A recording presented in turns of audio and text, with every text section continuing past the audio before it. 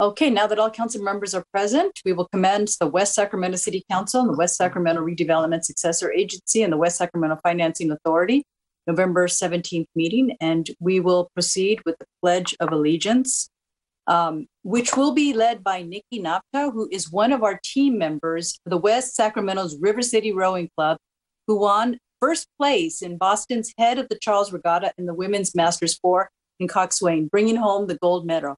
Ms. Nevada, would you please begin? Hi, thank you so much for the opportunity to participate today.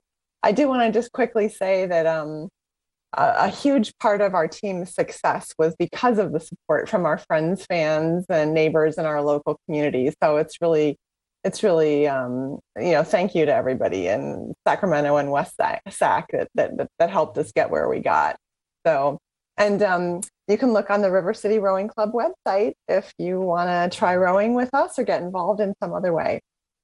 So with that, you want to join me in the Pledge of Allegiance? I pledge allegiance to the flag of the United States of America and to the republic for which it stands, one nation, under God, indivisible, with liberty and justice for all. Thank you, Ms. Napta. Really appreciate you being here with us today, and congratulations. Thank you. The City Council meeting will be conducted via teleconference pursuant to Government Code Section 54953E. On October 20th, 2021, the City Council adopted Resolution 2180 confirming that a statewide state of emergency continues to exist because of the COVID-19 virus pandemic, and that Yolo County Public Health Officer continues to recommend measures to promote social distancing. The council and city staff shall take all action required by Section 54953E to protect public access and right to comment. Members of the public are asked to watch the meeting via live stream on the city's website or via Wave cable channel 20. And we will have live public comment, and we will continue to receive written comments. All comments received today will be sent to the City Council members around 6 p.m. and also posted on the website. To provide a live comment during the meeting, join the meeting using the Zoom meeting hyperlink to the phone number listed on the city's website. I will request public comment during item 1A, prior to the first item on consent, and after the staff presentation for any other item on the agenda. Once I have announced the public comment period, if you would like to make a public comment, please do one of the following. If you are joining the meeting via Zoom, press the raise hand button. Or 2, if you're joining the meeting by phone, press *9. When it is your turn to comment, the clerk will call you by name or your phone number and will unmute your microphone. Each person will be allowed 3 minutes. The clerk will notify you when you have 30 seconds remaining to wrap up your comments. And once your 3 minutes of your public comment has ended, you will be muted again. You may also join by phone 1-669-900-9128, ID 920-9564-2935, passcode 004264. Next item is item 1A, which are presentations on the public on matters not included on the agenda. And council members are prohibited from discussion on any matter presented under item 1A. Madam Clerk, do we have any live public comment requests under this item? Yes, we have Maria Grajava. Okay. Maria, please begin. Good evening, council members and Madam Mayor. This evening, I would like to address the swimming pool in Bright Park again. As I recently found out that the Buena Vista Rancheria made a donation to Bright Park, also to Mercy Housing. And so it's my understanding when someone donates money, we put the priority to that money, and sometimes we match the money. But most importantly, the money was donated for the Bright Park and the swimming pool, I think specifically. And I think as a recognition or gratitude, or we should put the swimming pool as a priority because of this donation that was received, of course, in addition to the 1.5 that was given by the state. And so that is the comment that I wanted to give tonight to please prioritize the swimming pool. And of course, long-term, district elections is always on my mind. But again, the swimming pool is a priority, and we've had a large donation, and I think we should match it and build our swimming pool. Thank you for this opportunity to speak. Thank you. Are there any other requests to speak? Next, Go next ahead. we have Rhonda Pope Flores. Hi, can you hear me? Yes. Thank you. Thank you for the opportunity to provide comments. I did provide written comments as well. I provided some exhibits. If some of them, if they didn't all come through, I can send them by hard copy as well. And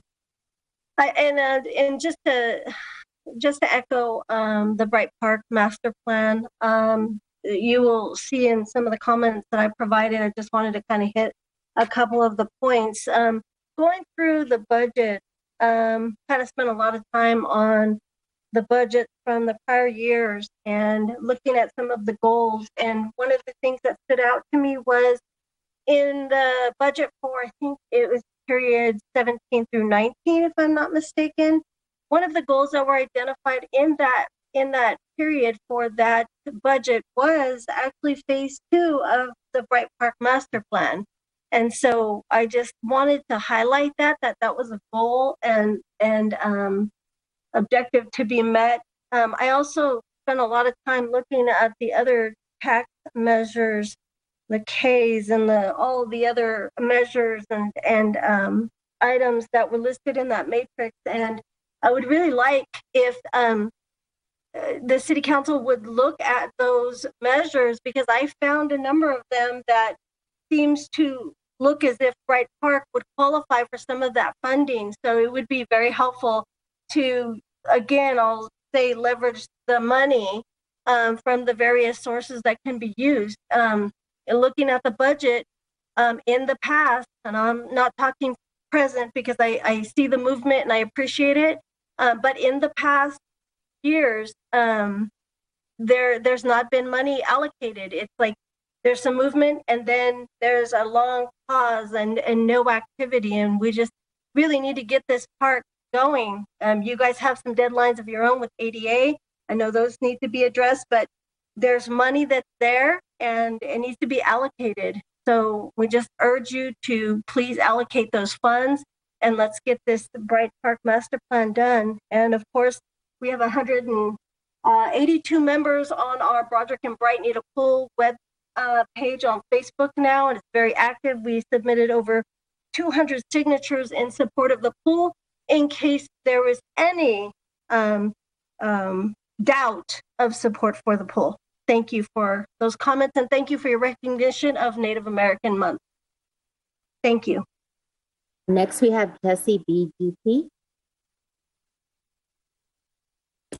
Hello, good evening, City Council members and Mayor Guerrero. My name is Jesse Beecham Grijalva Prieto. I'm a college student and temporarily living in West Sacramento. Tonight, I wanted to enter my comments into the public record regarding the Bright Park and Bright Park swimming pool. It's my understanding that $1.5 million were recently donated for the park, and I think that this money should be spent on the swimming pool. The Buena Vista Tribe recently donated thousands of dollars for the park too, and there are city funds that were designated for the park which haven't been spent on the park. I think it's important to highlight that parks offer a means of social interaction, relaxation, and stress relief, and pools specifically provide opportunities for educational purposes, swimming lessons, lifeguard training, swim teams, and various competitions. The north area of West Sac has been without a swimming pool for too long, and this pool needs to be a priority in order to nurture and connect our community. Thank you.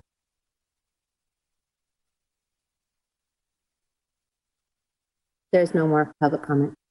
Thank you, Madam Clerk. Next is item 1B, council communications from our assignments. Let's see who is ready to go first. Councilmember Alcala. Thank you, Mayor. Actually, I don't have a report. Some of my committee meetings were canceled, but I will be attending the West Sacramento Area Flood Control Agency meeting at 9 a.m. tomorrow, and I will have a report at our next council meeting. Thank you. Thank you. And council member, I don't have everybody in front of me. I don't know where everybody disappeared off to. Oh, council member Orozco.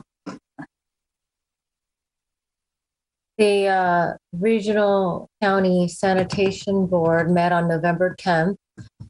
We received a presentation by our district engineer, quarterly report reporting the quarter of July through September of 2021. And it was the purpose is to basically update the board on key issues and measures of performance. And we talked about a variety of different activities and that Regional SAM's involved in, including our Echo Water Project, which is the big project that has been ongoing for several years and will essentially change the complexion of how our sewage is treated and how environmental issues are dealt with. It's actually phenomenal. And again, every year I always say, please go down there and check it out. We are a relatively new partner in comparison to others that have been with this project for many, many years. But I sit on this board with our County Supervisor Oscar Villegas, and we have a variety of different programs that come through this Regional Sanitation Board. One of the things I've been working with is they have a variety of different opportunities, many of which are in Elk Grove Unified School District has been benefiting from. Well, maybe I shouldn't say they benefited from, but there's a lot of outreach to Elk Grove Unified. And as we open up post-COVID, there'll be field trips and youth groups and weekend field trips and stuff to like the Nicholas Dairy. And I've been saying that we should be more vocal and take advantage of those opportunities to benefit since we are a partner, but also they do fund programs in high schools that assist high schoolers, for example, and learning how to communicate messaging around, safe, how to handle, like what would you put in the drain, for example, and, give contests for videos. And those are things that we should definitely get on our radar. I know we've gotten in touch with them in the past. In addition, other than regional sanitation, I attended the West Sac Chamber of Commerce Economic and Government Affairs Forum on Tuesday, November 9th, and I was really happy to listen to both Assemblymember Kevin McCarty and our Yolo County District Attorney Jeff Reisig as they presented information in the aftermath of the governor's veto of AB 1542, which is the Secured Residential Treatment Program. It would have been a pilot in Yolo County, very innovative and supported across the board by both progressives and liberals, as well as those on who would normally considered conservative. And it would offer an opportunity for folks who are sentenced to prison for drug-related offenses to have an opportunity to go into a secured residential lockdown facility and receive substance abuse treatment to deal with the underlying issue as an alternative to going to prison. Unfortunately, the governor did strike that down and vetoed it, but it was fantastic to hear the presentation. We also heard from David Tilley, who's our senior planner in community development, to talk about our climate action plan. Thank you, Madam Mayor. Thank you. Mayor Pro Tem Ledesma. Thank you. Just one item to report since the last meeting, which is last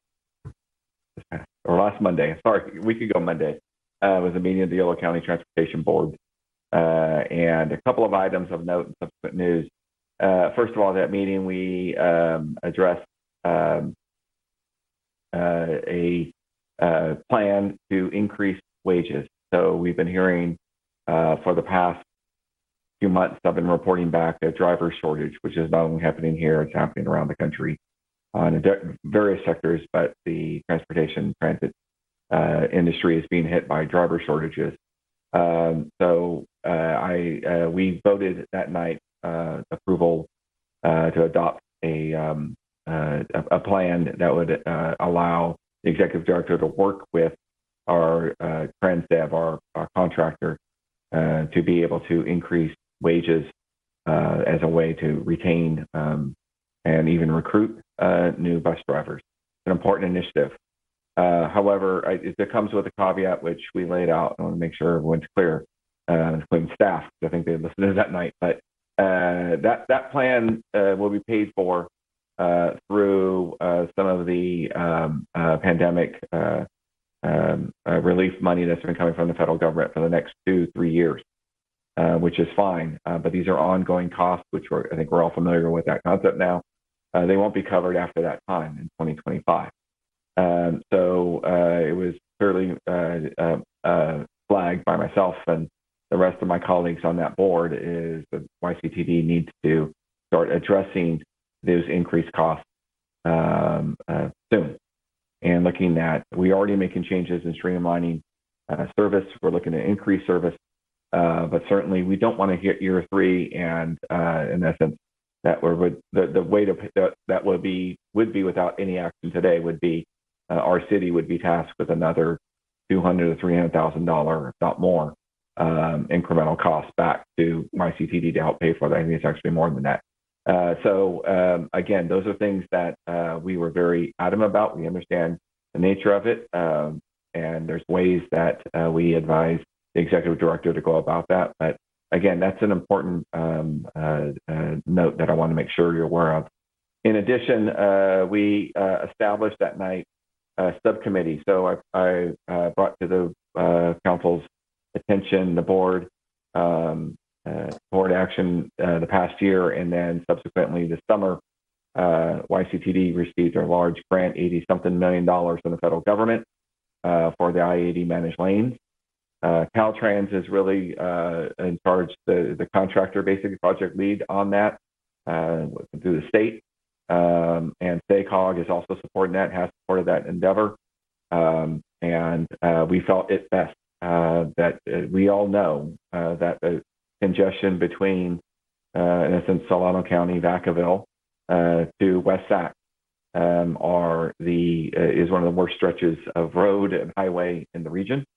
And it with a port and with all the goods movement we have responsible out of West Sac in general, this is a problem. And one of the most impacted areas would be Davis and West Sac. So with that, we felt it important, working with Don Saylor, the chair of YCTD. We've been meeting with both Caltrans and with SACOG, and YCTD has established a subcommittee. Myself, the voted unanimously, myself and Don Saylor, to lead an ongoing subcommittee to deal with leading Caltrans and SACOG through this to help envision not what we can do on this just around, but to, in essence, become furthering what would be next if we can't get everything we want in this phase of funding. 82 million is a lot, but it's not a lot given what we have to do. The causeway is a very, very difficult stretch to, as you can imagine, with the wildlife and the habitat that's below it to build upon. And the intent of the YCTD grant and what we signed up for was a more, not only just to ease congestion, but to have better access for pedestrian and bicycle lanes. So given that the president just signed this week, thank you, a large infrastructure bill, and we believe that there will be many other bites at a bigger apple now. Now is the time that we need to get active. So that subcommittee has been formed. I'll be sitting in on it. We have our first meeting this week, and something that I'm looking forward to, and I'll report back to both the board and you as that progresses. And I've also talked to city staff.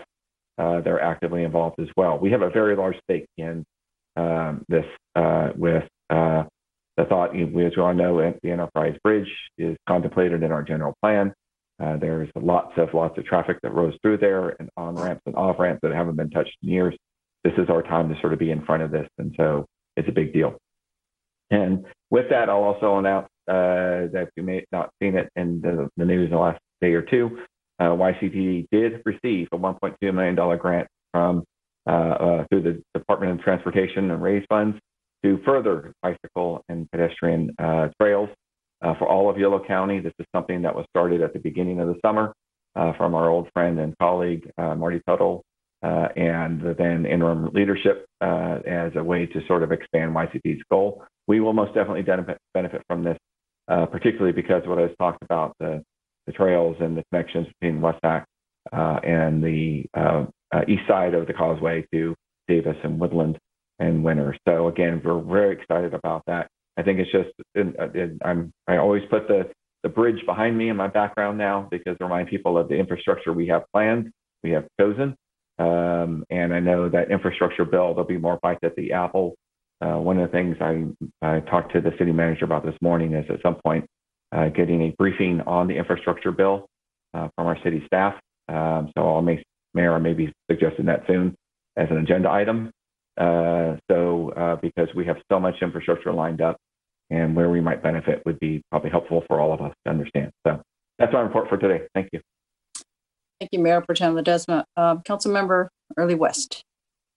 So I had the opportunity to attend my first Water Resource Association meeting, yay, which is really important. We talked about the drought and the task force, reported out of the fact that they are seeing some recovery in some of the wells, but they are establishing conservation measures just in case we see a drought for next year. I also had an opportunity to attend my first YOLO Habitat Conservancy meeting. That one was actually pretty short, but the one thing that was noted was West Sacramento was the last one remaining in a vacancy on the YOLO Habitat Implementation Advisory Committee. And I know we'll be voting on that day. And so those are my two meetings and two report outs. And I'm looking forward to going to the next meeting and saying, we're not the last one to fill this vacancy. All right, thank you. And with that, we have a couple of items addressing your committee reports on our agenda today to address those. So I met with the SACOG Transportation Committee on November 4th and just wanted to note some substantive actions that were taken from the Transportation Committee, which recommends that the board authorize the SACOG American Rescue Plan 12% discretionary share funding recommendations, which is authorizing $9.188 million in programming of the region's available ARP Act funding from the Federal Transit Administration to the Sacramento Urbanized Area Agencies, known as UZA, and the SACOG as identified funding, including SACRT and Caltrans, making the programming conditional on funding recipients continuing to support COVID-19 related transportation services in their service districts through at least the end of the California's executive orders for the crisis. And, the areas that are broken down, I just wanted to point out some important areas. Mayor Pro Tem Ledesma will see the value in this is the regional transit network capacity, speed, and reliability investment plan.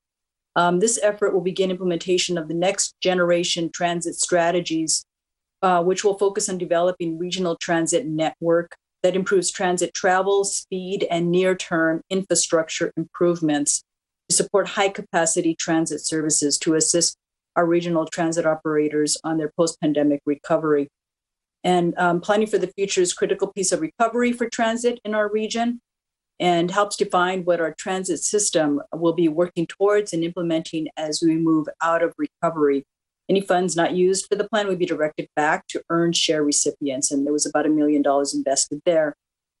Paratransit Inc., community-based transportation services assistance, as you know, that's important too, and to assist with operations of the regional UZA mobility management. It consolidated transportation service agencies and older adult and disabled persons transport programs during the remainder of the pandemic and its recovery. Projects supported would be both internal paratransit services and support partnership programs with nonprofit transportation providers to keep those vital community-based supportive transportation services running. And any funds not used there will go back again to the earned share recipients, and that was $1.75 million. And another area for $2 million is the CCJPA third track project between Sacramento and Roseville. And the mega region priority project would add a third rail between Sacramento and Roseville, allowing the addition of up to 10 more trains per day, not only Sacramento and Roseville, but along the entire Capitol corridor. This will not only increase access for riders, in the region, but also for those riders to and from the Bay Area and connections to numerous regional and mega region transit operator services. Any funds not used for this effort, again, will be directed back to the earned share recipients. And the remaining $4.438 million in ARPA FTA 5307 funds would be allocated to the eligible Sacramento UZA operators to address the challenges related to the resurgence of COVID-19 Delta variant and continuing pandemic using the earned share methodology as the operator group proposed. And in addition, the Transportation Committee recommended that the board approve an extension to the contract term and authorize the executive director to execute amending, providing a 2-year extension to the transit asset management platform as a service maintenance and support contract with ThinkTech in the total amount not exceeding $107,000 through June 30th, 2023. In addition, we received the following updates: an update on the selection and kickoff of the Sacramento Regional Emergency Preparedness Strategy plan, taking into consideration people with disabilities and in gurneys. As you know, we've had a number of catastrophic events where we've learned, there was some challenges in establishing an emergency evacuation plan. So this is kind of like starting it up and taking a look at what we can do to improve on that.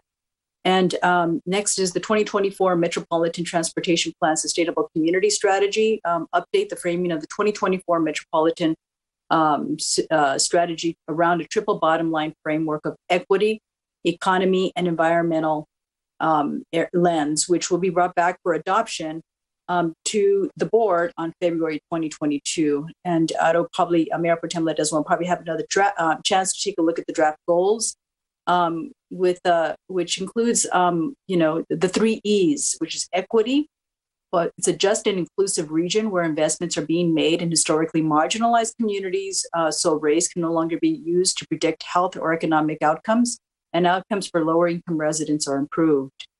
Economy, a diversified regional economy built on the expansion of key economic clusters, including agriculture and food, health sciences, innovative mobility. It's an inclusive economy in which all the people have access to resources that give them the opportunity to realize their full potential. And environment, a safe, resilient region for all residents where natural resources and air quality are sustainably managed so people can thrive here for generations. So that's the template for now. Those are the draft goals, and you'll have an opportunity to provide some feedback on that. And so the regional growth project, the staff provided an update on that. There's a lot of information gained as a result of the pandemic, and also an increase in migration from different areas as a result of immigration populations coming into our region. And the COVID-19 pandemic has given us a lot more insight on the impact of growth projections. Also, the housing infrastructure is another area that they've identified shortage of housing and that impacting the growth projections. So those are some of, that was a very robust update. The director also emails us an update. I think Mayor Pro Tem Ledesma and I received those emailed updates. It provides, I think, up-to-date information, which includes what is going on at the federal level. And we were informed that the infrastructure bill was signed into law this week, creates funding opportunities for projects like neighborhood-friendly Broadway Bridge. It's our bridge that's connecting us like from the 15th Street area into the Broadway area from the city of West Sacramento to Sacramento.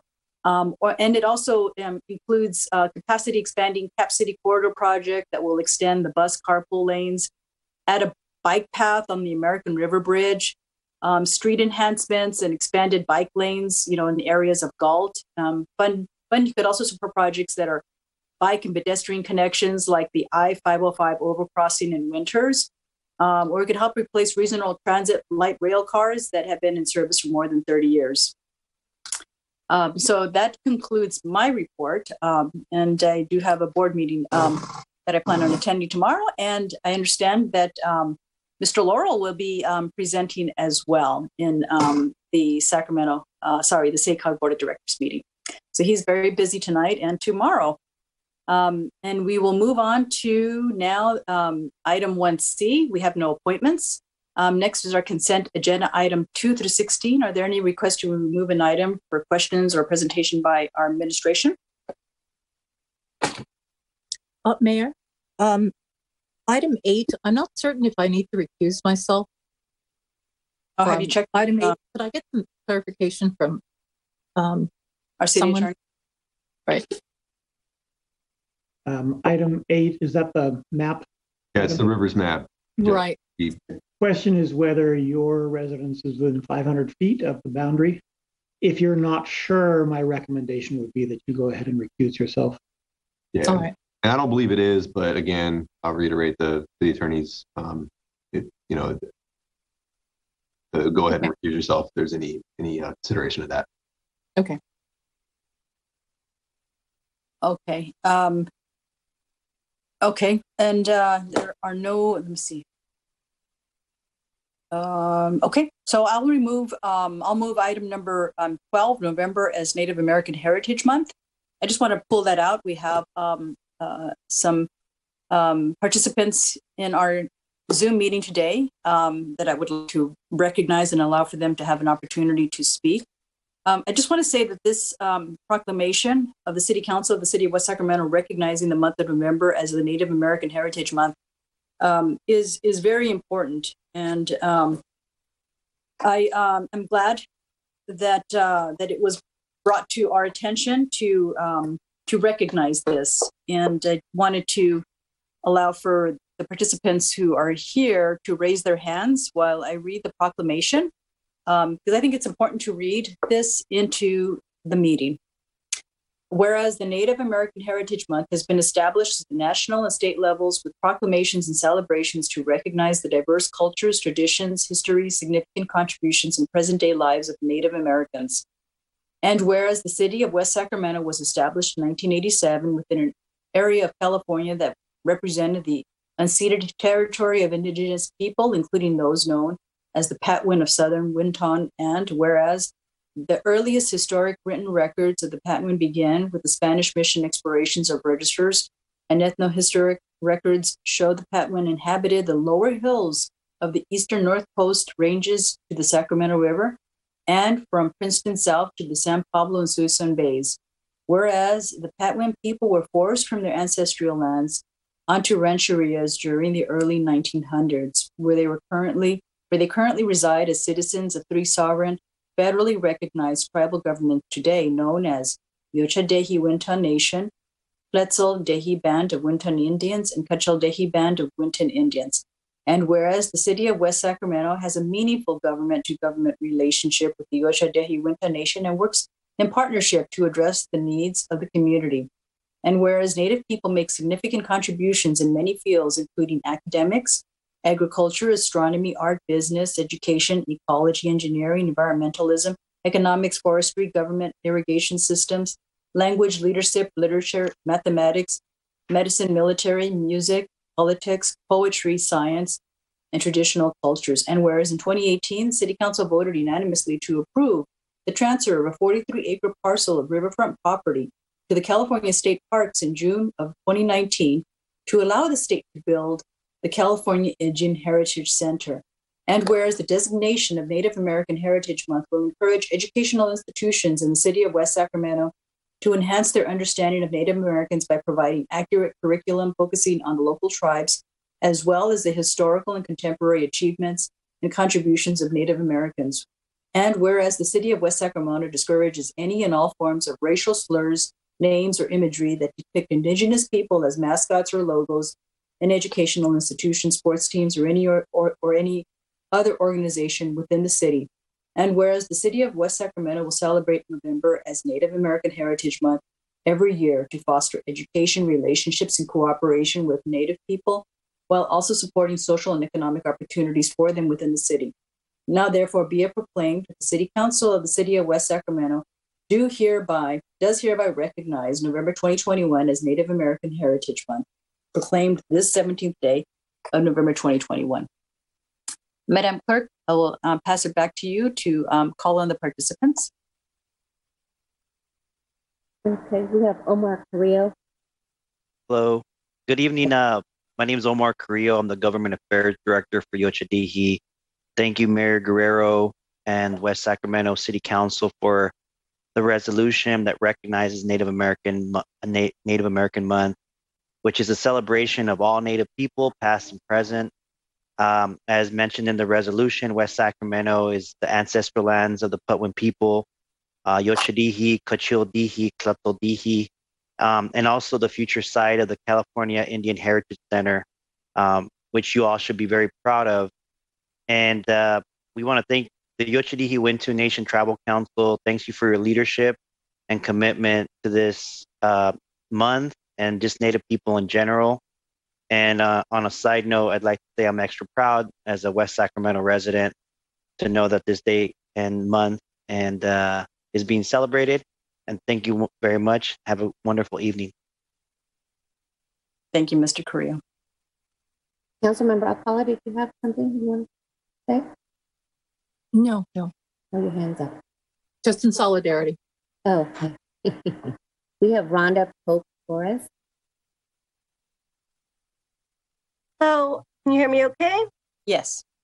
I just wanted to thank you for acknowledging Native American Heritage Month. Very important.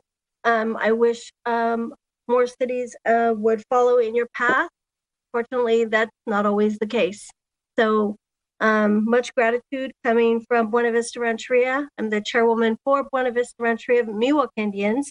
Want to acknowledge Yotadihi and the territory in Yolo County. I also just want to acknowledge that you had a lot of Miwok people that grew up in Broderick and Bright. And there's members of Shingle Springs Rancheria, Ione Band, some Wilton, and myself and my family from Buena Vista. There's many Miwok people that also grew up in Yolo County. And my Miwok roots are from Amador County, but my Portuguese roots are from Yolo County. So I just, much gratitude that you recognize Native American Heritage Month. Thank you. Next, we have Alfred Melbourne. Greetings, good evening, and thank you, City Council members and Mayor Guerrero for making this proclamation acknowledging Native American Heritage Month. I am a Hunkpapa Lakota, born and raised in West Sacramento. My great-grandmother was relocated out here in the 50s, and as an operator and founder of Three Sisters Gardens, a Native Indigenous-led nonprofit, it gives me great pleasure to hear that the city is taking this stand and representing the Swan, Miwok, Nisenan, Maidu people of this land here nearby. It's an honor to be able to be here and participate in this meeting and acknowledge like this. It's about truth and reconciliation of all the harms and atrocities that have happened in the past, and a reckoning, recognizing the first people that have been here since time immemorial. So it's one step towards healing and reconciling the true history and the Native peoples on this land. So I want to thank you all, and I hope that as we move forward as a city, that we continue to rely upon Native Indigenous knowledge and wisdom, reconnecting with the land, looking after the youth, and creating a pathway for the next 7 generations. So thank you all. Appreciate it. Next, we have Maria Grajada.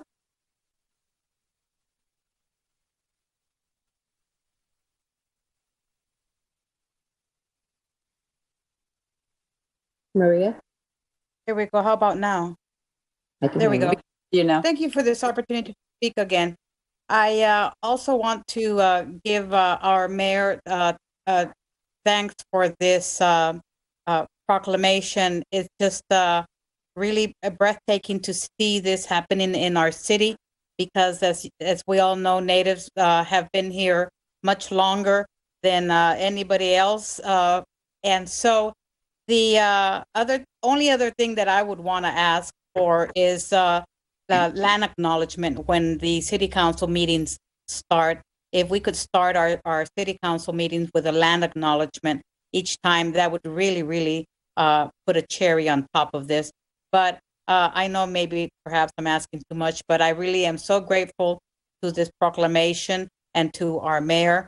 and to all the natives that have lived in this city that have endured a lot of discrimination, actually.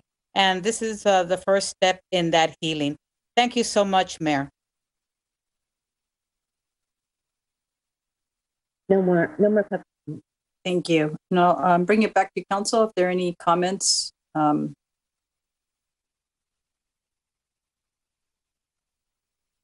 Madam Mayor, I'll just make a quick comment, if I may. Thank you. Yes. Just want to thank everybody for speaking up today and representing the Native American community here in our city. I'm really proud that we're supporting this. My background is part of the Native American as well as Hispanic.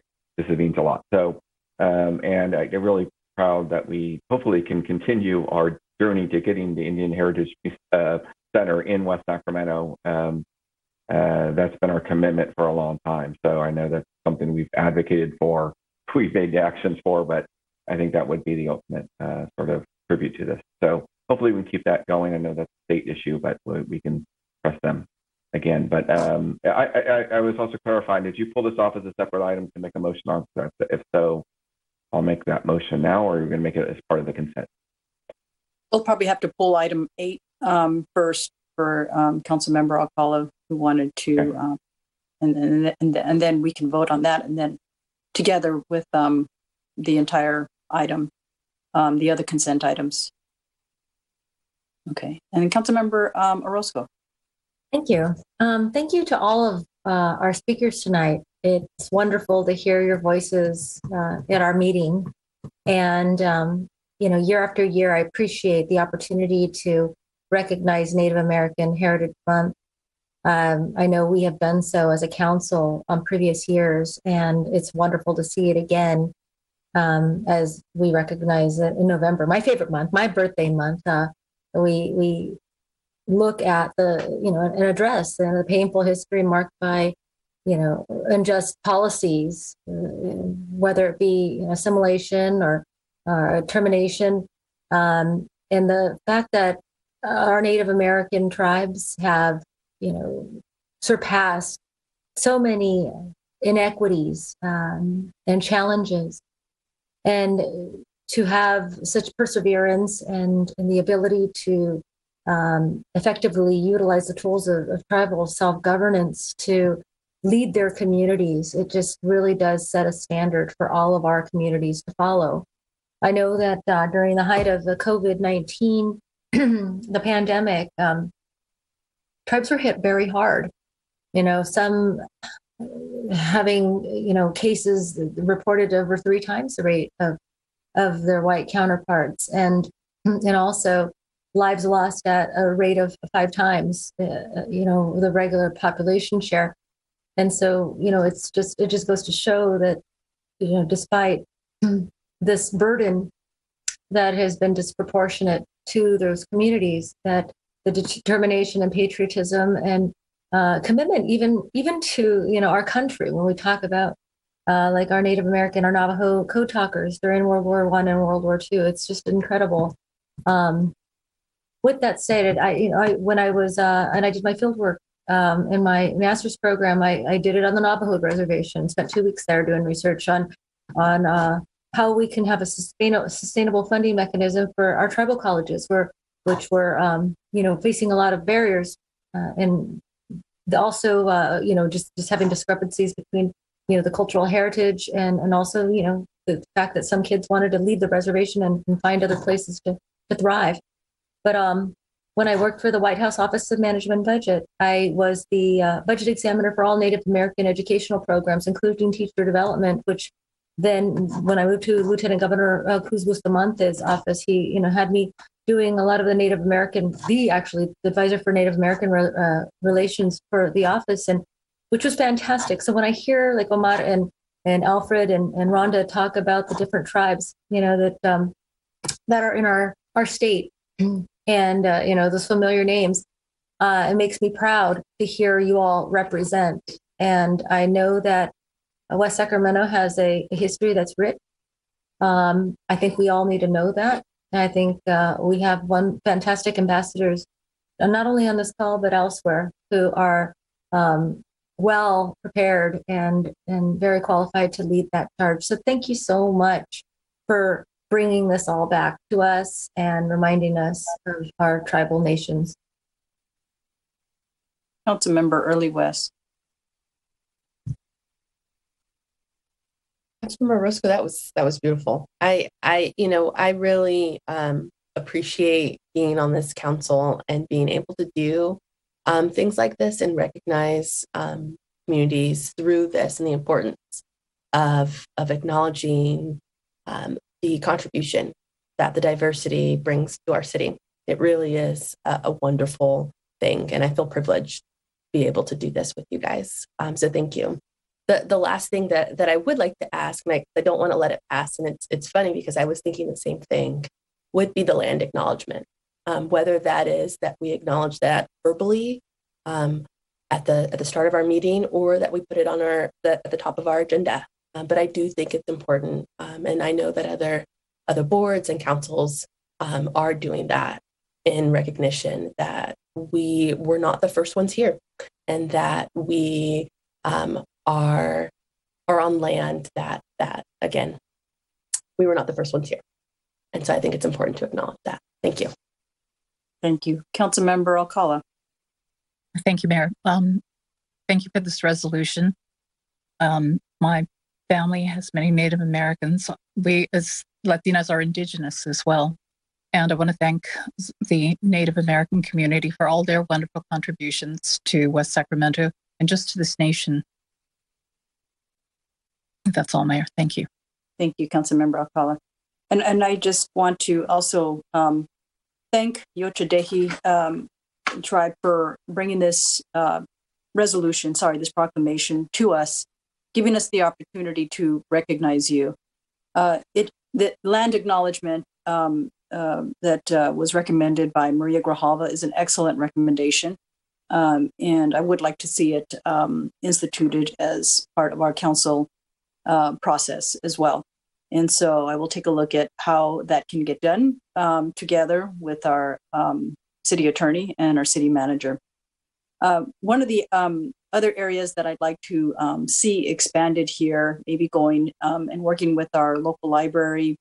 And I've been in communication with groups of people who are interested in expanding our theater program here and movie development. Having a movie screening process is improving the storytelling of those that have lived here before, so that we can learn and having opportunities for our children to learn more about our history. And Native American history is so rich with the culture, with the preservation of land, looking at Alfred's, taking a look at the Three Sisters Garden and all the culture and richness that's there, and integrating that with youth, making sure that they learn, and also looking at how Runda Pope Flores and Omar, they have just done an incredible job contributing all throughout Yolo County in resources so that we can all be successful. It's not just about what their history is about, but the people that are here today, and financing so many things, especially during COVID, which has been mentioned that the lower socioeconomic populations have been hardest hit. And they are, the people that have stepped up and financially have provided significant contributions, so that organizations that are on the front lines delivering and supporting support, whether it be masks, food, and any other necessary resources for people to survive. They were on the front lines helping to deliver, the resources and partnering with organizations. And I'm really grateful on behalf of the city and the people to make sure that, we come through this together. And I think that they understand, as a result of the experience that they've lived through their ancestors, due to the atrocities, the racism, the mistreatment by, historically, I'm not saying any of us here, but historically, our personal, so it could be many of our ancestors here who mistreated people, either taking away land or taking away property. Those atrocities are a part of our history, and we don't want them to be perpetuated. And we are interested in doing everything we can to rise above that and to provide more respect and appreciation for one another here. And I'm really grateful that this proclamation is going to be approved by all of us here on City Council today. And with that, I will bring it back to Council for a vote. I think we need to remove item 8, and I'll need a motion for that. And then we'll take a separate vote for that so that Councilmember Alcala can vote 2 through 16 without item 8. So moved. I'll second. Madam Clerk, please call the roll. Councilmember Early West. Aye. Councilmember Alcala. Aye. Councilmember Orozco. Aye. Mayor Pro Tem Ledesma. Aye. Mayor Guerrero. Aye. And Madam Clerk, can you please call the roll for item 8? Councilmember Orozco. Aye. Councilmember Early West. Aye. Mayor Pro Tem Ledesma. Aye. Mayor Guerrero. Aye. Okay. Madam Mayor, did we need a separate motion and second for that? I don't know if Councilmember Orozco was doing that. She said, so moved. Yeah, I think it was a 2 through. I thought that the mayor had articulated that there was going to be a motion that it was being removed. And so if not, I can. I'll check this. Want to make sure if the city attorney wants to weigh in, are we good? I think it would be better to go ahead and have a specific motion made on the consent agenda minus item 8. Okay. So we should have a separate motion for the consent agenda minus item 8 at this point. Correct. Okay. So moved minus item 8. Second, sorry. Madam Clerk, please call the roll. Councilmember Early West. Aye. Councilmember Orozco. Aye. Councilmember Alcala. Oh, minus 8. Mayor Pro Tem Ledesma. Aye. Mayor Guerrero. Aye. And that is approved. 4, and Councilmember Alcala abstains. Just to make sure we got that clear for the record. And next item is our time set agenda item number 17 under capital projects. Is a public hearing and consideration of resolution 21-87, adopting the updated urban water management plan. And I see Miss Ariana Adame's camera go on, and we have also our senior civil engineer, Amber Wallace. And I don't know which one is going to provide a presentation at this point, so you can let me know. Well, I was just going to introduce Ms. Wallace. So, Mayor, you took my one-liner tonight, but you're correct. I'm going to pass it off to Amber, who's going to introduce our presenter for our quick presentation on this item tonight. Thank you. Thank you. Hello, Mayor Guerrero and City Council members. We have a short presentation on the Urban Water Management Plan. It'll be by our consultant, Gwen Tully from Tully and Young. Do we have Gwen Tully on our panelists? I think I'm on now, Amber. All right, thank you. Okay, great. Good evening, everyone. My name is Gwen Tully with Tully & Young, and I'm joined here tonight with my business partner, Greg Young. And we're here to present sort of the fundamental findings of the city's urban water management plan and receive comments in a public hearing. I first just want to thank the city staff. The city staff has been amazing to work with. They have been diligent in helping us find information and sort information and analyze information. And in particular, I'd like to just thank Amber Wallace for being a great leader and helping us navigate all these things with the city. So greatly appreciate her work and the effort she's put forth. So the fundamental purpose, what is the fundamental purpose of an urban water management plan? the fundamental purpose is to determine whether the water supplies reliably meet the water demands of the city under various hydrological and regulatory conditions for a planning period, essentially 25 years through 2045. But it has a secondary purpose as well, which is essentially to create a water management plan based on the city's unique circumstances and situation that can be used as a guidebook, essentially, to help the city further its water management objective. And so the plan we've provided accomplishes these dual purposes for the city's review. So let's talk about some of the details really quickly. The water demand for the city in 2020 was about 11,688 acre feet. If you think about an acre foot, just for We lost him. He froze. I was like, am I frozen? But then I heard you speak. I was like, not me. Hey, Greg, do you know how much an acre foot of water is? Yes, I can address that. Hopefully, one more comes back here shortly. The acre foot of water is about a football field of water filled a foot deep. So that is approximately an acre foot of water. I am still not seeing, and interestingly enough, Mr. Tully and I are in the same office, so I'm not sure why he is having a problem at this point. So let me continue forward with some of the conversations here.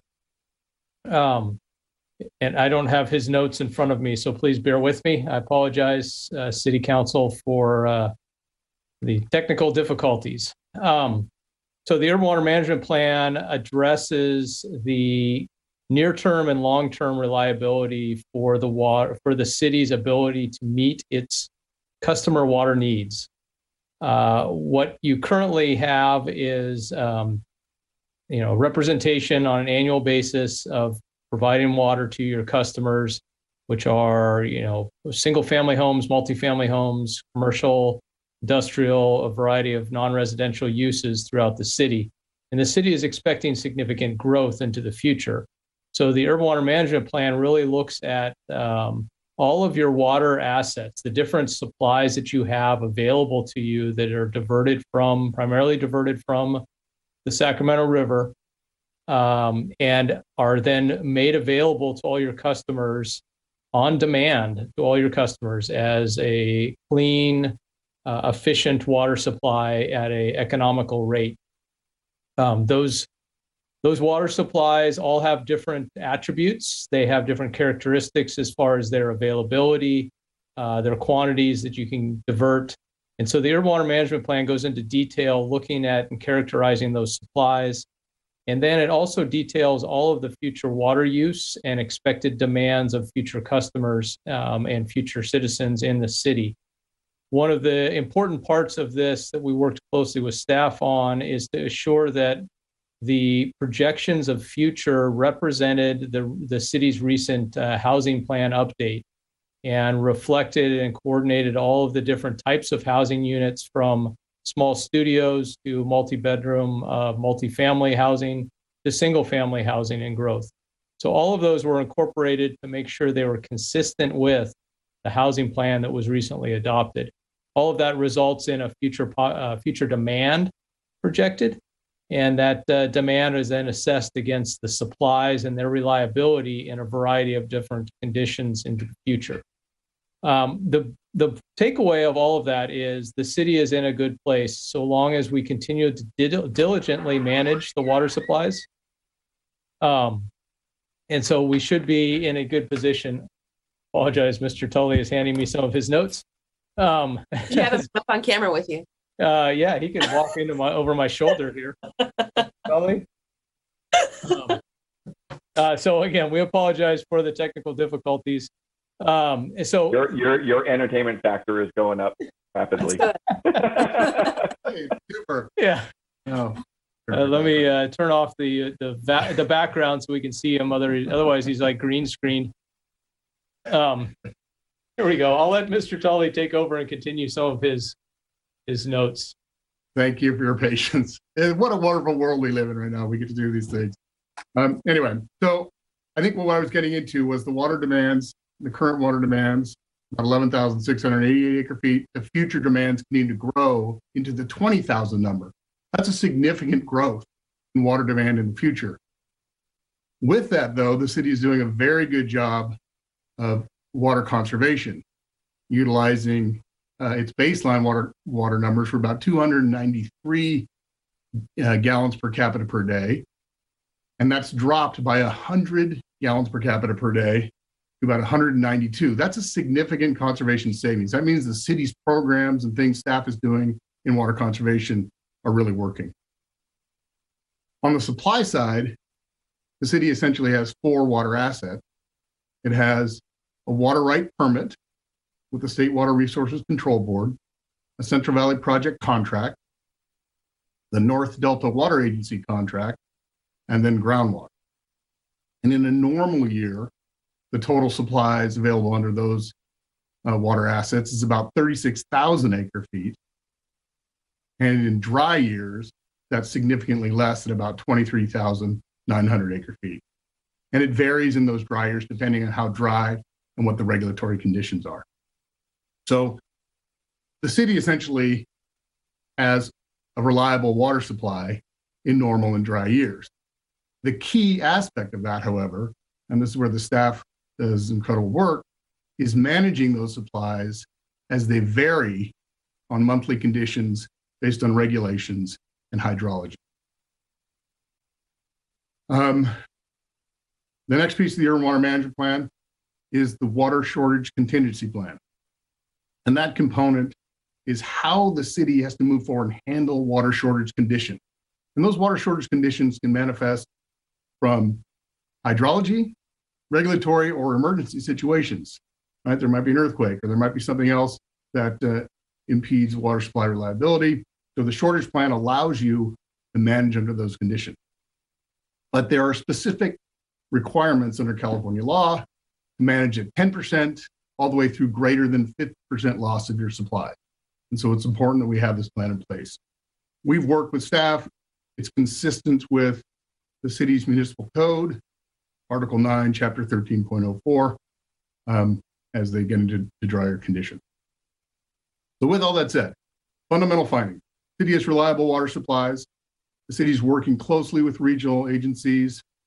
For example, Councilmember Early West was talking about the work with the Yolo Subbasin GSA, the Woodland Davis Clean Water Authority, the City of Sacramento. And with that, they're working on improving redundancy in the city's system and improving long-term supply reliability and conjunctive use. The city is also working with regulatory agencies, United States Bureau of Reclamation, State Water Resources Control Board, California Department of Water Resources, to handle regulatory and policy issues that do affect the city's water supply. And so with that, we have vetted these findings with the Environment and Utilities Commission on October 11th. And I think our next step now is to hold the public hearing. And that's all I've got. Thank you so much. Bring it back to council to see if you have any questions. No questions. I'll open it up for public comment. If there's any request to speak, Madam Clerk. No public comment. All right, bring it back to City Council. See if they have any comments or questions. Councilmember Early West. Hopefully, I think this is probably an easy one, and this is pretty new to me. So if I'm trying to figure this out and make sure I fully understand. And so in 2020, we had a demand of roughly 11,688 or usage, 11,688 acre feet. Which when you think about it, is really huge. Football field, my God. And it's going to go up, I guess, fairly modestly if you think about it, 2045 to 20,400. And so the purpose of this is just to ensure that in the future we will have enough, right? We've conserved enough to meet demands, right? That's correct. It's to make sure your supplies are adequate to meet demands. And part of this is, which is important for the city, is we start to consider things like climate change. Well, how does that affect water assets? Okay. What might we need to do to be thinking about potentially acquiring additional supplies or not? And so those discussions are now in place, and we're having those with staff essentially to talk about. Example is redundancy with the city of Sacramento and other things like that. So yes to the basic premise, but it gives a platform to start thinking really about these other changing conditions. Gotcha. I think that's what I needed, and absolutely, climate change is a real thing, and so that's what this is factored in. Not only what is our current usage and projected uses, and also our current available supplies. Because when you think about what's our current available supplies, you're like, oh well, no, still even 2045, we should be good. But you're saying, hey, there are other things that are happening within our environment, not only with the growth, but also climate change that are going to impact those supplies. And so we need to prepare. Exactly. Perfect. Thank you so much. You got it. Are there any other questions or comments? I do have a question. So I see that we have our listed here some water resources, and which is the one we take the most from? That's a really excellent question. And here's why that question is so important. It depends on what's happening every year. Okay, so if we have a high flows, for example,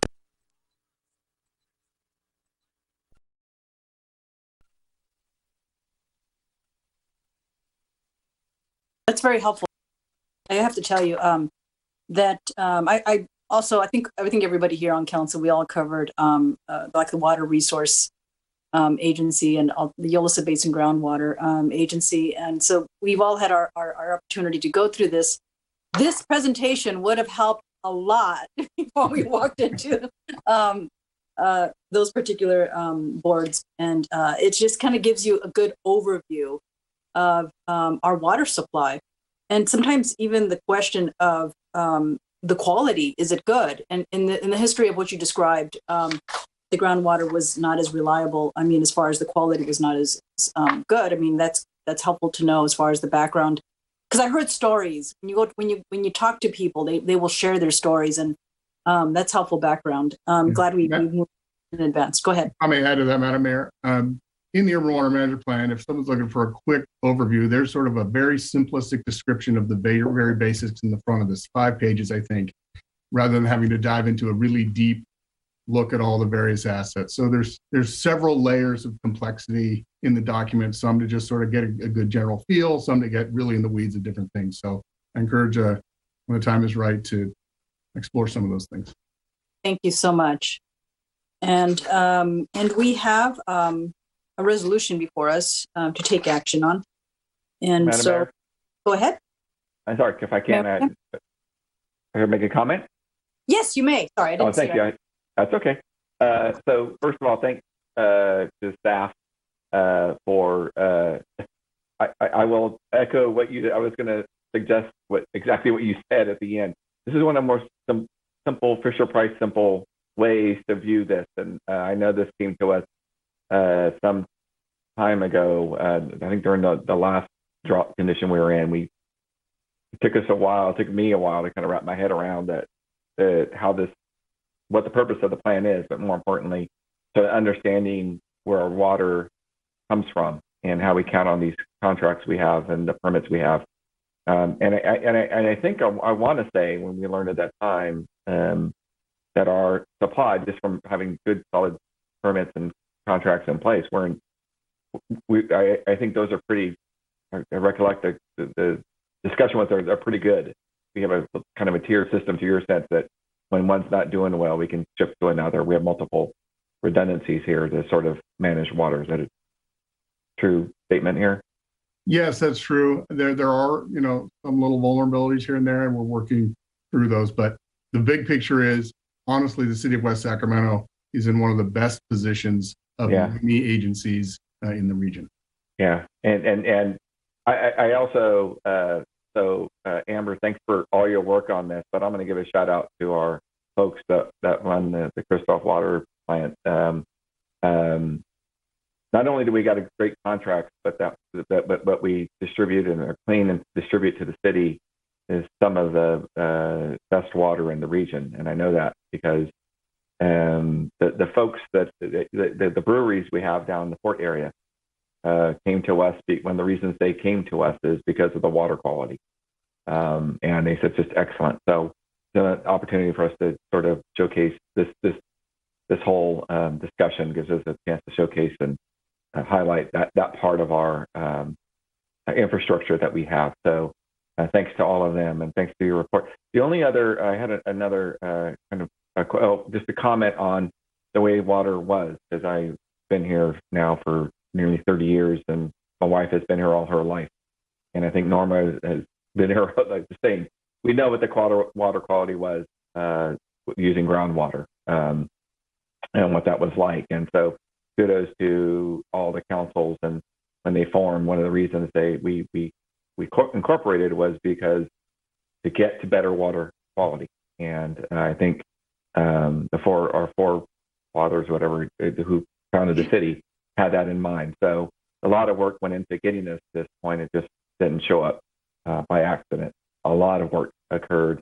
And our old friend Bill Christoph and his family have been a part of that for a long time. So again, just kudos to everybody that brought this up. And thank you again, Amber, for the great, really simplistic. I wish I would have had this 10 years ago to understand how it worked. And but this is you guys got the really good version of how this works. So thank you again.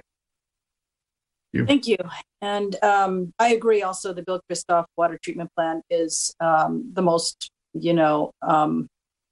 amazing and the best investment for the city. And, I think paying itself off with the investments that outside businesses, as we're known to be a food hub, are coming into West Sacramento to, establish themselves here because of the best water we have. So really grateful that we have made those investments and probably need to continue to cultivate and nurture those as we move forward. And I'll, if nobody has any other comment to make, I'll take a motion to, adopt the resolution. Okay, Councilmember O'Connell moved, and was it Orozco? No, I'm a second. You're a second. Okay, Madam Clerk, please call the roll. And thank you, Tully and Young, for your presentation. Thanks for your patience. Councilmember Orozco. Aye. Councilmember Alcala. Aye. Councilmember Early West. Aye. Mayor Pro Tem Ledesma. Aye. Mayor Guerrero. Aye. All right. And thank you, Amber, and Adriana, and for your work on this. I know this isn't easy work, and you've done a great job preparing us and giving us this presentation together with our consultants at Tully and Young. So next item is under the regular agenda. Next item is under the time set agenda is number 18, and staff wanted to let you know staff have canceled the hearing for this item. So the public hearing is canceled. We'll move on to the next is the regular agenda item number 19 under city managers, consideration of a workshop on a design proposal for the West Sacramento Home Run Scholarship Program. And we have Mr. Miller here and Ms. Jimenez, the business manager with the city manager's office. I think you'll be presenting, correct? Yes, both of us. Both of you? Okay. All right. All yours.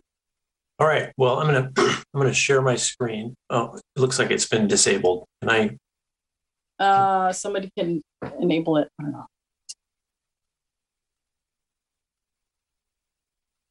Let's see, chat. Don't have that as I can't do that here from what I can do from what I have access to. This is Aaron. If I'm not a host, unfortunately, but in the screen share menu, there's an item that says allow multiple participants to share at the same time. That should work. I don't know why it says that, but that's I found that turns it on. So there's a button that says screen share somewhere? Yeah, it's down at the bottom. I see. Yeah, I'm sorry for that. It's probably just the default settings we have set up. We'll get that fixed going forward. I think if you hover over that share screen at the bottom. Yeah, it looks like it's on now. Adam Mayor. Oh, it is? Yeah. Oh, good. Go ahead. Thank you. Okay, yeah, looks like it's on. All right, can everybody see that? Yes. All right. Christine, you want to start us off? Hello. Yes, thank you all. Thank you, Council, for allowing us to present this workshop. We're very excited. Actually, this is the sixth program of the home run. And we can move to the next slide. So as you all are probably aware, in 2016, we were able to pass Measure E in our city. There was actually resounding and like extreme support for it. We were excited because part of what we had said we would do with Measure E was to have a home run program. So it was the West Sacramento Home Run, initially called the Kids Home Run, and we had 6 different programs that were initially proposed to be part of that. So it was a portion of the sales tax that was going to come to us. We had high quality preschool, college savings account, paid internships, digital badges, and the West Sacramento Promise, which all were brought as workshops to our council over the next couple of years. And in December of 2018, they were all approved.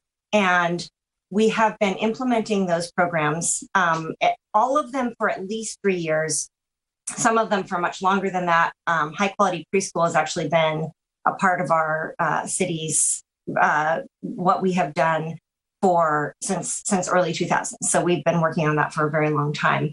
And that original plan actually included a scholarship program that was not yet developed. So we had not brought a scholar. This is our first time bringing a workshop to you. What I do want to say is that with our implementation of all these programs, with high quality preschool, we have now worked within our city to provide around 750 participants each year that are able to attend high quality preschool. We have college savings accounts, which around 280 students each year are eligible for those college savings accounts. We have paid internships at about 30 students per year, digital badges that have ranged from around 25 to maybe over 100 students each year, and the West Sacramento Promise, which is around 100 students per year that do access that program. So as I'm going to pass this on to Jeff now, and you'll get a chance to hear about the proposal for this next program, which will actually include a lot more children, young children up to college-age children that will participate. Thanks, Jeff. So I want to just go over the basics of what we are proposing. The scholarship program would be available to all West Sacramento High School graduates for up to $1,000.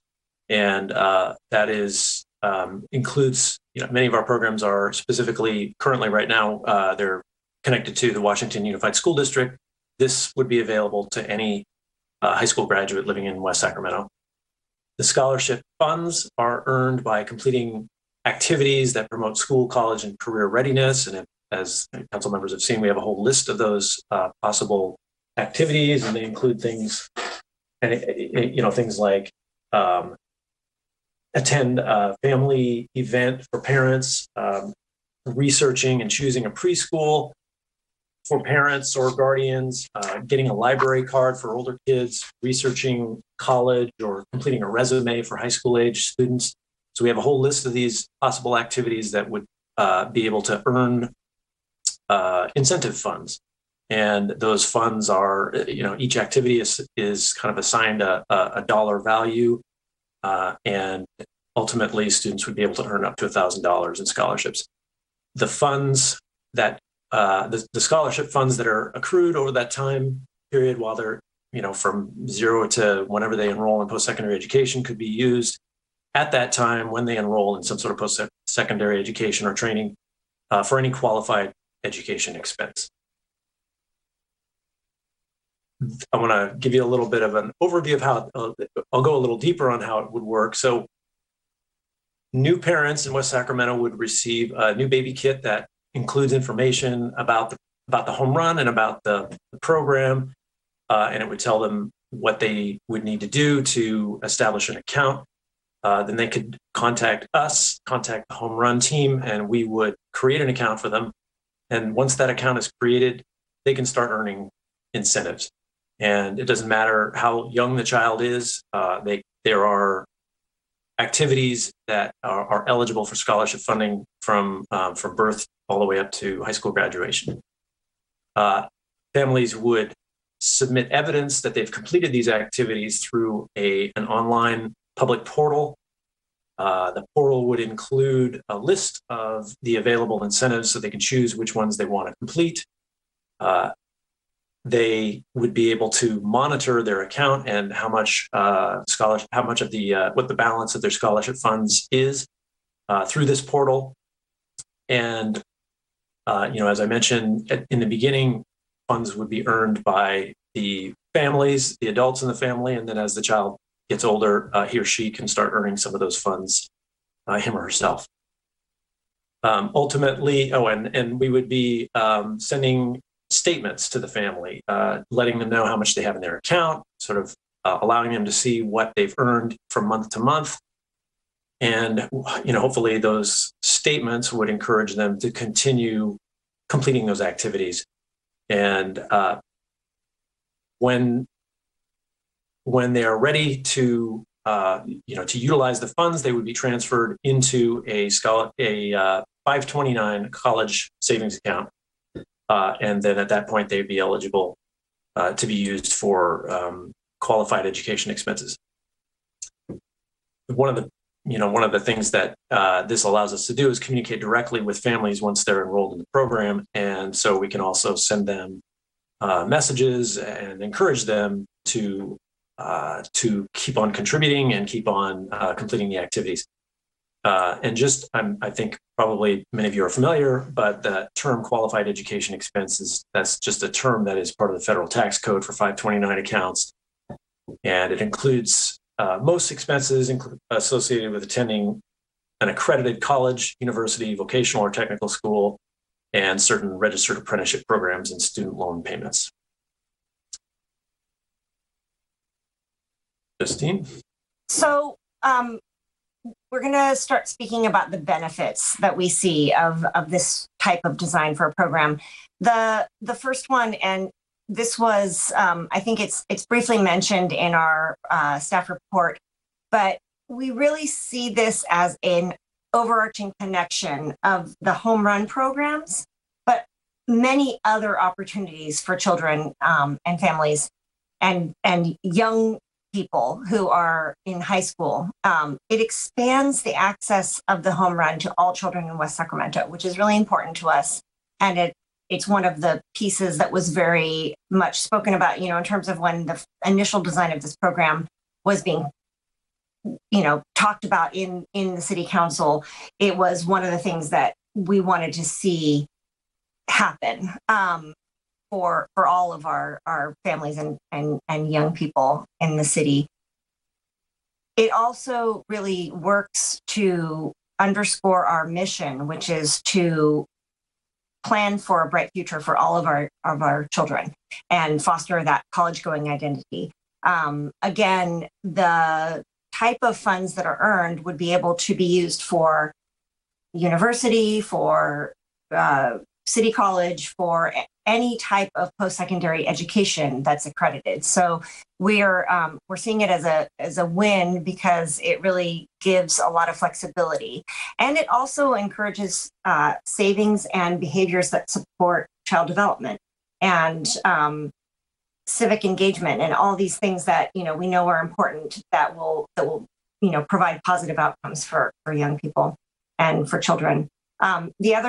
Another benefit is that it doesn't require a separate scholarship application process. It would be integral to what we are already doing. And I'll hand it back to Jeff at this time.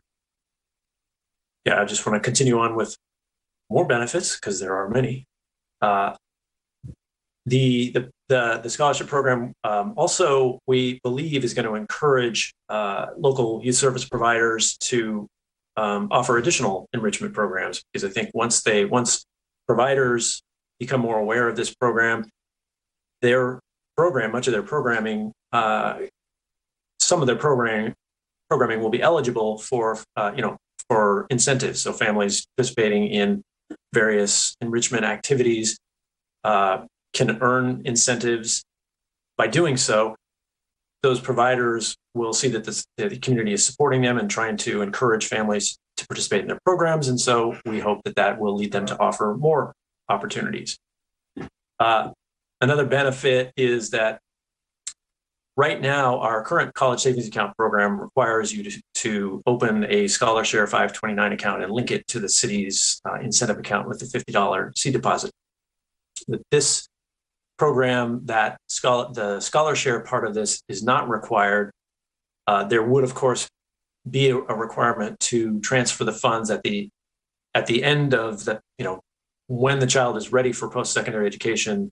Those funds would at that time have to be moved into a 529 account in order to be utilized. But that doesn't have to happen until many years down the road. And so if there are things that are kind of getting in the way of doing that are barriers for families to opening 529, we're hoping that by that time they would be able to do so. As we mentioned, the incentives can be earned by all children, youth, and families in West Sacramento, not just those who are in the school district. So that kind of widens the pool. The program allows lots of flexibility. We have, as I mentioned, that long list of incentives, and at each level, at each age and grade level, there are a variety of different ways that families can earn these incentives. And so it gives them a lot of choice. It's not just you do this one thing and you get the funding. It gives them a lot of flexibility and choice in how they earn the funds. That list of incentives that you've seen is that's essentially a draft list, and it's a list it's kind of a living list. We'll be adding and subtracting things over time depending on which incentives are utilized more often, which ones are not used. There may be other incentives added to encourage participation in certain types of programs, or for, there may be many reasons why we would add more incentives to that list. But this gives us an opportunity to make the program flexible and adaptable to the needs of the community. And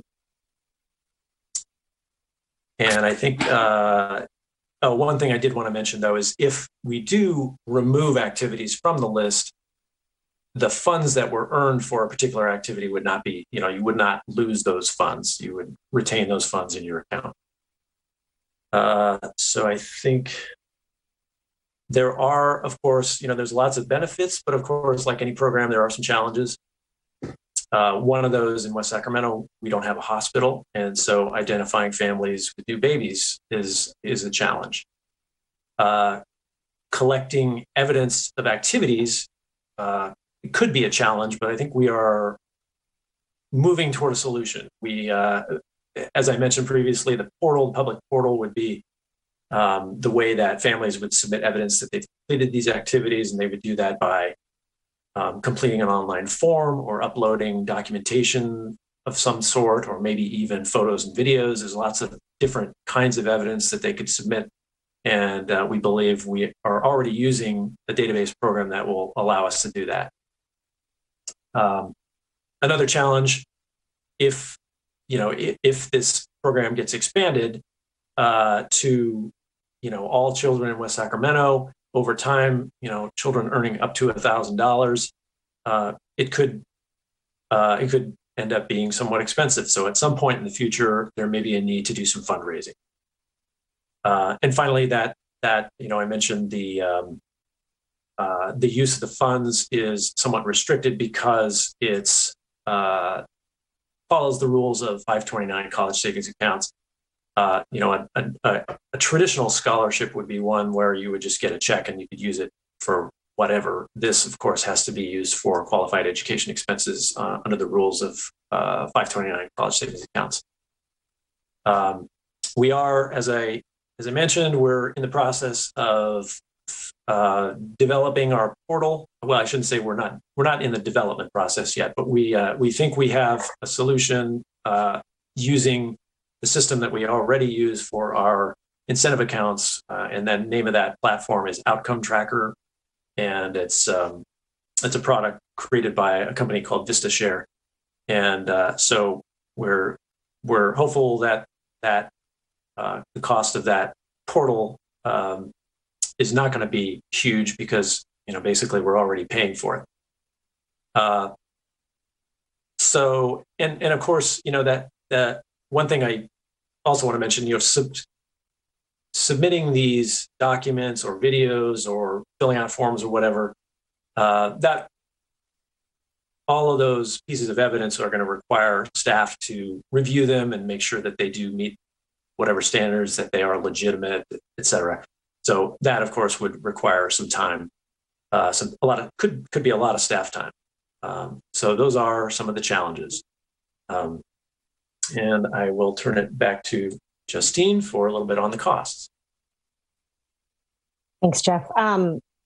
So initially the design of our program, there were costs associated with each of the different programs, and we had $400,000 allocated by council in 2018 for both the scholarship program and the West Sacramento College Promise, without an anticipation of exactly when the College Promise was already happening at that time, and we were at that time paying for the tuition for Sacramento City College students as well as the fees.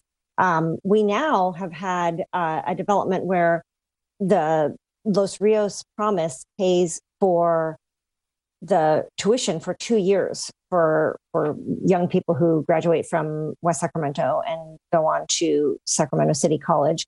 So we are only paying for the fees, which is an extremely important piece because low-income families are unable to access the promise, even if the tuition is paid, if the fees are still needing to be paid each semester. So fees can be around $100 to $150. It sort of depends.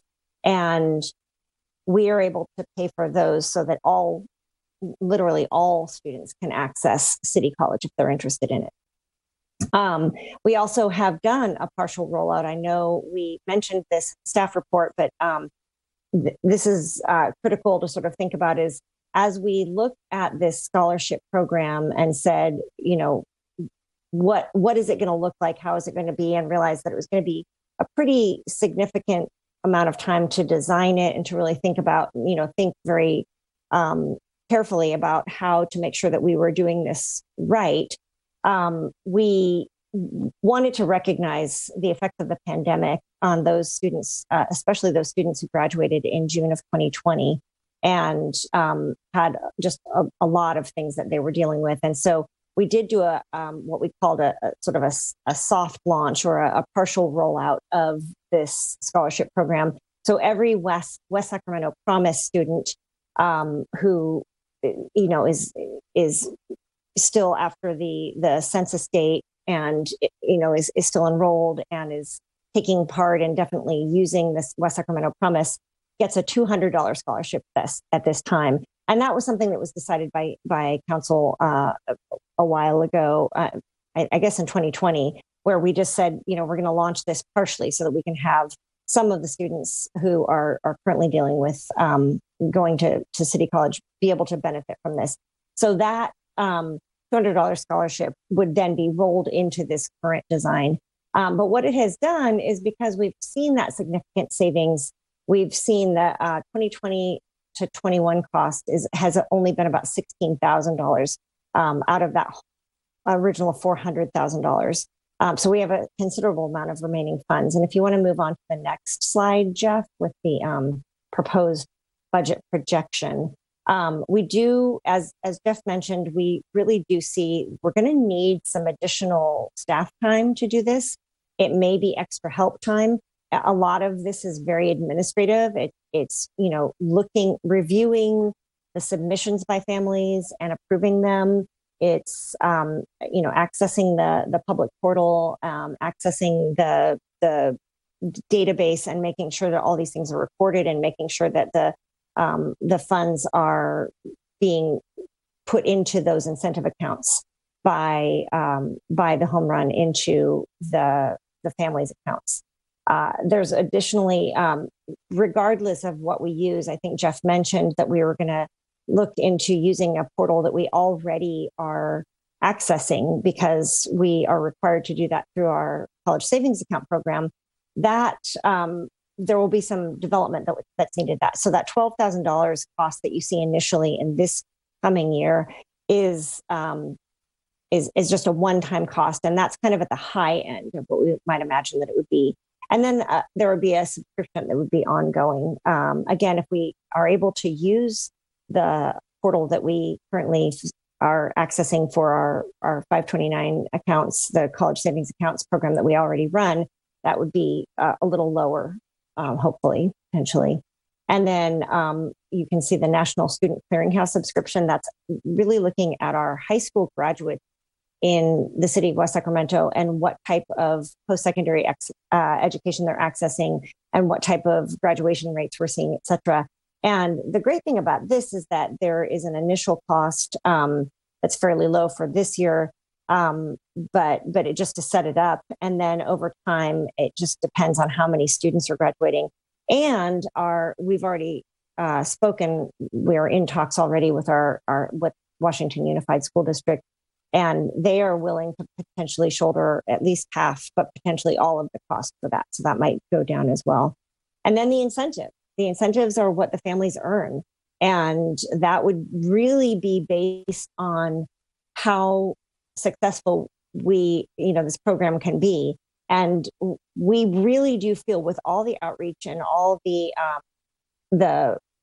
implementation of the program so far that we've done, we have seen a huge increase in the knowledge base of the families in West Sacramento.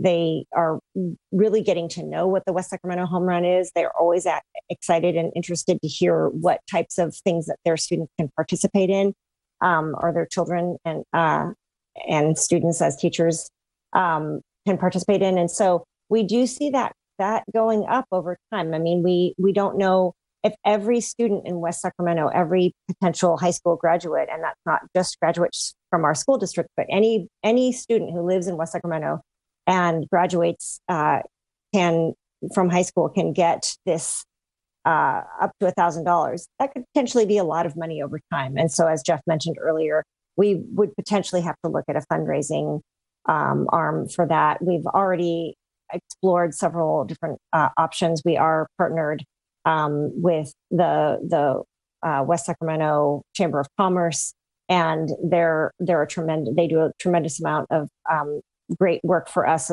as well. And we do feel that there's potential to raise funds through the Chamber of Commerce, potentially our West Sacramento Foundation.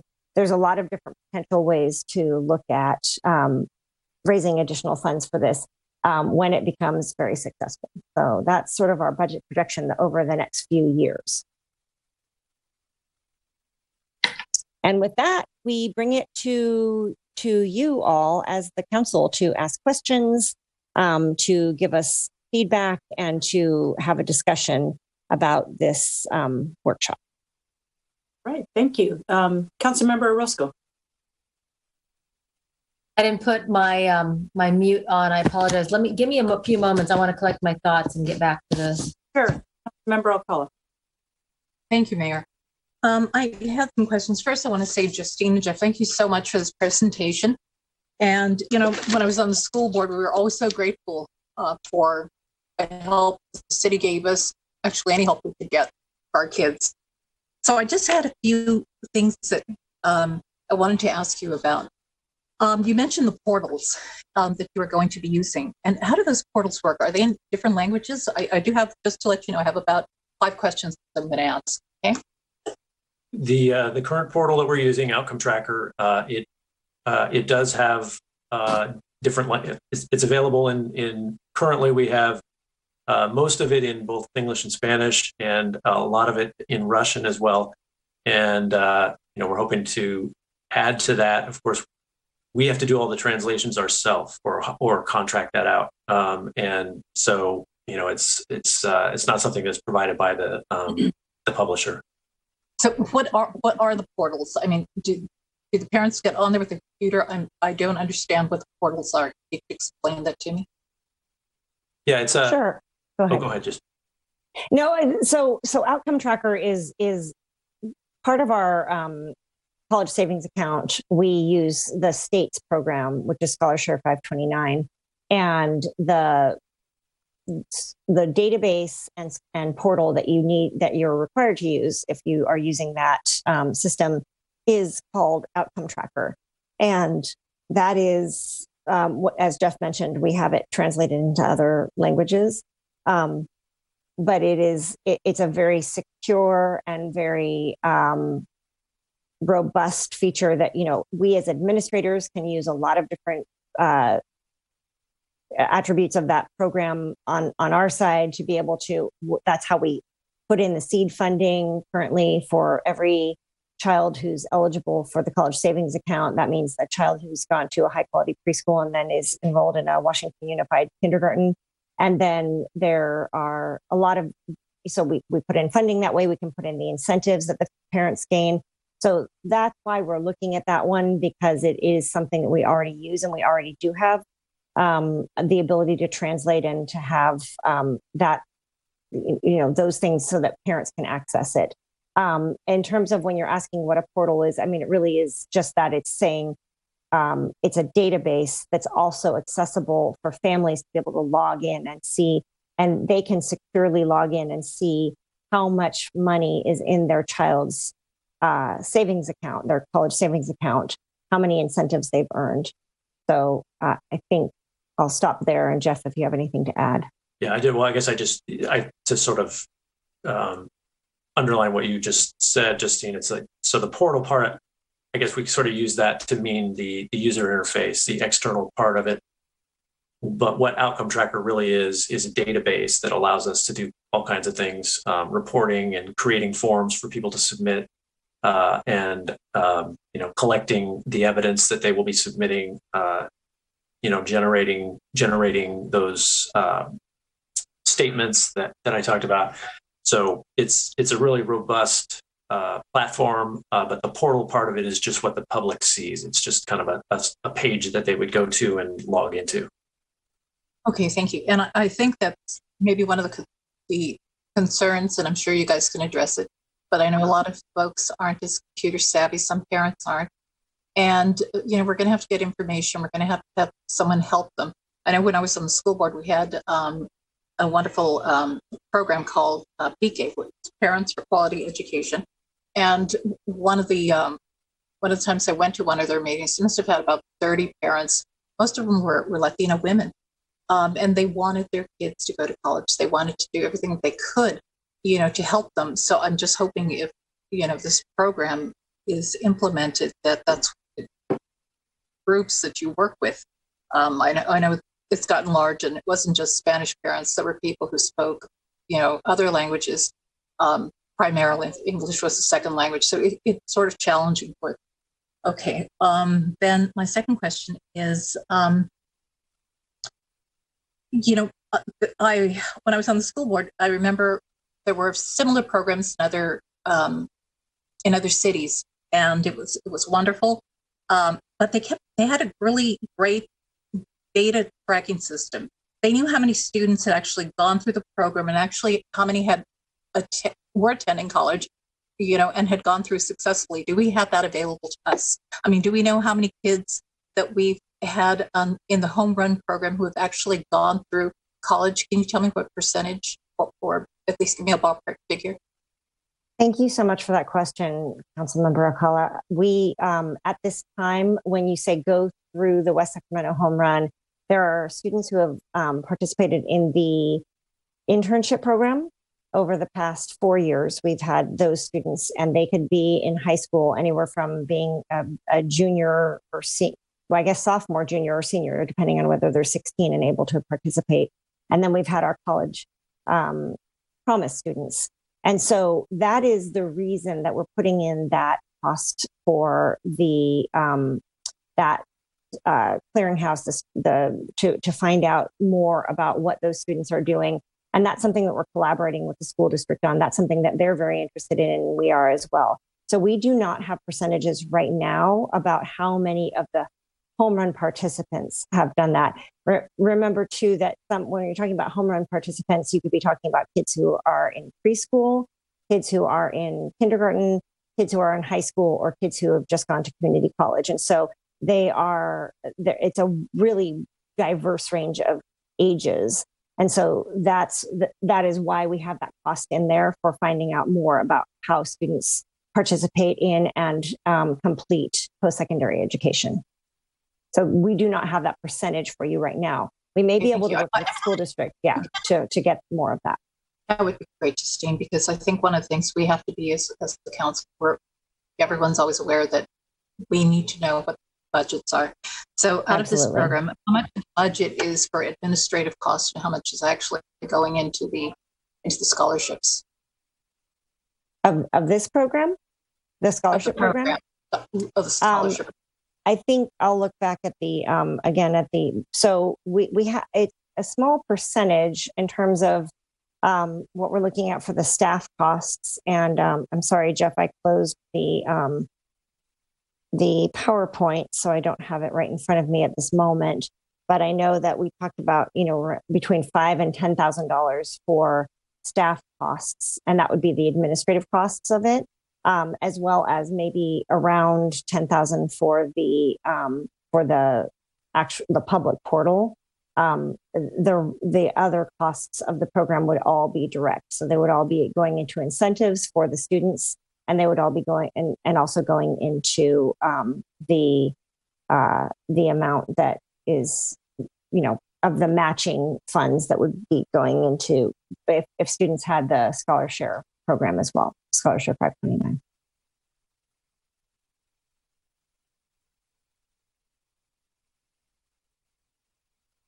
Councilmember Alcala, you're back. Can't hear you. Thank you. The reason I was asking that is because I know you've asked for an increase in personnel to help with this program. I believe it was in fiscal year something like, towards the end. I don't have it in front of me. But how many new personnel are you looking at to implement this program? At this time, we're not looking at any additional people to add, like additional staff members. I think right now we're just looking at additional staff time. So we have an extra help person right now who is working like 75% as a part-time temporary 75% person.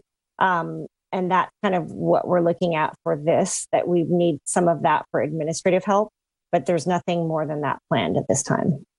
Okay, I guess what I'd like to see is just a breakdown on administrative costs, salary on everyone who's working on the homeroom program. Okay. Salary included. Was that for 1 year that you allocated the $200? That would have been about 50 students. Is that correct? There was $200 that you gave as an incentive to. Thank you. That was the college. That was for the college scholarship for those students who are participating in the College Promise. So the West Sacramento College Promise. In other words, those who are enrolled and receiving the free tuition as well as their fees paid for through the West Sacramento Promise. Those students we are giving a $200 scholarship to, and that is, we give that to the Los Rios Foundation. They award it students, and the students can use it for books, they can use it for transportation, they can use it for whatever costs they might be incurring as college students. Okay, that's great. Thank you so much. I think sometimes folks will say, well, you're giving them tuition, and it's great that you've clarified this because we get 2 years of free community college for all community college students. So this $200 does help because I know there is other associated fees. Absolutely. I think it's important for the public to know, just get it out there really clear. And I think that was, let me put my glasses on real quick. Then the last question that I may have had. And once again, I would like to know how much the program is, how many students we have. You can get that information to me later. What is it really costing us to have this program? And I think people want to know what the cost is per student when we have a program like this going.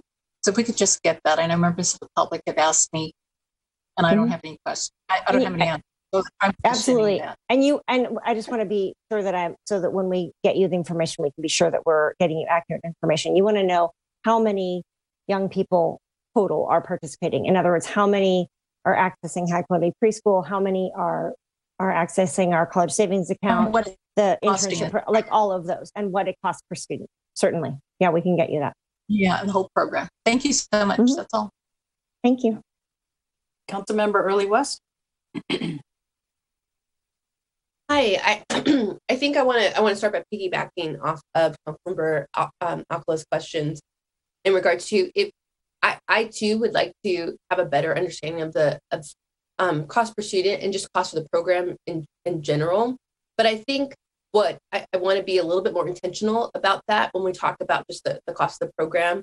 You started off the presentation by naming, here are some of the 5 big buckets, right, of the program.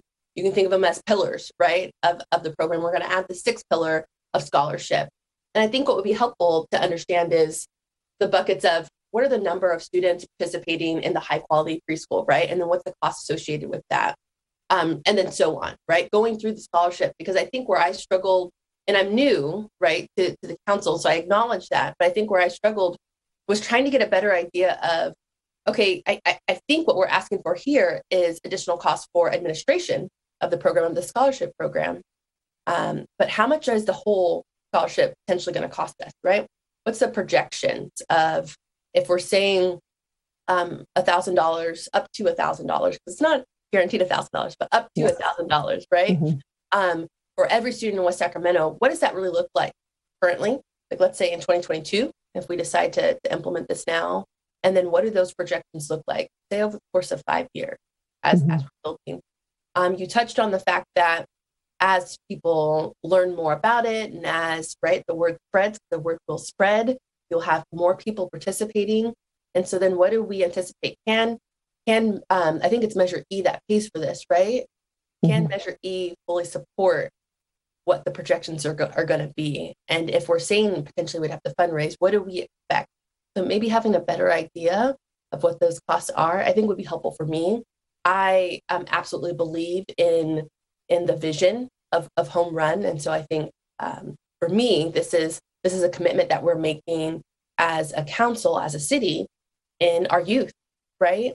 And if I understand the history of why we did Home Run, it was when you look at our unemployment rates, we have the highest unemployment rate in the county, whole county, right? Despite the fact that we are probably one of the biggest job generators in the county.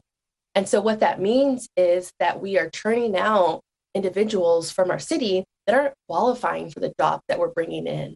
And so how do we do a better job of educating our youth and offering opportunities for our youth?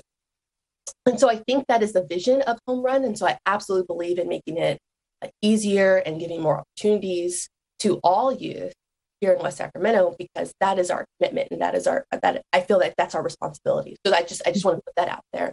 I think the other question that I had for you both was in regards to when we talk about accredited schools, does this also include trades? Because for me, when I think of Los Rios, right? Okay, that for me was really important as well to highlight and spotlight here, is that it's not just Los Rios, which also obviously offers trades opportunities, but also potentially trade schools that may not be necessarily coming right out of Los Rios. Yes, it does. Yes, thank you for asking that. That's very important. Apprenticeships too.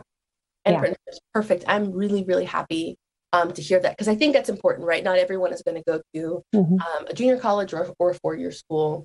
And just the last thing, and I think I kind of highlighted this when we talk about, you touched on, hey, there's going to be diversity in age, and we have all sort of these numbers that are kind of bouncing around. I think it'll just be important.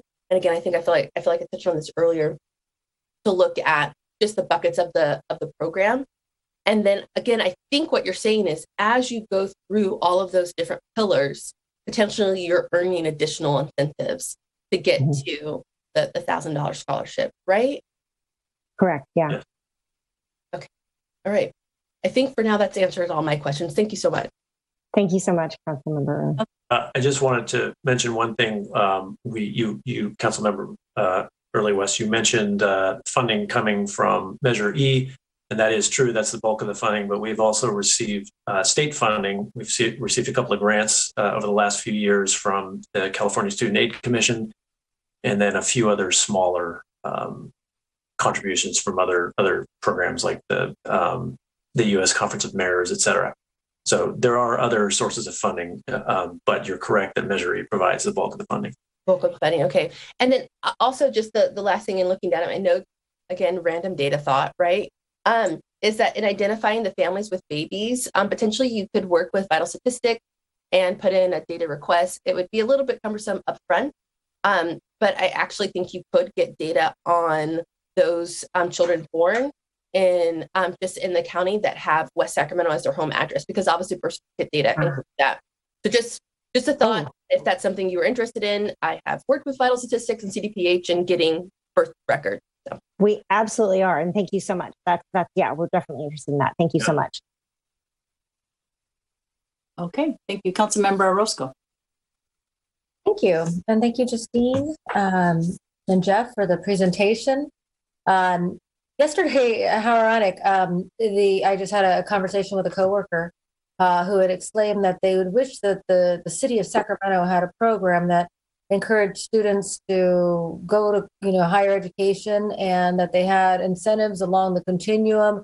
I mean, and I sat and listened to the entire soliloquy before then saying, well, the funny thing is, we in West Sacramento have instituted a program like that is internationally renowned and celebrated, and is a model for other jurisdictions who are interested in investing in their youth in this quite the same fashion.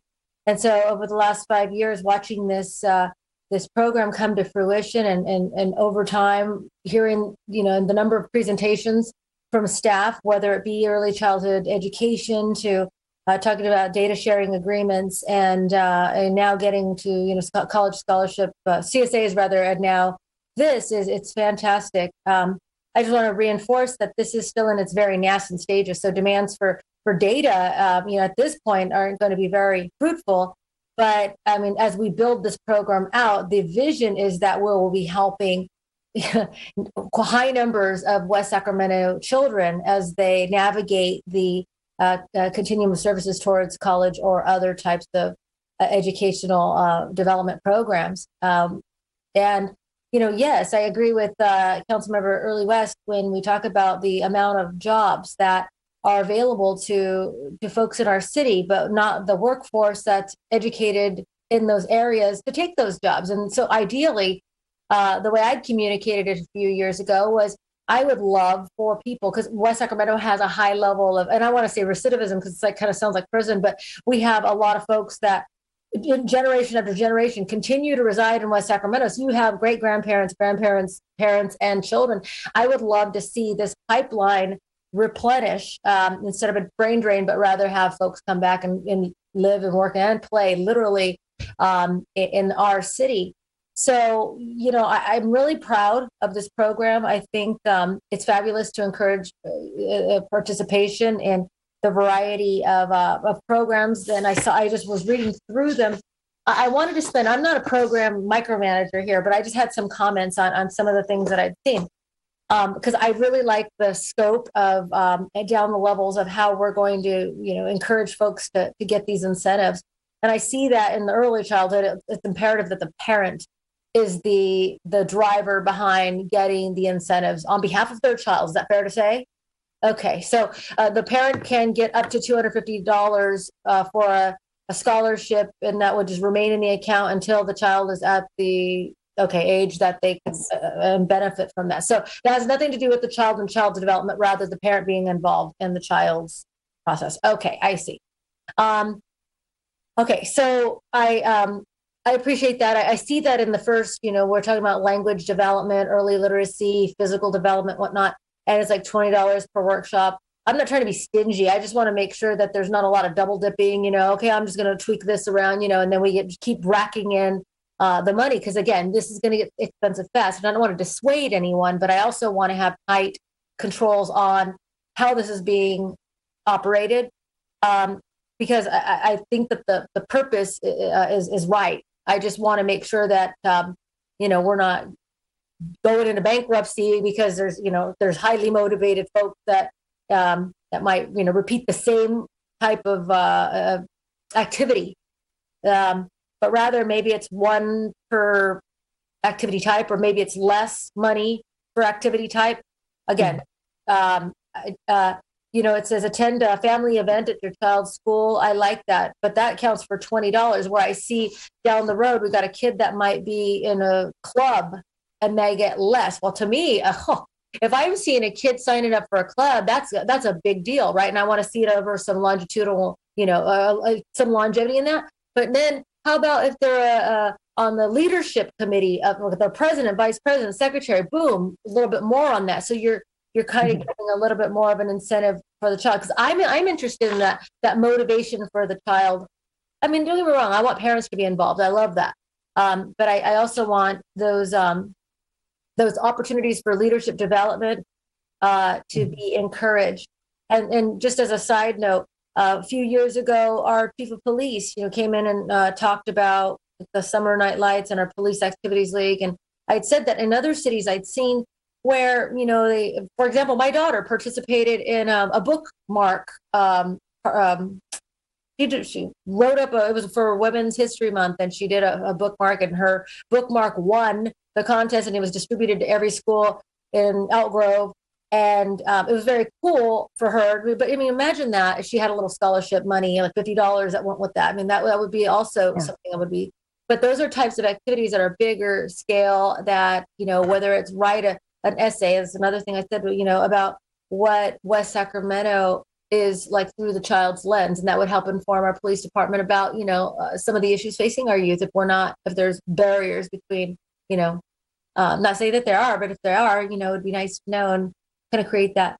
But yeah, school club is $5 per club. But I mean, I imagine that it's just hard to get into multiple clubs, but I'd like to see, something a little bit more of an incentive there.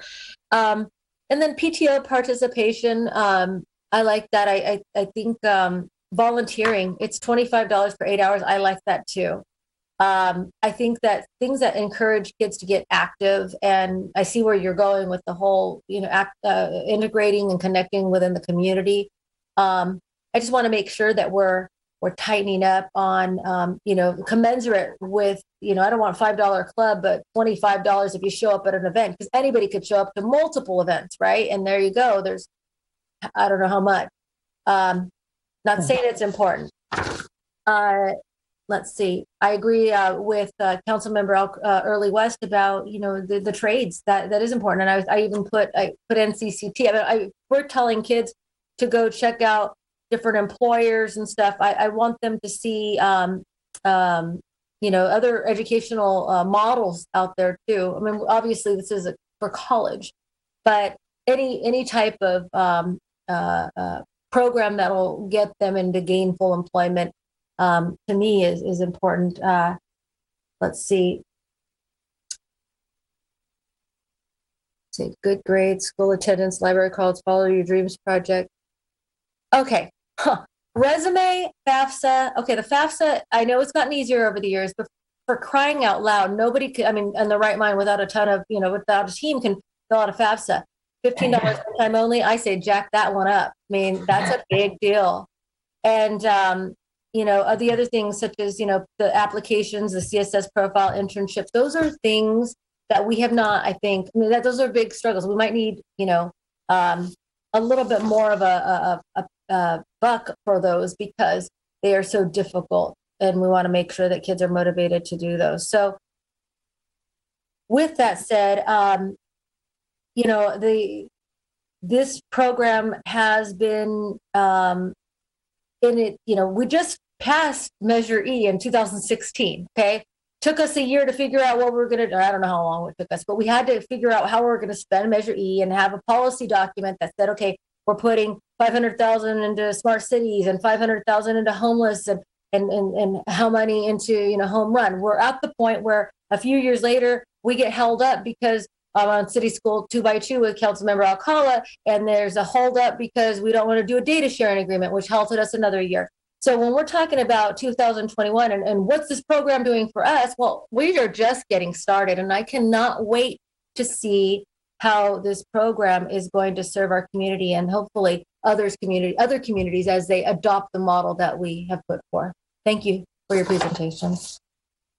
Thank you so much, Councilmember Orozco. Wonderful comments. And I do want to reiterate, as Jeff mentioned, these are proposals in terms of the incentives, and we really appreciate your comments and thinking about what everybody in the community has to say. We've shared this with our community partners group.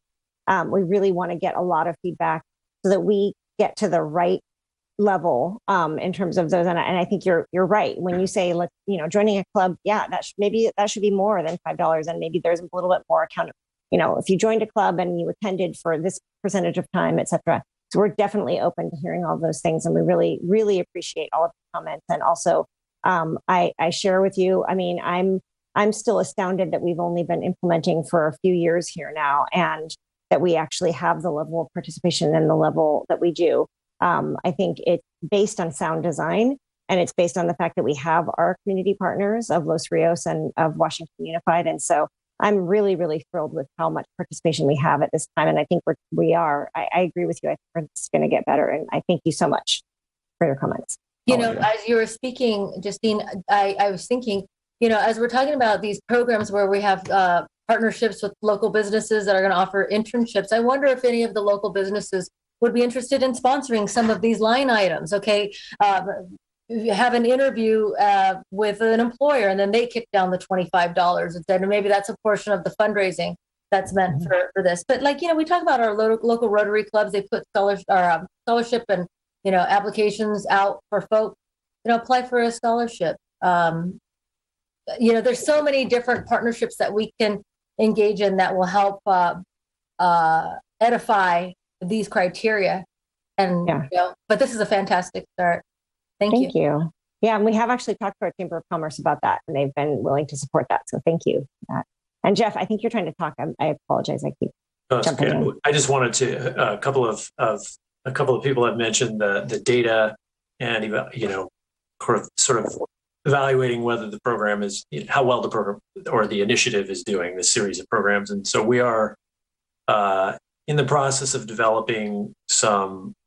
We're going to hopefully come back to council later with some proposed targets tied to those outcomes and indicators that were approved in December 2018, so that we can do a better job of quantifying our successes. And that's really important to me. And we've also just recently, we just met this week with a program evaluation consultant to talk about how we can start gathering the data that we need. We have a lot of the data already. It's just a matter of kind of synthesizing it and evaluating it. So this is very much on our minds as well. I've been beating this data drum for a while, this evaluation drum for a while. So we are working on that. Mayor, I just wanted to clarify something.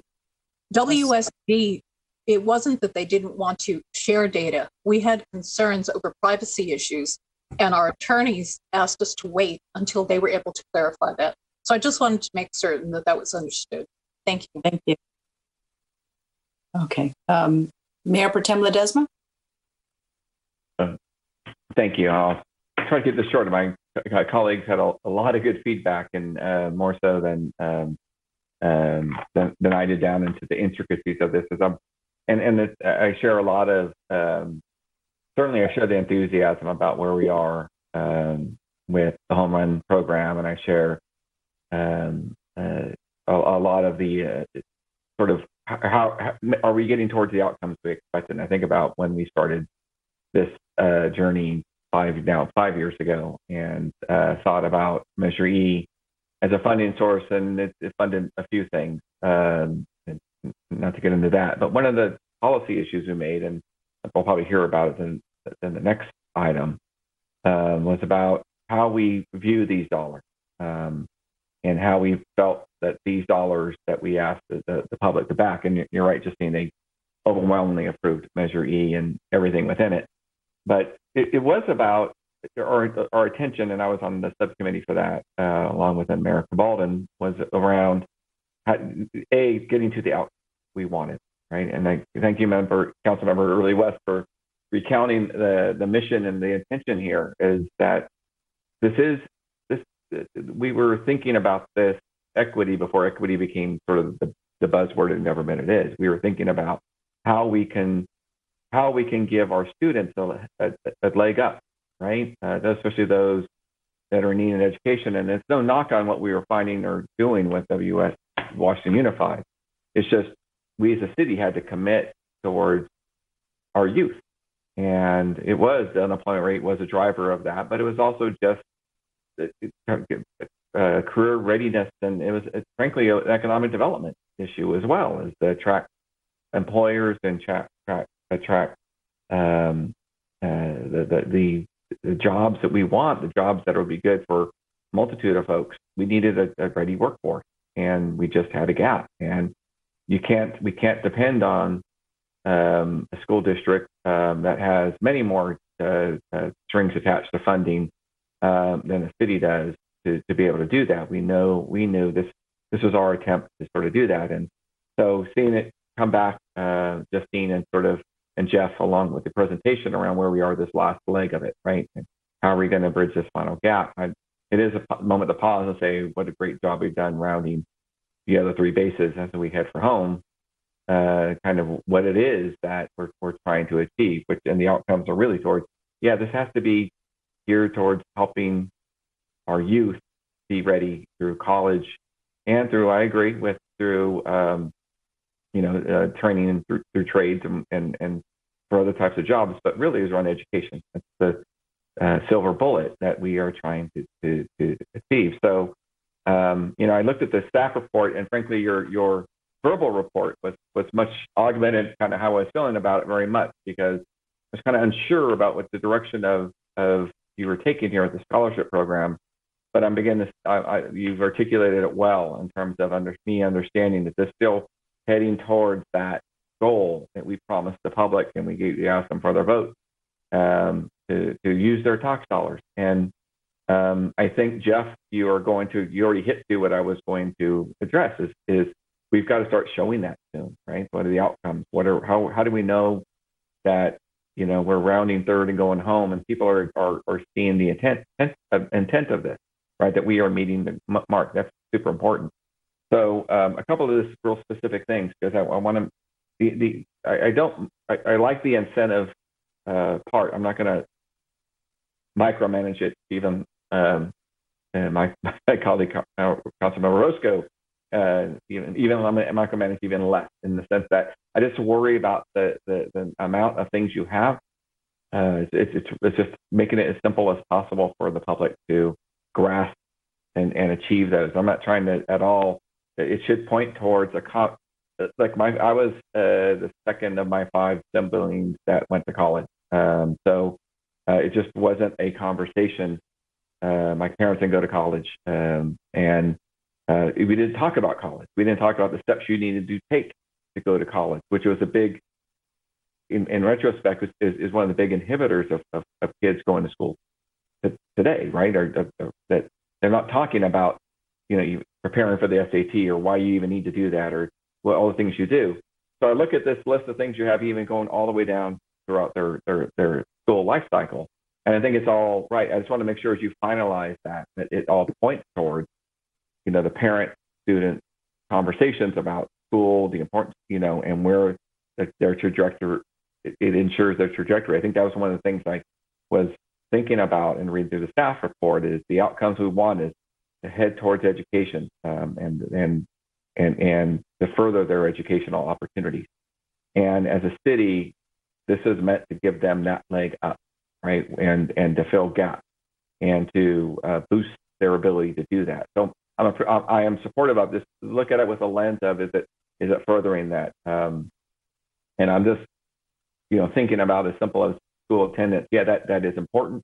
That's the first step in, be there. You got to show up, right? And I think that's the way, an easy way to think about it. And other things that they would do normally, maybe don't start those conversations. So the other thing too is I want to go back to, as we start to think about, and it's going to pile on to come back to us with the cost of the program. The other way we thought about Measure E was around it's a pool of funds, a portfolio that we would leverage, right? So we thought about homelessness, the impacts. We knew that I couldn't pay for everything, but it did able to pay for, we were able to leverage that and other funds to get to the supportive housing project that's coming online, or to go towards other efforts we had. We wanted to use that as a portfolio of funds that we would leverage. So I'd be interested in saying, because I know we have had other grants. If you think about the amount of dollars we're spending per student, you would also think about the amount on top of that we'd be able to garner as well. And I would also think about what is the student actually seeing, right? So I just, from their perspective, from the, again, it has to do with how many kids that are now entering the community college system, the total benefit of them. So even the promise, even though we're only paying up to an amount for the fees, they're able to leverage the community college fund that's coming from the state, right? So that's another amount. So again, when you think about the cumulative effect of everything that's accrued from a student, when they hit that point, it would be just interesting. Our amount may be that much, but the total amount that we're able to leverage to get them that leg up would probably show a little different. And that's the part I'm interested in seeing as well. So I'm not sure I'm being clear, and we can talk about it afterwards.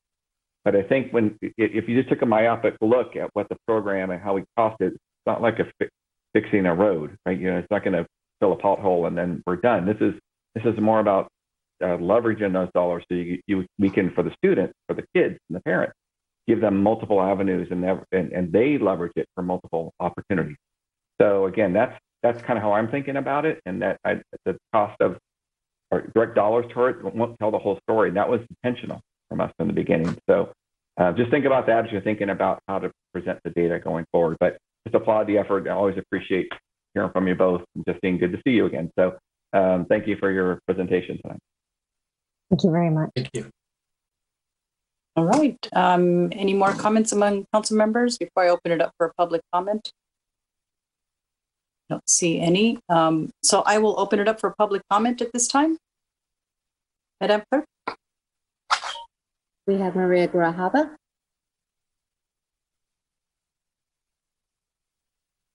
Thank you for this opportunity to speak again. I have always thought that this program was a lot of hype. And that was always my thought from square one. But while I was listening to the presentation, I realized, wait a minute, am I in a school board meeting or is this a city council meeting? And when did the city become in charge of school and scholarship and education? And I thought the city was in charge of infrastructure. I live in the north part of the city, and we don't have sidewalks. We have very poor lights. If you're worried about kids, during Halloween, we could hear kids, but we couldn't see them coming down the street. For some reason, this year, the lights were super dim on Halloween. And Diana actually called the city to ask, my neighbor across the street called the city to ask, well, what was happening with the lights?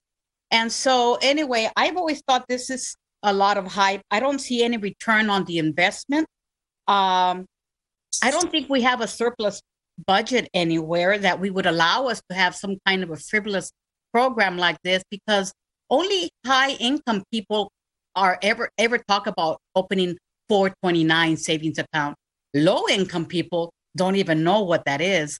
And as Councilman Alcala said, I got a Pell Grant in the 80s, and all my college was free. And I only struggled a little bit with books, and then somebody always managed to help with them. But I didn't have any fees, and college was free for me. And then it was only until I got to the master's program that I had to worry about money. But anyway, I don't know how I'm doing on time. Thank you for this opportunity to speak. Please don't fund this. Please vote no. This was a bunch of hype. That's what I thought this program was about. Thank you for this opportunity to speak. We have Rhonda Pope Flores. Hello. Actually, my comment, you're going to hear me as a broken record. When I was looking at the background on the Measure E funding and what the uses could be, this is one of the opportunities that I want to take, that if it's possible that some of these dollars be put towards some of the efforts of Bright Park. I see that you have bicycle and pedestrian trails.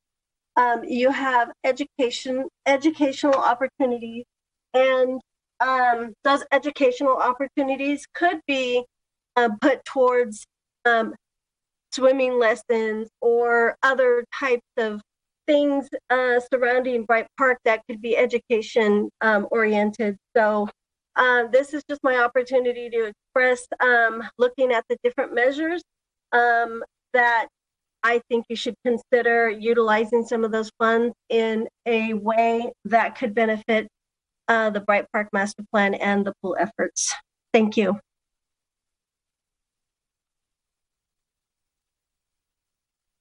Any No other other public comments.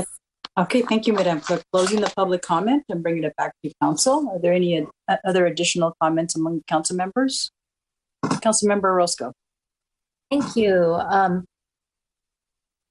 When I look at this type of program and the efforts that our city is taking to inspire our children to dream higher and to look at opportunities that otherwise wouldn't be, that they didn't know that were available to them. Maybe it's not promoted in the household. Maybe it's other barriers that prevent them from enjoying the continuum. I'm one of those people. I mean, my colleagues know that my mom was 16 years old as a single parent, navigating a world where she barely graduated from continuation school. And there were no resources for me in high school to even apply to a college. No one coming to my school talking about this is what you can do and how to do a 529. In fact, Justine, I want you to add on, if they open an investment account, that maybe they get an extra set of points, frankly, because this is education that needs to penetrate the people that this information isn't usually normally available to. And so we put this out to the voters. We said, voters, this is what we want to use it for. What do you think? Do we use the tax dollars in order to fund a program such as this and attack homelessness and consider things such as roads? And the voters said yes. And so we are doing what the voters have asked. This isn't just some idea that someone thought up necessarily because it's just our own idea.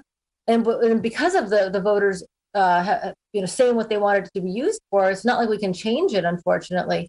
But what we can do is we can look at other funding pots, like, such as Measure N, which is for that purpose, and what the voters approved, which is, public safety, inclusive community development, and other investments, community investments. So,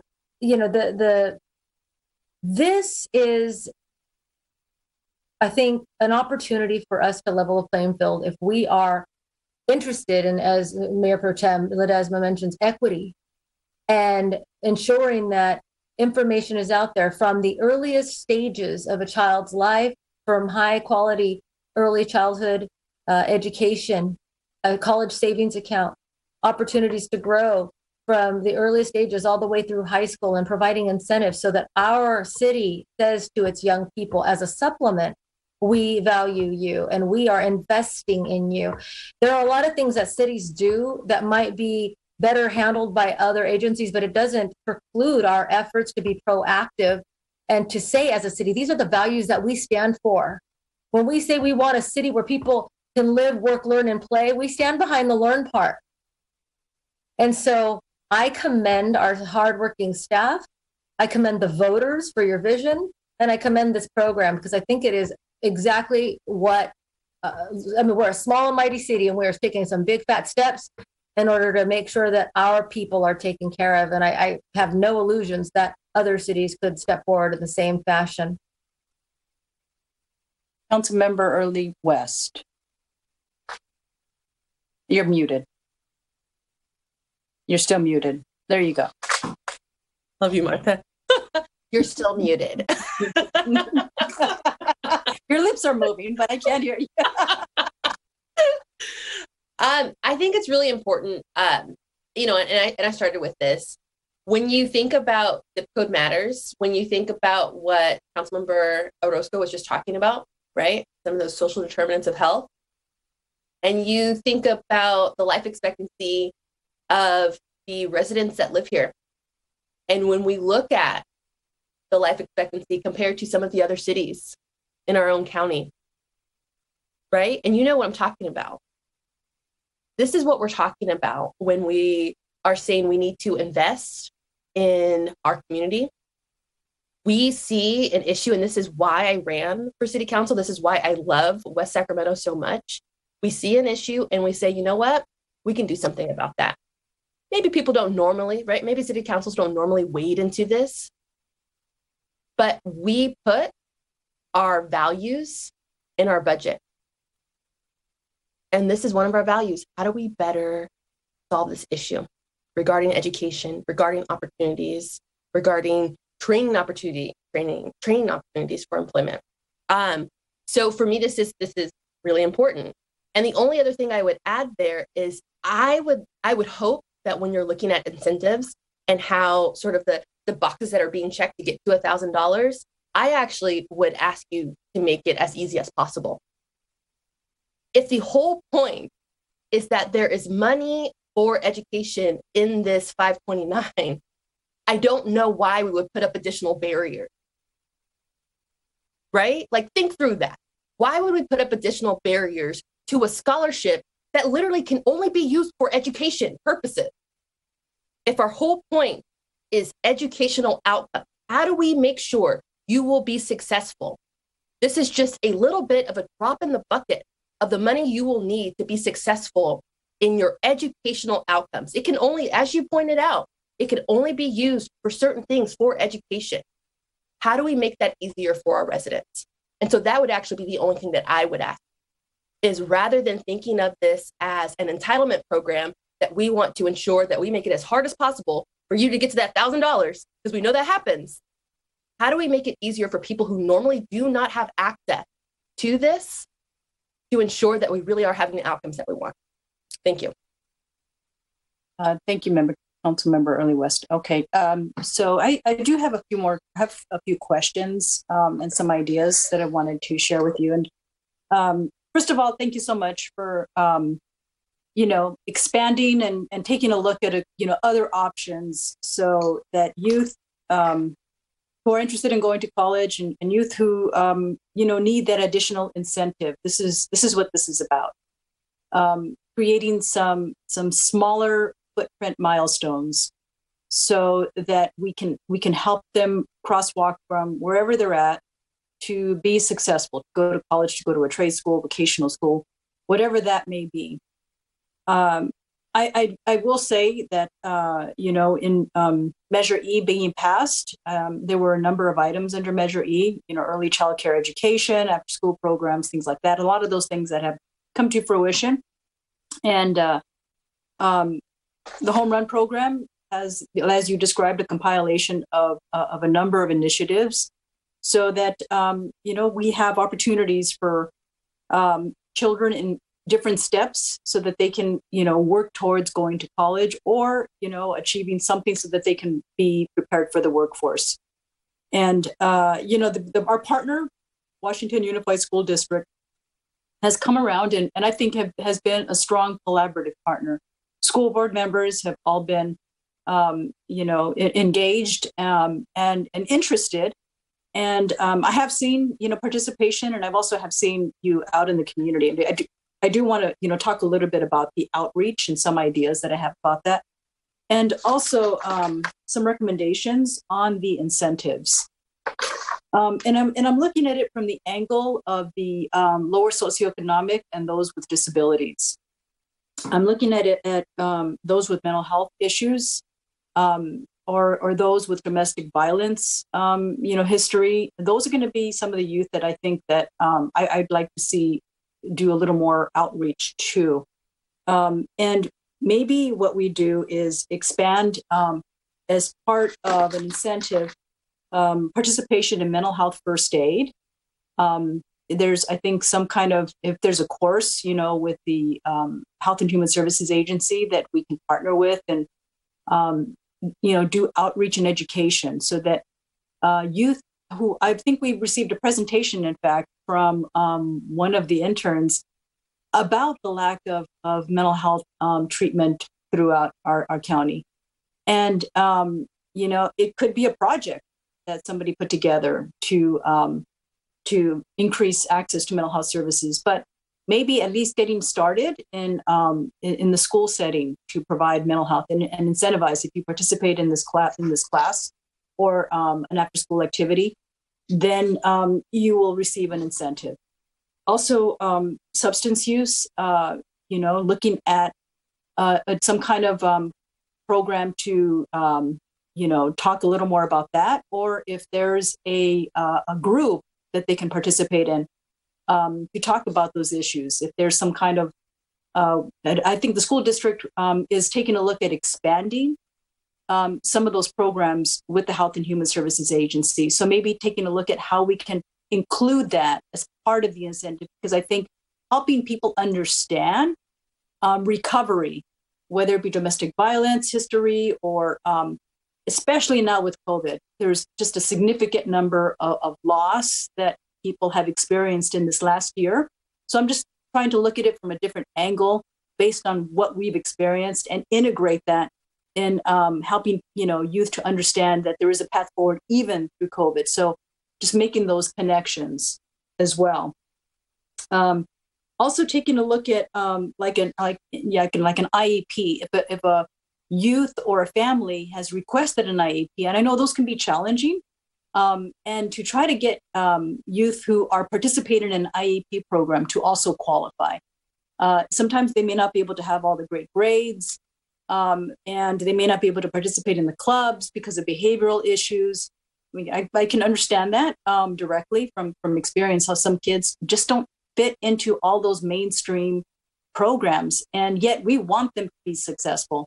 So I would like to see what other forms of groups that we can integrate as part of this. So, if they have an IEP, and even maybe if they have a therapist, if they're following through with therapy appointments, maybe, they may not have to disclose, but they can, figure out a way to work through that and share that information. Because I know that can be challenging. Taking a look at, whether they are a CalWORKS participant. So, CalWORKS and CalFresh programs are programs that help people to, just be able to make ends meet, to get their dollar to stretch further if they're participating in those programs. And that way, it's another way to be able to track socioeconomically who's participating in some way, because I don't know if you're cross-referencing with the county system on those programs, or if you can through the tracking, the additional mechanisms you have here on the outreach, on the outcome being measured, if you're able to track any of that information.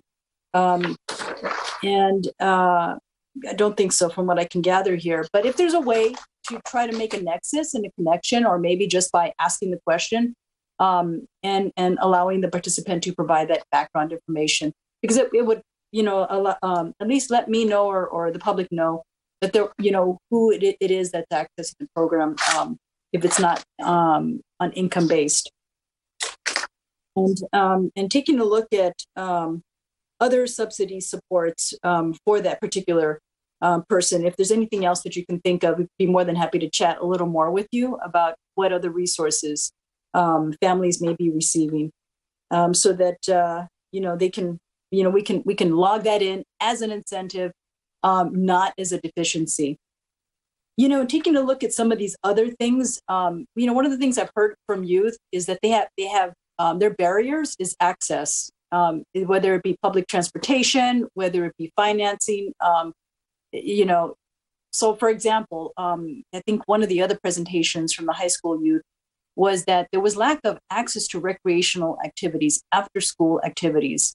And unless you live near, the high school, it was difficult, so we do have, like, for example, some programs, some other religious-based programs that do open their doors, like Collins Teen Center, for example, that do open their doors. And I don't know, I do see that you have like a criteria for what is approved, but I just don't know how broad that is. And I don't know if you want to answer the question now, or if you're just thinking about it at this point and you can explore that further. So that's, and they provide the transportation for youth to go to that program. And that's how they get youth there because of that.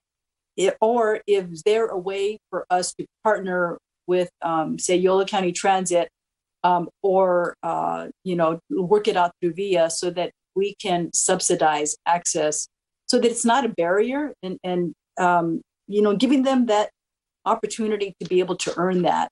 So I just want to be able to bridge that and make sure that we are creating opportunities for youth. Another idea is to tour a trade school, working with the Sacramento Sierra Building and Construction Trades. They offer tours all the time.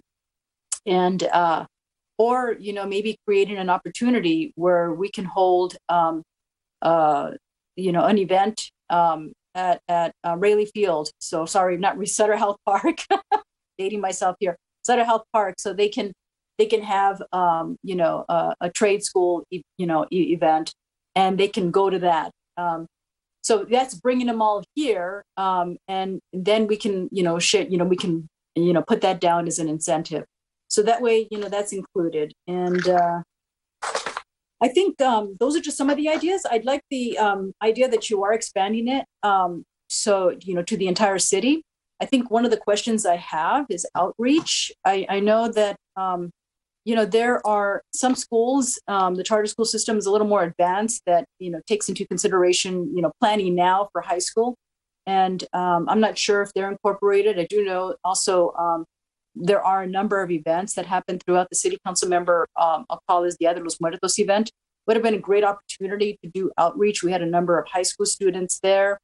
We had a number of families. I was speaking Spanish as the MC because that was, they were predominantly Spanish speaking, and it was nice to be able to have that multicultural event. So, I don't know if your outreach is geared towards city sponsored only, or if it's, much broader than that. And I would prefer that it be much broader. So that, it is a program for all youth, wherever youth are located, like Club West, maybe have once a week, event there, or, organize it so that whenever there's a more critical mass of people that are participating. Also after school tables, when kids are getting out after school, when parents are picking them up, to, pass around tape, just brochures and letting parents know. Or just being present to ask questions. You may be doing all of this. I'm just putting that out there for now. I think these are, I do know cost is, once you expand, we want to be careful of the cost. And taking a look at ways to partner, I guess, and appreciate the recommendations that were provided here. West Sacramento Foundation, for example, is also another idea. Take a look at that. And we, Rotary clubs, yes, is another way to contribute. And, just doing a presentation to our Rotary clubs is something that they would like to have. And, any other organizations that are interested in funding youth, be happy to partner and work with you on so that we can attract grant opportunities here. And glad to hear that the U.S. Conference of Mayors has contributed in the past. The reason why this is important, and I'll say that it's not just here in West Sacramento, there's definitely an interest in many areas, in many jurisdictions, and it has been passed and approved by the California legislature to enhance access to college education. I think, myself feeling very fortunate that my parents put me through, all six of us, my family, through a parochial school system. Where, it's not just the religious, but it's the value of education. And my parents instilled that. But I think I was just one of the few lucky Latino families who, achieved that. And the one thing, though, is going to college. That was a different story. I was supposed to raise kids, not go to college. But I changed the way things were going on there and achieved my master's. And that was really because people opened the door for me. And I think that's what this program provides is that door. And I really, and I, at the time when people opened the door, I was at that time a single mom of twins. There was no CalWorks, there was no CalFresh benefits for me. I had to work. And that's how I made those connections. And I know there's a lot of hardworking women out there. And that's why I bring up CalFresh and CalWorks, because I know that's where the families are that are looking for a future beyond what they're receiving as aid. It's not that they are receiving it as a charity, but they're receiving it out of necessity. And they are looking for opportunities that is fulfilling. And so I think what we can do with this program is making sure that we dive a little deeper to reach families with disabilities, to reach families with the history of trauma, and to reach families that have a mental health condition. And with COVID, unless we, we do that, it's going to be much harder to achieve these goals. Because in my experience in talking to parents, I see a lot of families struggling, try to navigate their way through school right now. And I think, opening up and being more flexible on what we qualify here. And I see you have a cap in each area. So the double dipping or whatever, I'm not too worried about. I appreciate Councilmember Orozco's concern, but I think you have a cap in there. So it's up to like 250 here, 250 there, 1,000 there. So, I think the caps are fine at the levels you've placed. But I'd like to see what we can do, even if it's online programs, whether it be, being able to get through a book club online, just kind of getting kids into whatever resources, whatever access, or even, getting, access to the internet and then going there. There's going to be some real baby steps I want to take with certain populations, and it may be based on income eligibility for that, certain groups. So I just wanted to put that out there, some recommendations. I don't know if you had any comments or any feedback or thoughts about that. Yeah, thank you so much for all of that information. And I'm, I again, don't want to take a whole lot of time right now. You've mentioned several times, we can connect about this later, but I do want to assure you, the outreach that we participate in. For instance, we're going to be taking part in the Community Giving Day with Yolo County Children's Alliance this coming up Saturday. Being part of that, we really do understand that the target for, although we're open to all children in the city of West Sacramento, we really want to make sure that the kids who are the hardest to reach are the ones who are being reached. That we're really working with them. We are one of the only communities that, as part of our quality rating system, which the whole Quality Counts California has been working for many years, we included our special education preschools from the beginning, because we said we want to make sure that they're getting the resources, they're getting the information, and they're connected. And that when families send their children to a special education preschool, that their kids are being recognized as going to a high quality preschool, because these are very educated teachers and they have a lot of great things going on. So we definitely are very committed to and very interested in inclusion for all. We do a lot of diversity, equity, and inclusion work. And in fact, we just recently had a strengthening families training with our team, as well as including several people from Parks and Recreation in how to work with families that have a lot of barriers, to make sure that we're recognizing all their strengths and really, including them. So I really appreciate the comments, and I'm excited about continuing to have this conversation with you. I'd be happy to address anything specifically, but I just wanted to kind of give you that assurance that is at the forefront of our thoughts as well. So thank you. All right, thank you so much. And just I don't know if Alfred's still here, but just to add, in our Center for Land-Based Learning and the different farms, I've seen this. I think it was last week. I went to go and chat with Nelson. out by, I think it's Riverbank School. I think that's a school across the street from there, and saw a grandmother with her children, picking up some plants and replanting them in other locations. And I thought, that is, for me, I mean, just something that was very, how do you document that? How do you include that? It was just an afternoon, but yet I thought that was extremely important and valuable for that family, for those two children who were doing that. And that's the kind of stuff I'd like to see, where that farm is accessible to subsidized housing area. And what is it? I mean, I think we're going to have to go in and take a look. What is it? What activities from that area that we can incorporate to reach as an incentive here? So just looking to dig a little deeper, and appreciate your interest in this, Justine and Jeff. I know you both work very hard at trying to achieve that. Thank you. All right, thank you. And at this point, I think the purpose is to facilitate discussion and direction. And do you have any other questions or comments or feedback from you, Justine or Jeff, at this point? No, I think you've given us quite a bit of direction, and so I think we will, go back and try to incorporate a lot of these ideas and suggestions, and come back later with a proposal. All right, thank you so much. Thank you. Welcome. Thank you all. All right, thank you. Next, under our regular agenda item is item number 20 under City Manager's consideration of the General Fund Sustainable Strategy, and our City Manager, Aaron Laurel, will provide the presentation.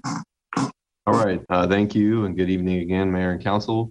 So it's 10:15. It's a great time to talk about the budget. For whatever reason, we always do these last, and that's okay. I do have a long presentation that I'm going to do very quickly. We can go back to the slides as needed, and it's mainly to provide additional context for members of the public that may be watching or interested in this topic, but also some important reminders for the council. Usually I do this at the end, but I want to start by giving out thank yous to the staff that were part of this effort, mainly a few people, Roberta and Becky Robertson from the Finance Division, for providing a lot of the recommendations that I'm presenting tonight. And then Amanda, our city manager, and especially John Robinson, our deputy city manager, for providing editing. John in particular, I think he's edited every major project I've ever worked on here, and really appreciate his help. Also to the mayor and vice mayor for standing in as the ad hoc subcommittee on this item. So all of the recommendations and material that I'm presenting tonight, they had an early look at and gave me some important feedback going forward. So let's get to it. And you can stop me along the way if you would like. Hopefully you see my, I'm sorry, do you see my slides? I see West Sacramento. Okay, good. That's it. All right. So first I want to just remind everyone with some context of how we got here. So we adopted the budget nearly 5 months ago, almost to the day. And at that time, we were just coming off of a year and a half of a pandemic, a lot of budget uncertainty. We've been telling you for months and months, and rightly so, we weren't really sure how things were going to work out. We had to dip into reserves for a while, and there was the uncertainty was the theme. Fortunately, we had a better time through it with the budget than we anticipated. It wasn't great, but it wasn't as bad as we thought either. And so for the council in June, when you were asked to approve the budget, we were presenting you information that was more optimistic than you had seen previously. But you also made clear that there were certain priorities that we acknowledge are gaps in our general fund budget. And so what do we do about that? So the direction that was given, and we recommended being done, was to prepare a strategy much like you're seeing tonight, focusing on how do we look at the general fund almost forensically and break down how do we create capacity for the long haul to keep the general fund healthy. So that's the purpose of the strategy tonight. Kind of touched on these points, why it's needed. We need capacity for two main reasons. One is because we are much better than we used to be about doing long-term projections. And those long-term projections we have now show that without some changes, we're going to be facing potential deficits in this decade. And that's not good.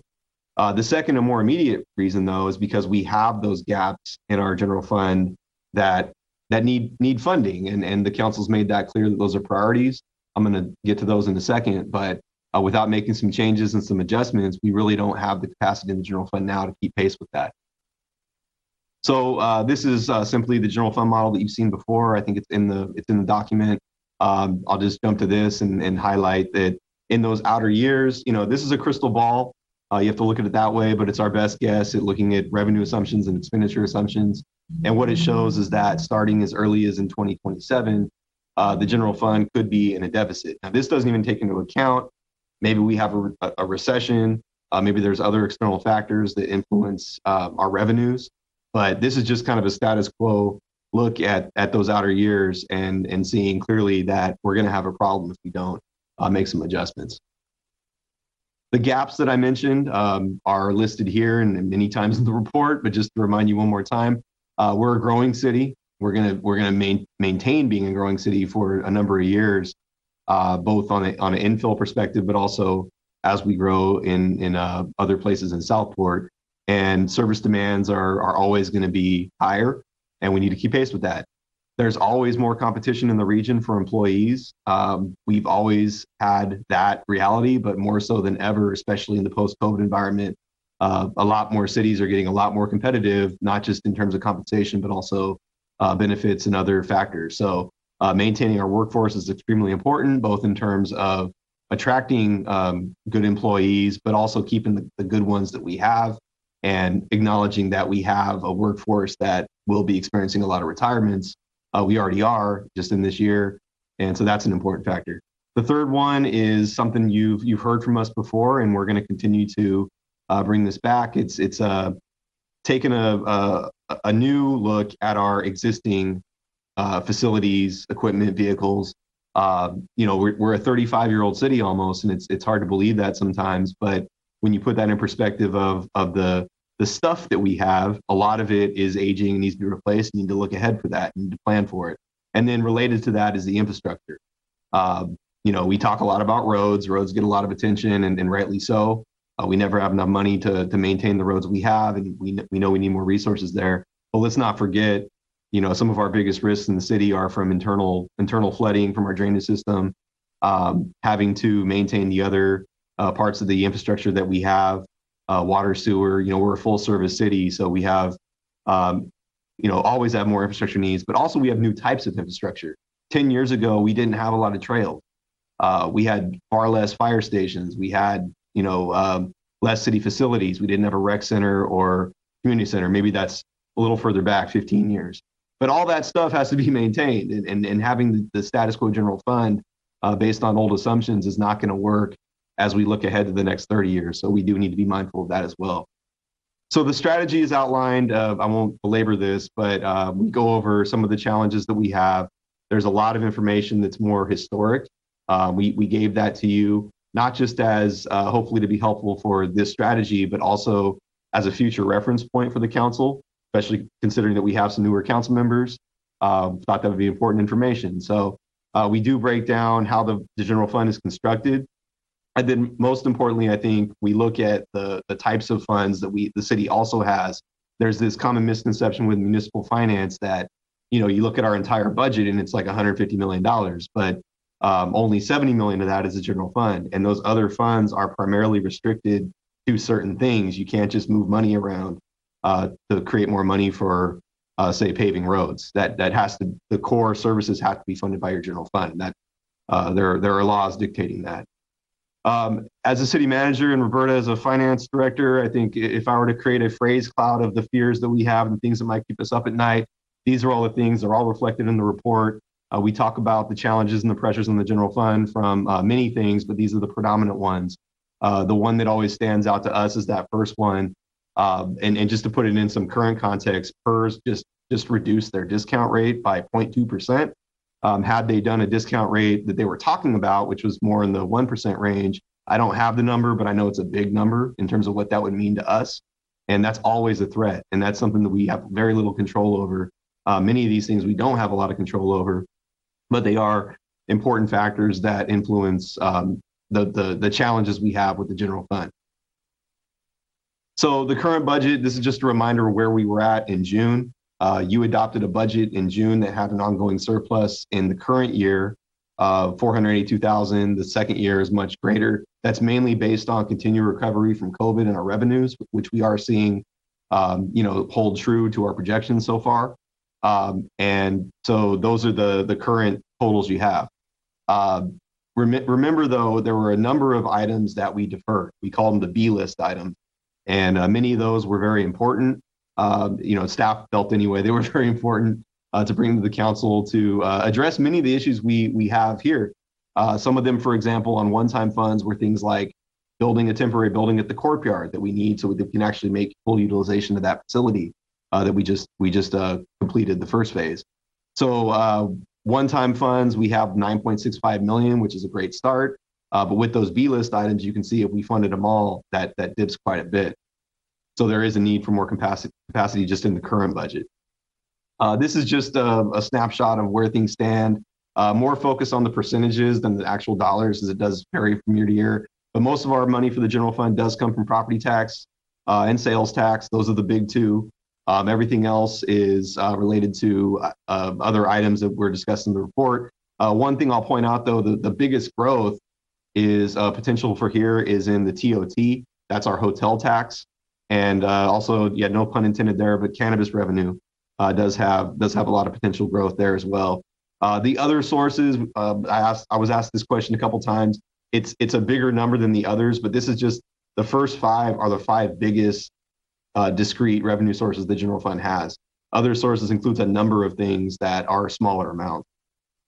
And then on the expense side, I think it's a common understanding that our public safety departments in the general fund are the predominant expense for the general fund dollars. So the breakdown of that 55% is probably something like 60-40 between police and fire.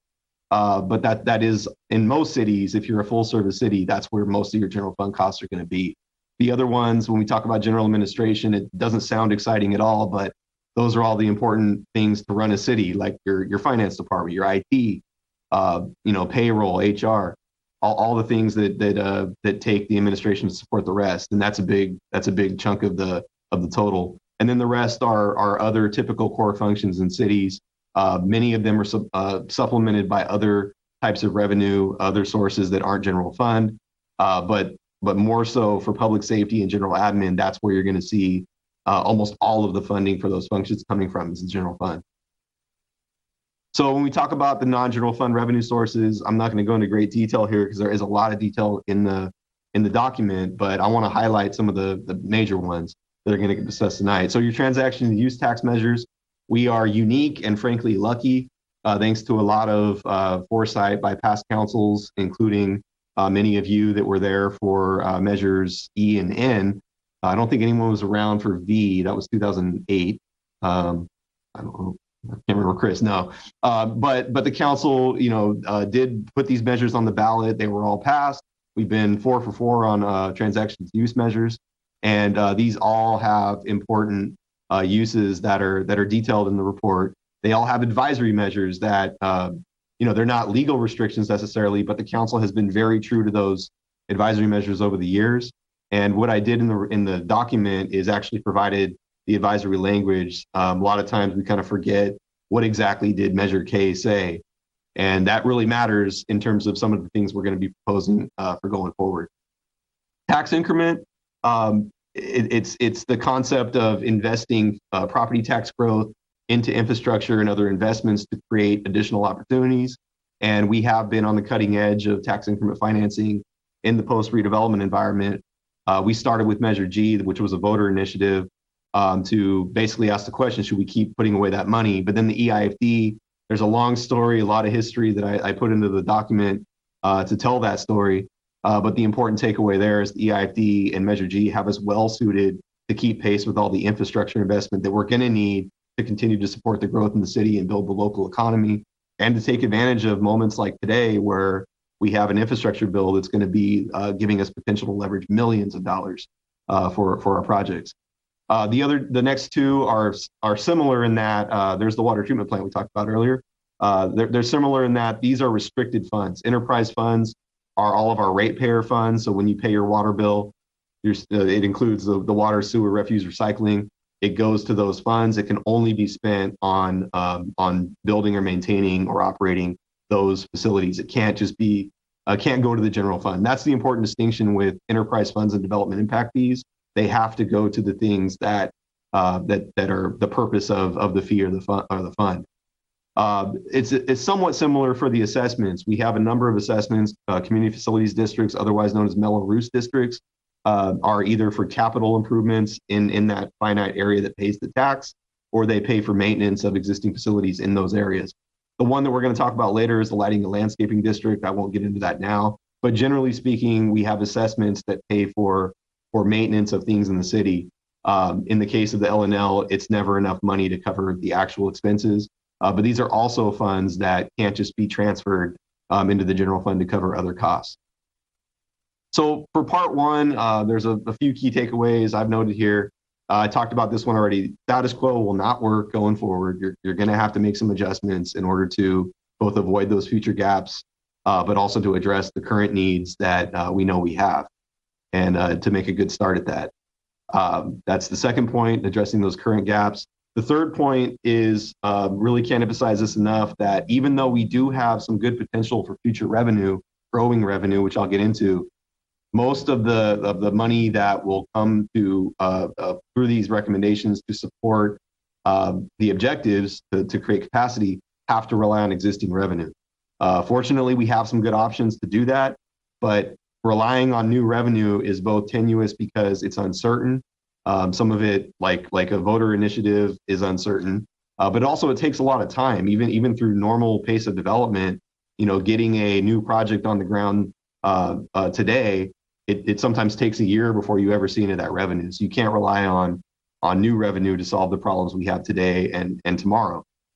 And I'm kind of mentioned this earlier. The city is 35 years old. I kind of think of it as a person growing up in life. You start where everything's new, and you're maybe not making the best financial choices, but you're chasing opportunities. You're doing good things, but you get to a point of maturation where you kind of have to take care of the basics. And you want to do that without having to at the expense of those opportunities. And I kind of feel like that's the point the city is at in its evolution. We've had a really good start. We've done some great things thanks to great choices previous councils have made around budget and initiatives. But we're at a point where we have infrastructure that needs to be taken care of. We have these gaps that need to be taken care of. And it doesn't mean, fortunately, through this strategy that we have to cut from some of those items that are going to keep us growing and keep good things happening, but we can't continue on the path we're on and take care of the things that we produced because of those opportunities. I mentioned trails, for example, a while ago. No one thought about the Clarksburg Trail 20 years ago.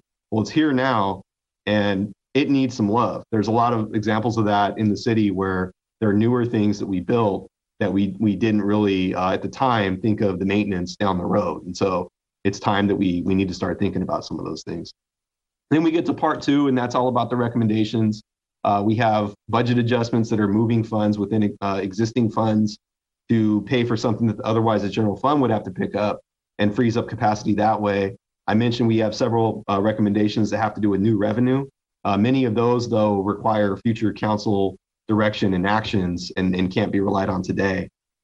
So I'm going to go one by one over the recommendations. I'm going to do it very quickly, but we can go back to these if needed later. I just want to point out the primary considerations and also give you an idea if we get consensus tonight on, hey, these things sound good, what does it look like in terms of implementation? And just to be clear, we're not asking you to vote on anything tonight. This is a workshop, but we are asking that if there are items in particular that that raise a lot of concern, we'd like to hear that and still try to identify consensus. So as we come back to implement these items, we can have follow-up discussion. Or if something is so crazy that you want to tell me tonight, just don't do that, we can go that route as well. Chris, I see your hand. I can stop here. Well, if I may, Madam Mayor, thank you. The Sorry, crazy Councilmember, part, Vice Mayor Ledesma. The crazy thing is you did put this on as the last item, so it's your fault that you're coming on at 10:15. Just to be absolutely clear, right. That's yours. The second part is I think I'm underscoring a little bit what you said is that we're not voting on any one. I think you're looking at heads nodding on the approach, right? Because some of the recommendations you have, well, we haven't made any clear policy decisions on yet in terms of how we proceed. It's just more so. Okay, I just want to make sure. And I'm gonna do my best to point out those in as we get to them. And I just want to be I'll play city attorney for a second and just caution that hey, we can't get into substantive policy discussions about some of those items. They're not on the agenda tonight. They're ideas and they're recommendations that we think you should pursue. But we will, when we get to those, we will know where future policy discussions have to take place. This first one is probably more complicated than it sounds. I know in conversations I've had with council members, it took a couple times to try to explain how does this actually work. Well, it's this simple. We have an ongoing surplus right now, 482,000 in the first year. You have 2.2 million in the second year. If you at the next meeting wanted to say, hey, there's something we want to fund in this budget that is going to take, we want to put it in the 2-year budget, but it exceeds the ongoing surplus from the first year, we would have to tell you, you have to wait on that. The alternative is you bring up money from your one-time fund. You take some of the one-time money and plug it into the first year of the budget and basically equalize the 2 years. So you're working with a $2.2 million surplus versus two different numbers. The consequence to that, of course, is that you have to do the math and take it out of one-time money. And what I've done here, what I've shown is that we're halfway through the year.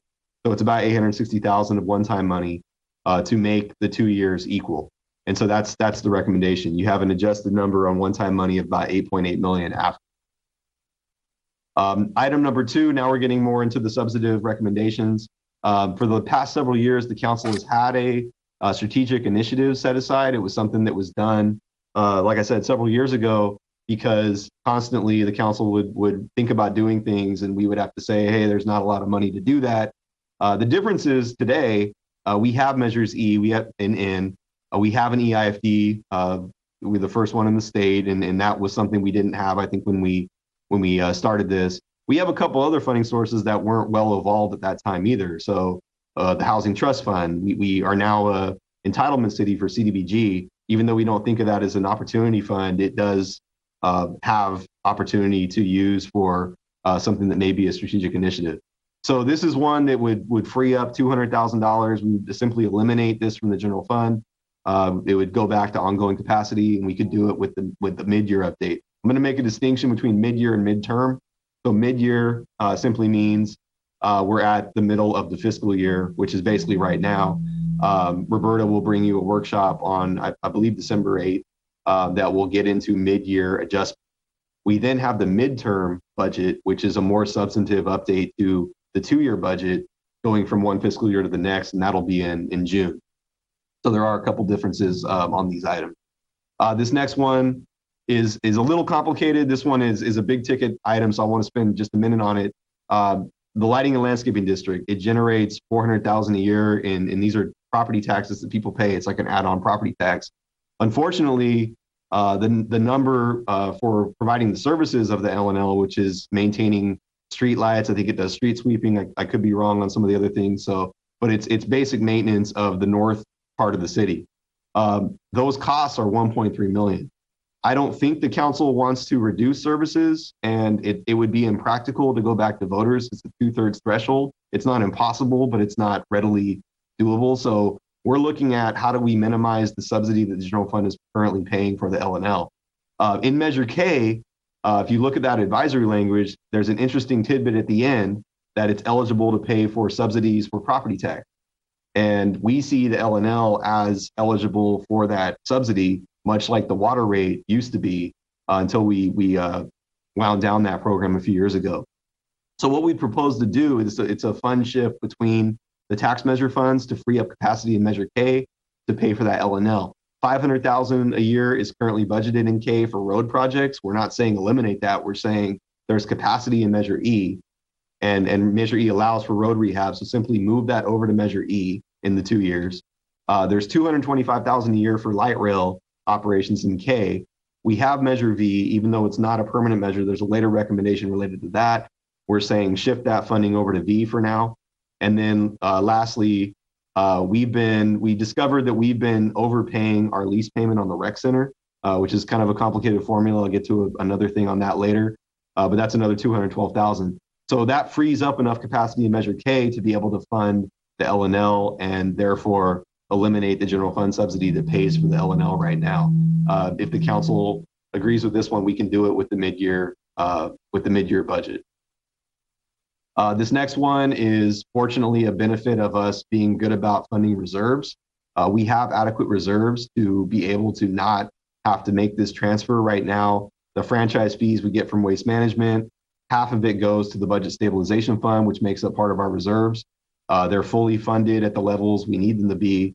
And so it's not needed for the foreseeable future. So our recommendation is to stop making that transfer and instead allow that capacity to flow to the general fund.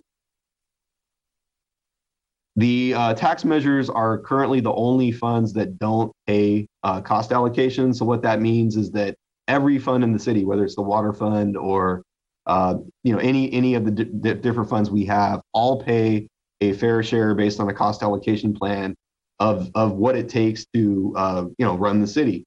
And the tax measures, it was a decision made by past councils. I don't know exactly when it happened or how it happened, but for whatever reason, we are not assigning the cost allocations to the tax measures. The amount is about $116,000 per year per measure. But right now, the reality is the general fund is subsidizing that cost. It doesn't mean the costs go away. We still have to operate the city. It just means the general fund is picking up the tab for those. So I know this one may cause some concern. We can get into that, but this is about almost $500,000 a year that would be capacity in the general fund, and the tax measures do have capacity to absorb it. This next one, I know similarly has been brought up before. I brought it up at least once in the past, and it has to do with our homeless services staff. When we did Measure E, we had kind of gotten knee deep into homelessness at that point. We had hired Mark Sawyer. Everyone loves Mark Sawyer. This is not about Mark. This is about the position and the positions under that program. But the issue is basically that we did Measure E after that. I will tell you, I don't think we could have afforded it then. The general fund was scraping by. We funded it out of CDBG originally. Then we transferred it to the general fund when there was capacity. But I would argue that had Measure E been in place or been farther along, it was about 6 months to a year or two late.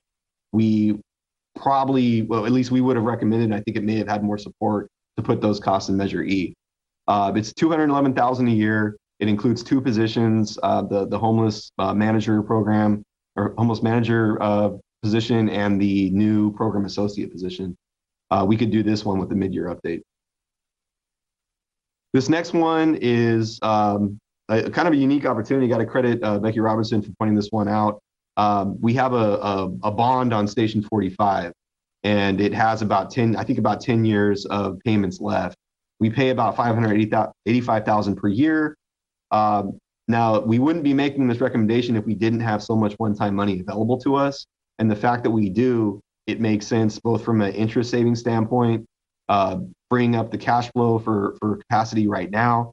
And also this facility, Station 45 in this case, is a high value asset. Even though we don't anticipate issuing bonds anytime soon, it would free up that asset if the need arose to issue bonds and you have to pledge essential services facilities like Station 45, City Hall, water treatment plant. So it enables us to do that. This one, we're saying it could be done sooner than the midterm update, but the midterm update may make more sense because we will need to come back to council with an appropriation. We also may need some policy direction on how to fund it exactly. Our suggestion is you could use one-time general fund money. We would actually suggest that you look at using a combination of both Measure N, one-time funding with the public safety allotment, but also one-time general fund. I will say, if you look at where Measure N is tracking in terms of the 50-50 split on the advisory language, public safety is receiving the full 50% a year on an ongoing basis. There has been one-time money that's stacked up in Measure N. We haven't done a breakdown of exactly how much would be public safety, how much wouldn't, but you could make, the council could make the decision to simply fund more of that money towards a public safety item and either be good with that or make it up later as more one-time money is generated. So that's why we're saying you could do either one. We think it probably should be a combination of the two, of general fund and Measure N. This next one is similar, but a little bit different because you're going to need this money also. So we have a number of vehicles, a number of other costs that we're financing. And we have sufficient one-time funds. ARPA funds are part of this. I'm going to get to that later. But it's all for the same benefits. The difference here is these are vehicles. We're in a situation because of the general fund lack of capacity that we've been financing vehicles, which a lot of cities do, and that's fine. But you pay interest, and it also is less predictable in terms of having the money available to replace vehicles. And one of the things we're trying to do, both with this strategy and with our facilities and equipment master plan that we're working on, is to build in ongoing capacity so that you're plugging money away every year to build up a fund so that when it comes time to buy that fire truck, you don't have to take out a loan. You can just pay for it and save the interest and plan ahead better in that way as well. So even though this would free up $586,000, we may come back to you with a recommendation soon down the road to say you should take that money and put it into a vehicle reserve so that you can fund your vehicle acquisitions going forward. Okay, so now I've crossed into the revenue enhancement recommendations, and these are, I'm glad Vice Mayor Ledesma brought this up because many of these are in that realm where the council maybe has weighed in to say, hey, we should go explore that. Staff has given a preliminary recommendation that, yeah, we think that's a good idea. You should go explore it. But none of these are approved yet. Well, some of them aren't approved yet. Many of them need additional direction, and we are in the process of bringing you that. This is a good example, retail cannabis. It's been talked about. We're pegging the initial dollar figures in revenue in terms of how many permits. I think this number is based on 2 to 4 permits, $1 million to $2 million a year. The point here is it's enough revenue to take a serious look at. Of course, there's all the policy implications behind it. And we'll get into some of those when we bring it to council for a workshop on January 16th. That's our revised plan. I think we were planning to be a little bit sooner than that, but we'll definitely be ready and have the substantive workshop for you on the 16th. Similarly, electronic billboards is a little more progressed because we did get previous council direction to pursue these. We actually did a request for proposals and are in negotiations with a billboard developer. We have 2 gateways at US 50 that could be eligible. On 80, there's a exemption area that Caltrans, it's kind of a long story, but there's a federal law that prohibits billboards in certain stretches of highways. And on 80, it falls under that. So this revenue assumption is based on very preliminary, it could be more, but having 1 to 2 billboards with development agreements with those developers or with that developer, we anticipate that being done sometime next year, but it will require council approval. I mentioned this one earlier, item 11, which is resolving the overpayment of the rec center lease. Basically what happened is the school district had bonds for the high school, which included the rec center. They refinanced those bonds, and in the course of that, we feel that there wasn't an appropriate adjustment made to the amount that we should be paying. And so we've initiated the discussions with the school district about this. It's been cordial in those discussions. We're just looking at the numbers and hopefully getting to an agreement. And if we do, that would free up that $212,000 that currently Measure K is actually picking up. But in this case, that because of the shift that we're proposing of Measure K to pay the L&L, it would free up capacity in the general fund. This one I know this is very much a council policy decision. Anytime you're talking about a tax measure, Measure V is already on the books. It expires in 2033. It was primarily set up to fund the light rail project and flood protection. Because we have been so delayed with the light rail project, we're now looking at a completion date of 2024. We've been able to accumulate enough ongoing money to be able to pay for it fully by 2024. It's something like 20 million plus. There's about 17 million left. So the point is, we're going to have full capacity to Measure V after that date. There will be money needed for flood protection. That's a given. There may also be money needed for things like the operations of the light rail project. We always assume there would be some amount that may be needed to augment the fare revenues. But more importantly, we know we need money for flood protection, internal drainage on flood protection. And Measure V, we feel, would be a great source to do that. The problem is it expires in 2033. And you can't bank on having ongoing costs go into something that's going to expire. Cities do it, but I would never recommend it.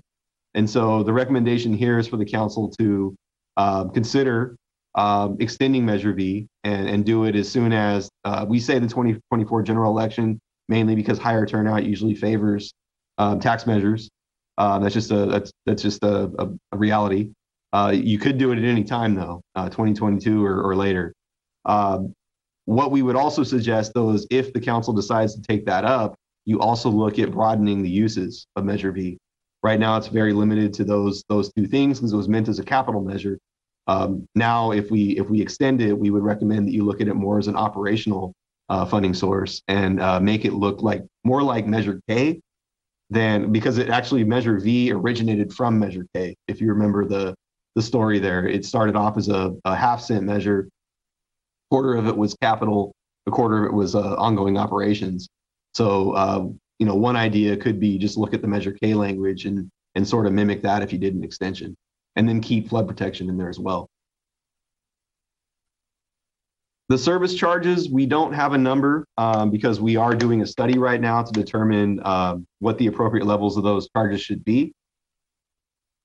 We do know that there are major gaps created in the general fund because some of our charges for everything from business license fees to what people pay for rec center programs are not in line with the actual cost to provide those services.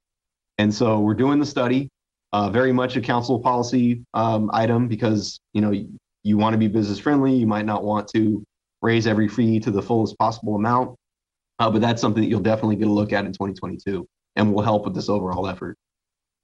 Almost done here. The hotel initiative that is suggested in the report is mainly a recognition that we have unique assets and abilities to incentivize more hotels.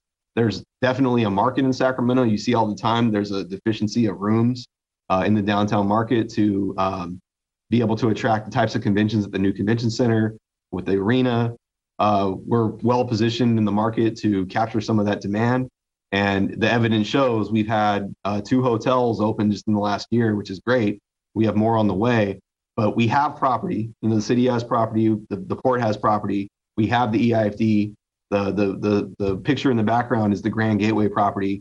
So for example, I'm not suggesting this specifically, but the council could say when we issue the RFP for Grand Gateway, which we plan to do in 2022, we could say, don't apply for it unless you're going to bring us as part of the development a hotel. And we could help incentivize that by paying for infrastructure and other things. The net of it though, is that the city, every dollar of TOT that comes through that hotel goes straight to the general fund. So there's an immediate payoff from investing in hotel development. And then lastly, ARP. There's been a lot of talk about ARP, especially at the county level. We are not YOLO County. We didn't get $43 million. They don't have the amount of revenue loss we had. It's not an apples to apples comparison. So our recommendation thus far has been we need to have some patience with ARP. The U.S. Treasury still is not done with their final rule. Right now, it's not very favorable to us because the revenue loss that we did experience, we would have trouble accounting for a lot of that under the interim rule. So there's one factor. The other, which is more positive, is in Congress right now, there's a bill that would bring really ultimate flexibility to the use of ARP funds for government purposes up to $10 million, regardless of your jurisdiction size. It passed the Senate unanimously on consent. It's bipartisan. We hope it passes the House soon and will be signed by the president. And if that happens, it really opens the door to using ARP funds in the way that we're suggesting. And that mainly is to count as revenue loss. It doesn't mean that, we have a lot of requests from external agencies for social service programs. It doesn't mean the council couldn't then say, we want to fund this thing or that thing. But what it does is allows us to stabilize our budget and add more money to one-time funds, take care of some of those needs, and then have choices to make with how to use the capacity. So we're recommending exercise and patience on that one. We are also recommending that we look at a possible allocation for another Project Home Key like use. That's all I'll say on that one. And that's sort of our immediate plan for what we recommend on ARP. So in accumulation, this rolls up everything. You can see that we end up with some fairly decent numbers. So just based on the budget adjustments that we're recommending, you end up with a net total of about 5.75 million in ongoing capacity in the general fund. Remember that 2.2 million of that was the surplus that we already have. Doesn't take into account those B-list items. But on top of that, we're looking at adding another 3.5 million with the adjustments we're proposing. Then on the revenue enhancement side, again, it's a little more unpredictable, less certain, but still, a meaningful number, anywhere between 4 to 6+ million. A lot of those numbers are conservative. We don't want to, create too high expectations here, but the point is there's still a good amount of revenue capacity that we haven't tapped with new sources. So the total to that is looking way ahead. If we're looking 10, 20 years ahead, you can see there's potential between $9.5 and $12 million just with these ideas. Just to put that in perspective, remember the total general fund revenue is about 70 million. And so it's a double-digit increase to percentage-wise to the general fund.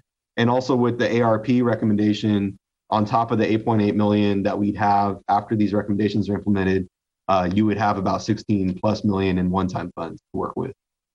So the takeaways from part two, pretty much what I just pointed out, there's a lot of capacity potential, and it takes a combination of these adjustments and new revenue approaches. But the positive news is that we were able to dig in and find ways to create capacity that we need. Now, the caution of that is kind of what I said before. Part of that capacity is for the very reasons we're doing this strategy. We don't have enough money for maintenance. We don't have enough money for facilities and vehicles. So part of that is going to be needed. So we can't see the capacity and go spend it on other things. And then kind of related to that, discipline, is very hard when you have the pressures we have in the general fund, we have the needs that we have. But the whole point of this strategy is about sustainability and capacity. And so the good news is by doing this, you could have it. But in order to maintain that capacity on a sustainable basis, it will take some discipline on the council's part and staff's part, frankly, for keeping that going. So I mentioned earlier, we are planning on bringing a mid-year budget update on December 8th. That'll be a workshop. We may be at a position at that point to offer the opportunity to approve the mid-year budget. We'll see how that goes. If not, we'll come back on January 16th. We're not tied to any deadlines here. There's no statute saying when you have to do a mid-year update. It's just time because we have items that need to be considered. And then also at some point, I'm not saying in December or January, we will bring follow-up recommendations to deal with those new revenues as it relates to the gap items that we're addressing with the strategy. So yeah, in the long term, we will need more direction on those revenue enhancement ideas. None of them are really ready to go tonight, and we will return with recommendations on how to use capacity. Some of them will come up on their own as we get into some of the things that are just on the calendar, like negotiations and infrastructure projects and that sort of thing. So that's kind of what we see coming up in the next 6 months as it relates to the strategy. So that's my presentation, and thank you for bearing with me at the late hour. And we can take this however you want. We can go straight to questions and focus on the recommendations. But again, we're not asking you to vote on anything tonight. We just want to hear, is there consensus on the recommendations we provided, and if not, which ones have concern. So I will turn it back to the mayor. Thank you. All right. Thank you, Aaron. And thank you very much for, and to you and all the staff that have put this together. It's, I know it's a lot of hard work, a lot of time. You've devoted a lot of time into this, and greatly appreciate what you've accomplished and presented to us. And just like to open it up to the council members. I don't see any takers right now. Who would like to go first? Why don't I have Mayor Pro Tem Ledesma go, because he's... Yeah, I was going to say, so we got the short straw, whenever that was, back in June or July, when we went forward with the budget and with the commitment that this would be done. And this is a real credit to Aaron and Roberta and all the staff who committed to us that, yeah, we weren't comfortable with a lot of where we were in mid-year. Thanks for recalling that this was, and it continues to be, hugely important and impactful. And there's been a lot of competing priorities in those months since. And I know you called us in whenever that was, a month ago, to kind of give us an update. And I know you've shared this with us at that time. So at this time, Madam Mayor, I know there's maybe some public comment that maybe I'd rather let that go first before I make specific comments. But I just wanted to use the time as a subcommittee member to thank Aaron and the team. And this is the most basic thing we do. This is at the core of everything we do as a city, and we deserve to give it the attention that more so than they put into it, because this isn't about us. We're talking about year 7 through 10, and I'm hoping some of you are still on the council at that time. I'm not sure I will be in 7 to 10 years, but I want them to look back and say we made smart choices for them. Just as we're looking back now, in 2011, I was lucky enough to be on council, and we made some of these choices today that were put us in a position that we're just making adjustments and not drastic cuts. So I have more further comments later, but thank you, Aaron and team. Appreciate it. Okay, thank you. So if council members would like to wait, I'll open it up for public comment. Madam Clerk, are there any requests to speak? There are no requests to speak. Okay, close the public comment, bring it back to council. Council member Early West. So I just have a couple of questions. So Aaron, I think this document was, for me at least, it was really, really helpful. The part 1, just the education on the history. I kind of feel like this should be part of the onboarding process. Just give it to new council members so they can have an easy, digestible way of understanding and tracking all of the different measures that we have. As you said, we're really fortunate to have the leadership we have had over the past, 20 or so years, right, that have allowed us to get to this point where we have these options. So question 1 that I had was your number 11. You talk about just getting to an agreement for moving forward. But I think one of the things that I wanted to note, at least that's important to me, is also the overpayment that we have had already to Washington Unified School District. So that's great that we've got agreement on the fact that we've been paying too much for, the past year or few years or so. What are we going to do about that money as well? Yeah, I think that's a good question. We anticipate bringing this to council, and I don't want to get too far ahead on this one, just because we haven't initiated the full talks with the district, but there is an amount that you can go backward and see there was overpayment that already occurred. It's something that we anticipate may require actions by both boards to reconcile and possibly some form of agreement. So I think when we get to that stage, we'll definitely address that issue. And we have a great relationship with the district. We work on a number of fronts with different items, and so at that time we'll definitely have that be part of the conversation. The initial part, though, is let's correct this thing going forward and get that set. But definitely we're not overlooking that piece of it as well. Okay, perfect. I appreciate wanting to focus on the fact that can we stop our overpayment now, agree with that. But I also want to ensure that we don't forget about the money that we've we've already sunk in. That's ours. So that's just one. And then the other question that I had, hopefully is an easy one. On number 15, you note 8 million. I know you said you're being conservative. I thought what was estimated for West Sacramento to get for the ARPA money was 11.7 million. Right. Is that wrong? No, you're right. And actually, I want to add just one comment to the last item. In early conversations with the district, we've made it clear our focus is on the overpayment being fixed going forward.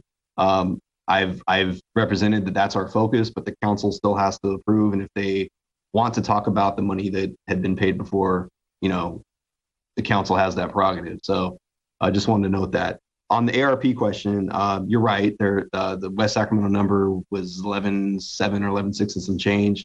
What we're doing there is we're accounting for the possibility that we may be coming to you with a proposal to, do another phase of the home key program. And so it accounts for the possibility of that funding. If we weren't to do that, then there really is 11.6 or 7 million of ARP money available. Thank you. Thank you.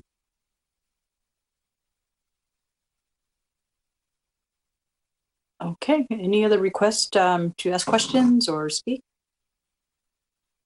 Okay, Councilmember Orozco, did you? Yeah, thank you. Thank you, Erin. We spent a lot of time talking about this plan, or this proposal rather, and I appreciate all the work that you and Roberta and the team have put into it and the late hour in the presentation. And I'm sorry, because I know that it deserves a lot more fanfare for all of the investment. I think that the message here is that we really ought to resist the immediate temptation to commit to short-term consumption without, ignoring our ultimate economic stability and long-term needs. I mean, it's the reason that we're here in the first place, because we were exercising a bit of caution and not, jumping into funding everything before we knew the direction we were heading. So, I mean, this is actually refreshing to see that there are, not to say that we adopt everything and not to say we don't. I'm just thinking to know that there are options before us that could build capacity in our general fund. I think, there are a lot of things that, are tangible benefits that become clear to people over time. And they're not necessarily those, shiny new projects to deliver or new initiatives. These are the things that, work so quietly that many citizens don't even realize that they're benefiting from them. But I mean, ultimately, I think that, we have these concerns that we need to address, including our roads and our infrastructure and things that are the basics that we've been working on for years, and things that haven't been attended to for a long time and largely overdue, stormwater and whatnot, and we can't get there. Even to the places where we want, with broadband and like charging stations for electric vehicles or other transit options. Unless we know that we have a long-term sustainable funding strategy. So in addressing the presentation, I'll say a couple things. The first is, and I don't know that we need to go here already, but I have traditionally I had stigmas with respect to the cannabis items. I mean, this started back in, 2005. But, on the council, essentially, it's been since 2016 that I've just, looked at this with caution.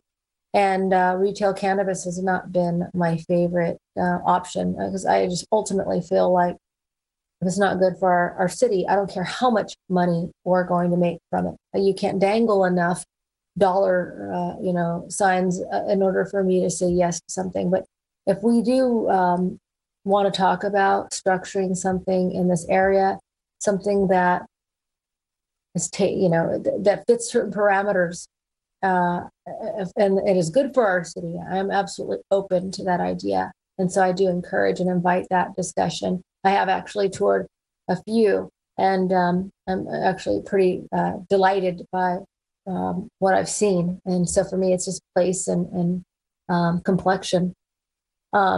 With respect to the recreation lease overpayment, I do think we should pursue, ameliorate the problem we have right now, and then discuss amongst ourselves how to deal with any past money overpaid.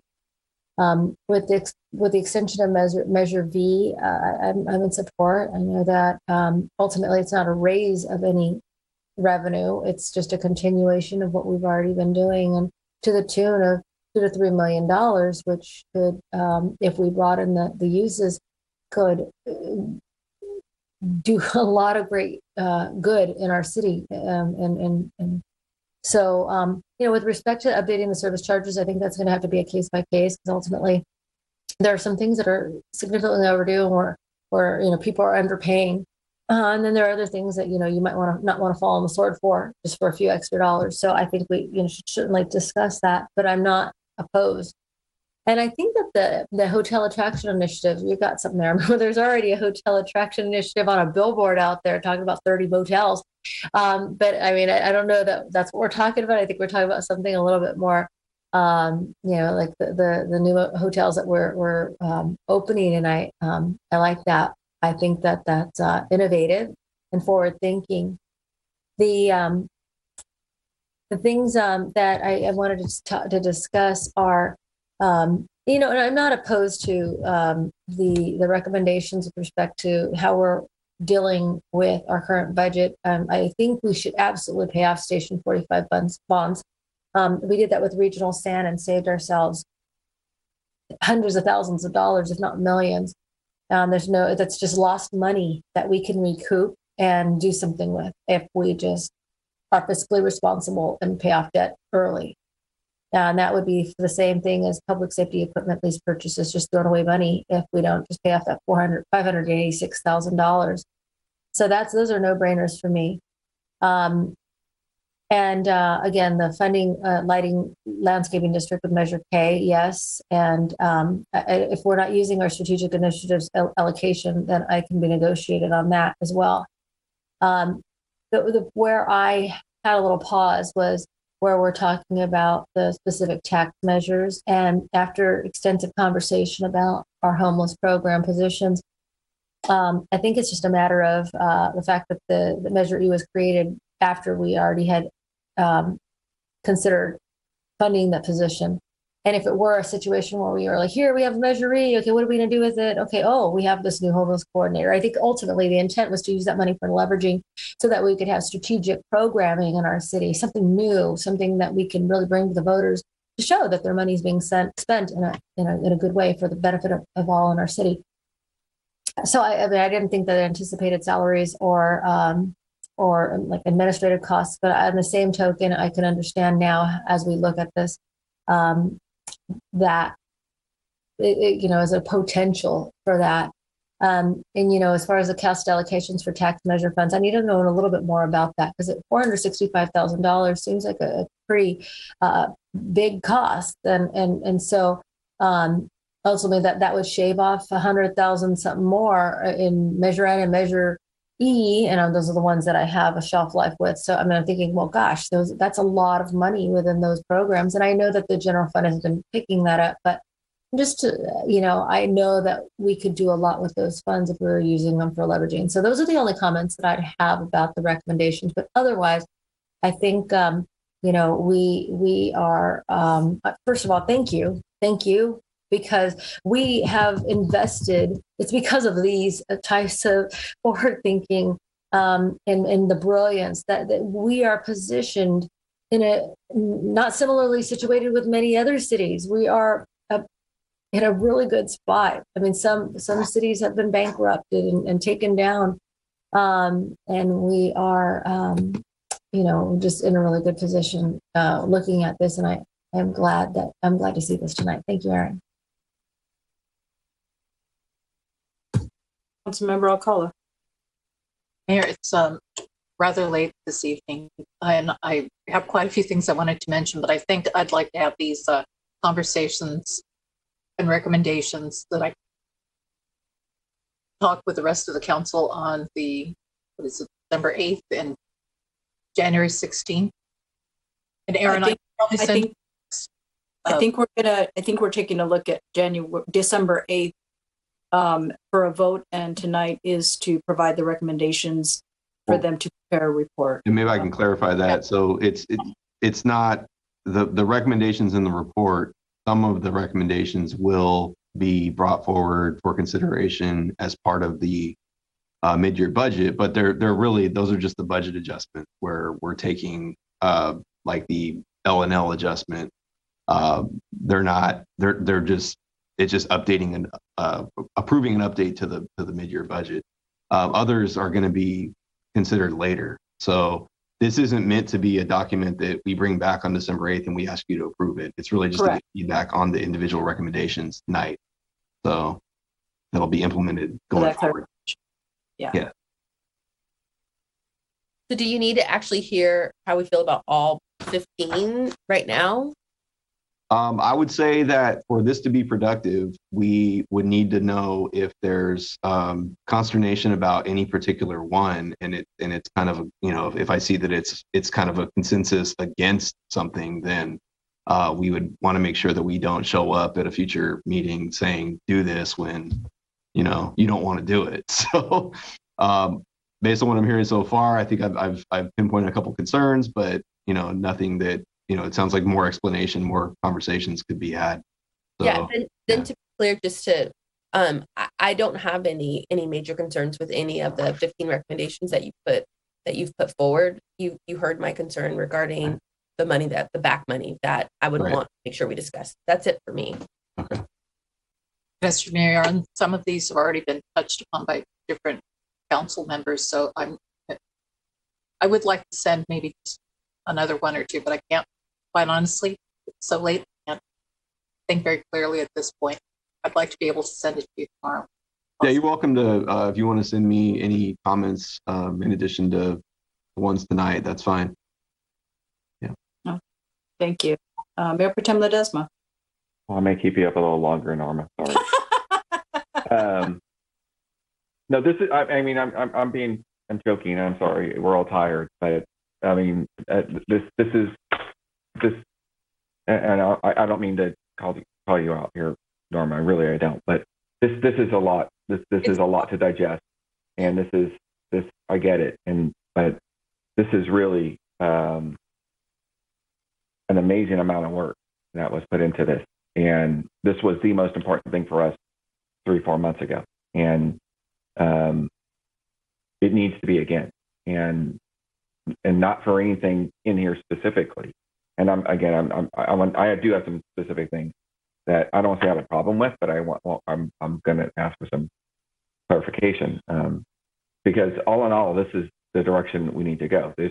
No one should be happy going into a budget discussion at the end. The only thing I'm happy about is that there's no cut, right? There's nothing where we are saying we're not going to fund kids' school programs, or we're going to cut home run, or we're going to cut homeless programs. We're not going to cut police fire budget. Not any of that. So what are we doing? We are saying for the next decade that council is ahead of us. Every one of us and the city will benefit from this because we will say we're giving you the latitude that the city can continue growing without, as planned, without worrying about being in deficit. Now there's outlier or outside influences that could change all. But having lived through one recession and I was a new council member in the last recession, and going to this one, I'm a little scar tissued from that as well in terms of the prudence we should have. So this is all, every one of these 15 line items in the general theme are imperative, and I urge everyone to sort of take the time to meet with Aaron. And I appreciate the time Aaron has given me, and met with Mayor and I, and we went through it pretty thoroughly, and we've had subsequent conversations. So this has been a focus of mine for some time, and everybody knows that, and I'm not here to talk about that, but I just can't say enough about the importance.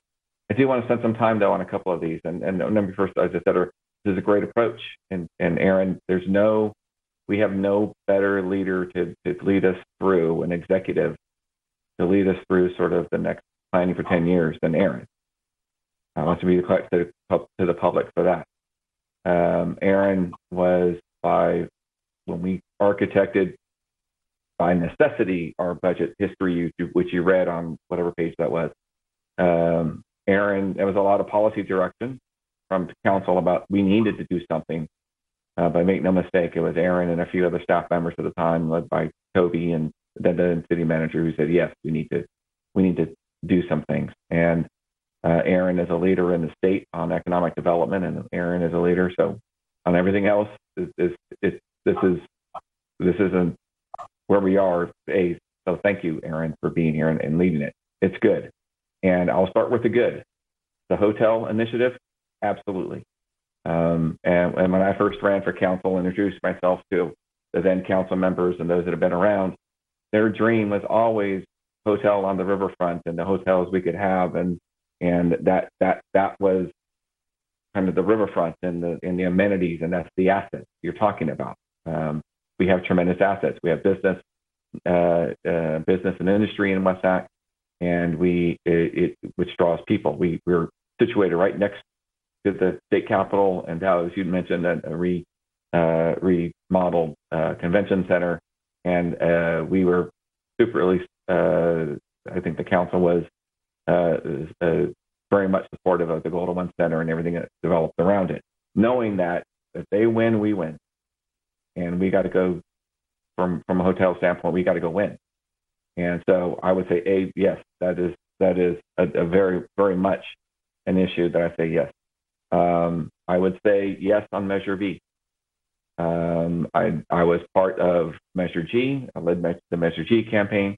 I had led the Measure E campaign and led Councilman Roscoe led the campaign. I helped write the initiative and suggest to end. But taxpayers understand what comes with these kind of measures is the trust we built over the years, that we're going to use it as we see fit. We're going to be prudent with our spending, and this budget and this conversation shows that. And the investments you're suggesting for Measure B and broaden its uses for flood and for light rail, streetcar, absolutely, I 100% agree with. This is about the long-term sustainability of as we continue to grow, we're going to need ways to get around. We're going to need more flood protection. We're going to need that. And if I 100% agree with it. Yes, on the recreation center lease overpayment. Yes, I've already supported electronic billboards, so I'm good. And the ARPA funds, yes. What I want to turn to is maybe some things to refine or how I want to or flag. So let's go on the budget recommendations. I'll start with Measure E and ongoing allocations, and I'm really torn a bit about this. So I'm going to ask maybe some further conversations as we get to that point. And Councilmember Orozco was there with me, and we implemented the Measure E policy. And it was around leveraging those, having the availability to leverage those funds, and it mainly worked, right? I mean, we were able to invest in programs, and now that's led to the investment or the use of those funds for the supportive housing. I brought this up about the supportive housing project. We had monies accrued to invest in Home Key. We for downtown streets team. We've been able to leverage that for trails and everything else. That was the idea of it. This would be our fund that we can leverage towards those things. Now, what we didn't know 6 years ago is that we would have those opportunities. We didn't know we would have a pandemic that would spur all of a sudden the state program that would allow us to go buy a hotel or do whatever, but whatever. We didn't know those. And a lot of things, a lot of the costs, a lot of the issues we had were unforeseen. It was a hope, and we had ideas. We knew we wanted. Home Run was probably the most fully thought out program. Homeless, we knew we had Mark, but we wanted to keep it available in case we had other programs. But I think where I'm at now is yes, we need to keep it for opportunities, and yes, I can be open to that Measure E fund being used for people. But what I would want to understand is how we fund any future opportunities to leverage should other programs come up. So I am not going to micromanage our city executive about how we do that from a priorities policy standpoint. I could get good with funding people out of a measure, but part of the intent here is that we would have the capacity, so an opportunity to another home key opportunity comes up to the state, where are we going to get the one-time money or the accrual of money to be able to do that? And we don't know what the future holds. That's what I'm concerned about. So I could get good with it, Aaron. I'm just kind of putting my marker in about what that might mean going forward.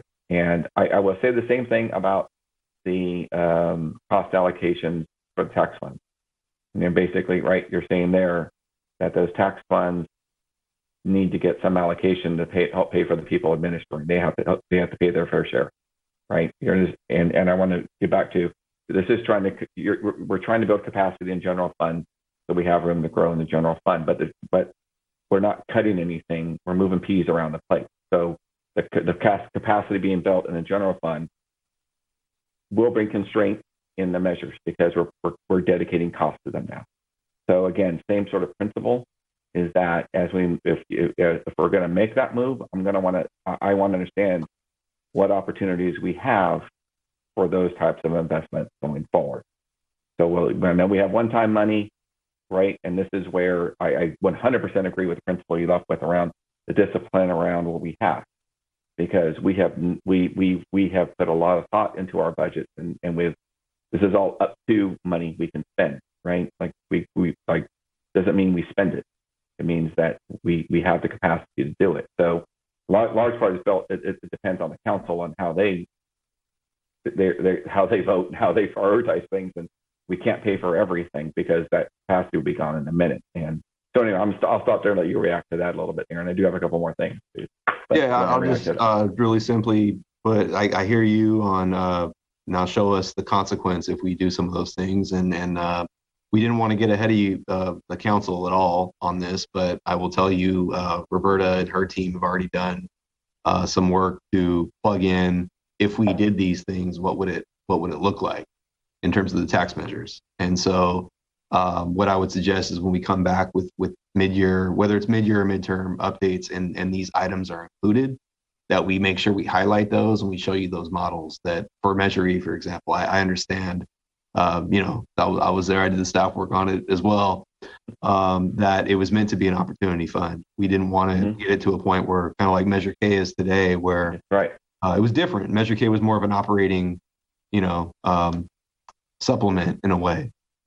Measure E was intended a little bit differently. So the good news is there is still ongoing capacity, but I think we need to show you, even with these recommendations, what does that look like, and we can do that when we bring back the budget actions that include those adjustments.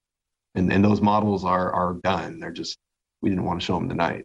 You're getting ahead a little bit. Well, yeah, I get it. And this is just the directional point, right? We're not arguing policy or whatever. So that will come back.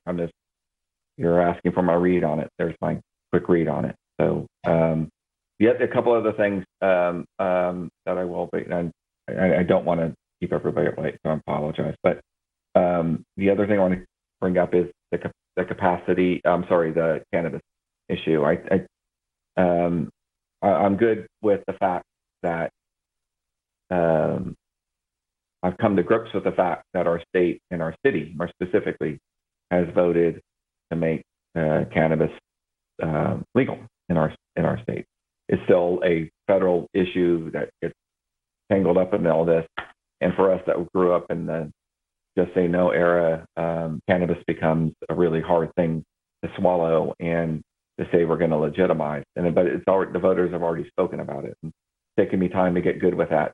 I just would rather, like, you put the horses out of the barn. You put the price tag of what it might mean to us ahead of kind of is how would we do it? How would we what kind of what will be our requirements for any cannabis going forward. So again, I'm not going to talk about that too much because it's not on the agenda. But again, that's just my preference would have been talk about it a little bit on the substantive area before we talk to dangling what it means to us on a dollar sign perspective. Yeah. I just want to clarify, Chris. I know it's late, but I do want to clarify. I know how important this is to everyone. When you made your statement, it made it sound like I didn't know the importance of what we're talking about.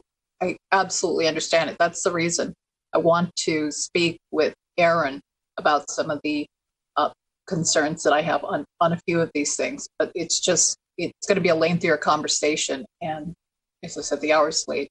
So I just wanted to clarify that with you. Thank you. And I think part of the discussion point here is that that I don't. This was the discussion we're having, right? This sets the tone. So he comes back and we all nod our heads, give direction. So I understand.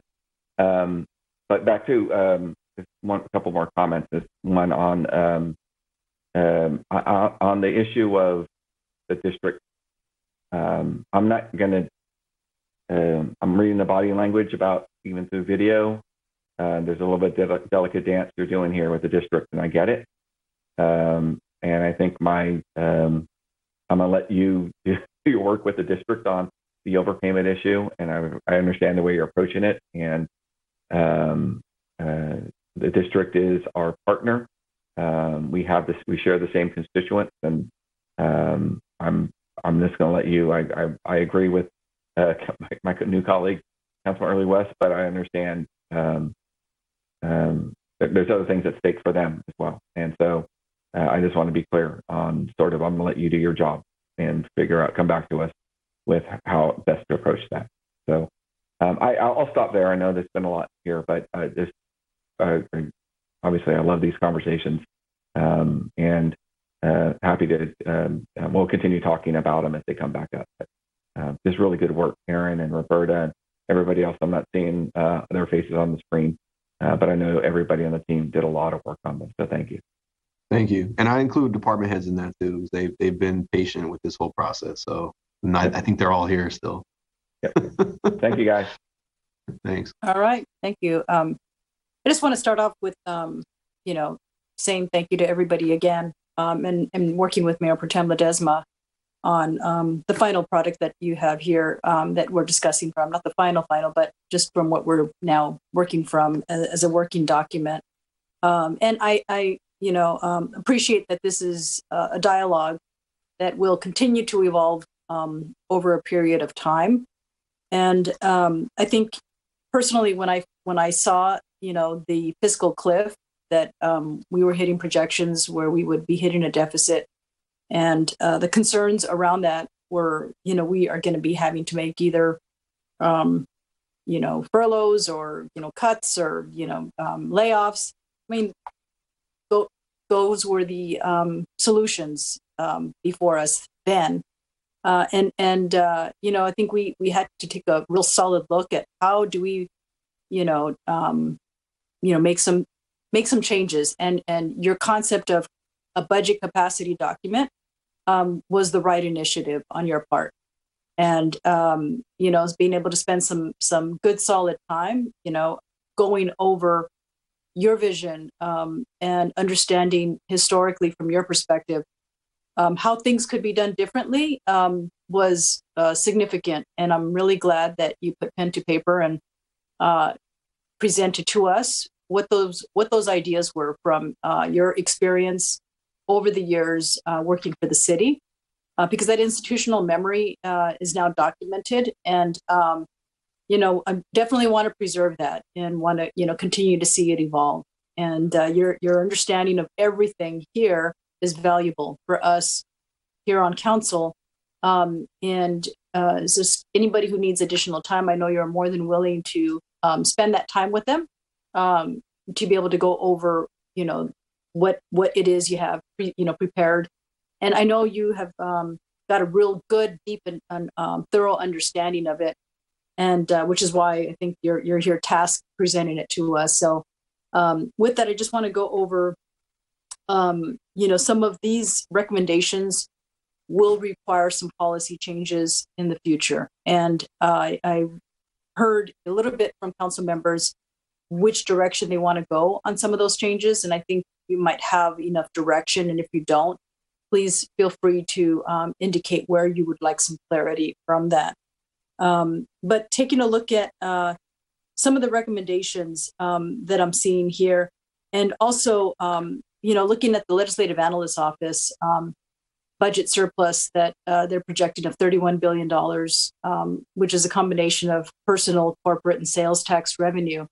And some of our revenue sources that we're discussing here are sales tax revenue sources, which have been, taken over a course of time.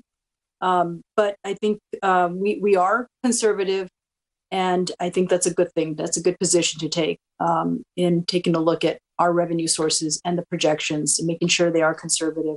But in the LEO analysis, and that's something that I take a look at the state level, our projections based on what we anticipate in the future, because that's how budgets are planned.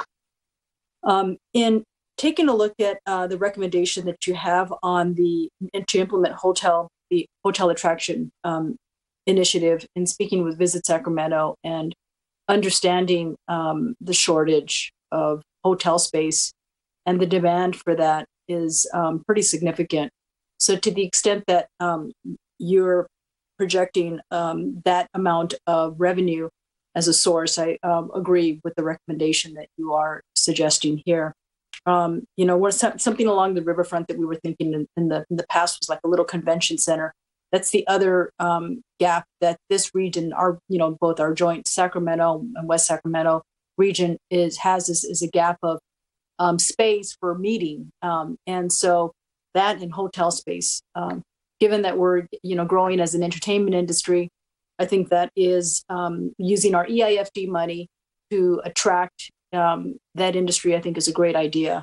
So I appreciate your understanding on how we can do that with our EIFD resource. And taking a look at retail cannabis sales, I think that's happening all around us, and I feel like we're bleeding money as a result of people that are tapping it no matter what. And so I think to the extent that we can move along with that, I think once you open the door, we're going to get hit, all of us, with people who are interested in putting their footprint out here. But just coming up with an initiative to get to the $1 to $2 million range, and or more than that. I don't know how that works. I don't. It's not my area of expertise. But I'm sure you're learning about it now. And Woodland recently has established themselves as they're working on their retail cannabis sales permitting process. So they're coming around to it. It's another, Davis has already been doing that. Sacramento's expanding. So I kind of feel we're a little behind as it comes to developing that here in West Sacramento. I'm glad to hear the electronic billboards is, working, just coming around, and that will achieve as much money as it has there. Extending the Measure B permanently and broaden its uses, I'm supportive of that. Taking a look at what we can do in the future to establish that as a policy update as we move forward. And I think taking a look at when the timing, I'm taking a look at a general election year. So if you can provide some guidance on the timing of when to prepare and plan for that, to present that back to us so that, maybe it'll be a part of our strategic plan discussion to bring it back around then for the timing and in preparation for that. The ARPA funds for revenue loss recovery, I still like to see what happens in the Treasury guidance and also what happens in the, congressional action. Hard to tell. These things move like molasses up, out there, and something can die overnight. Then everything changes. So not sure what's going to happen with that. Hopefully it stays on track. And then paying off the public safety equipment lease purchases. I think that and the others, which included in the recommendations here from 1 to 8. I've been very supportive of all of them. I want to touch base a little bit on the allocate homeless program positions to Measure E. And Mayor Pro Tem Ledesma touched on a few of those.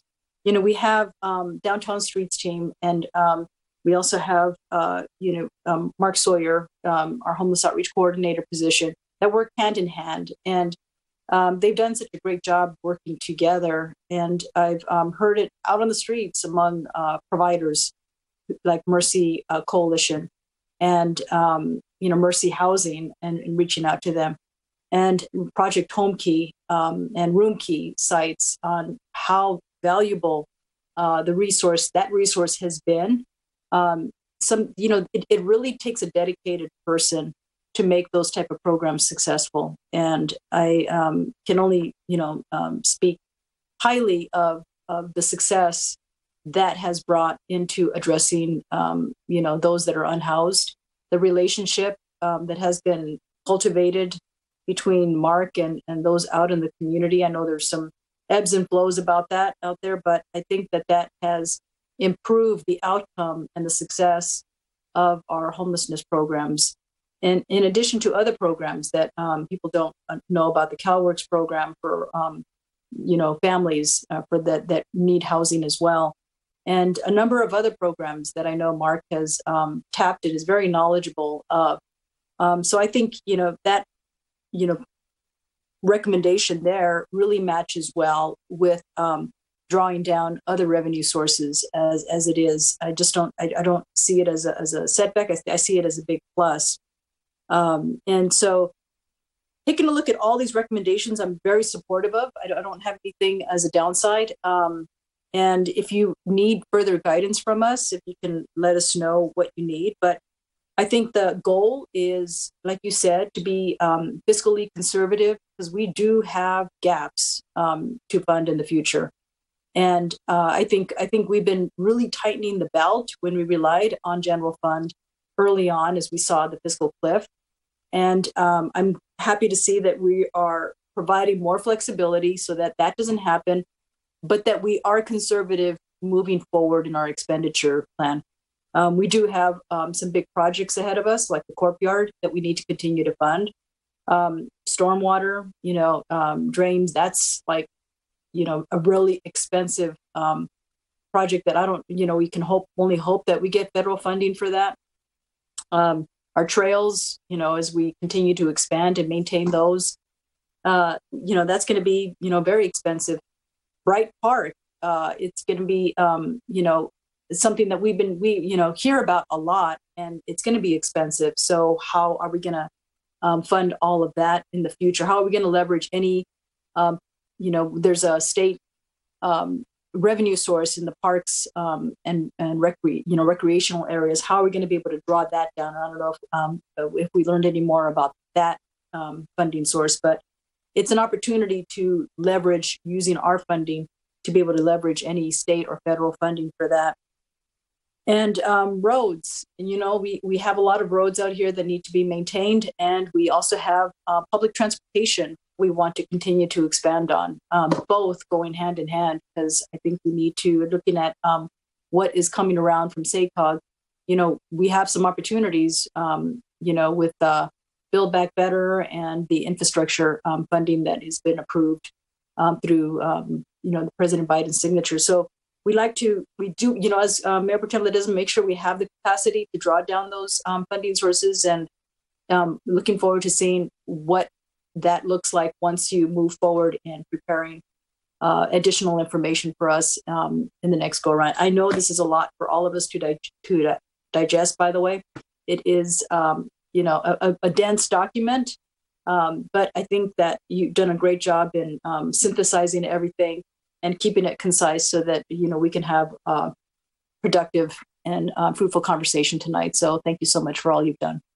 Thank you. And just to kind of answer your question you asked kind of towards the beginning, I feel like I got plenty of direction tonight. And I'd say consensus on the things that we needed to hear, some direction to follow up with kind of on the outcome side. If we do this in the moment when we're asking to approve it, give you more information about what does it mean for some of these funds, particularly the tax measures. The only thing I was going to also add is that we have consultants for both property tax, sales tax. It's not quite the same as the state, but we do receive quarterly updates on both. We track that very closely, and it includes both real time but also projections. So I feel like we've got that well dialed in. But sales tax is so hard to predict, so that's always a tough one. But we definitely keep track of it. So.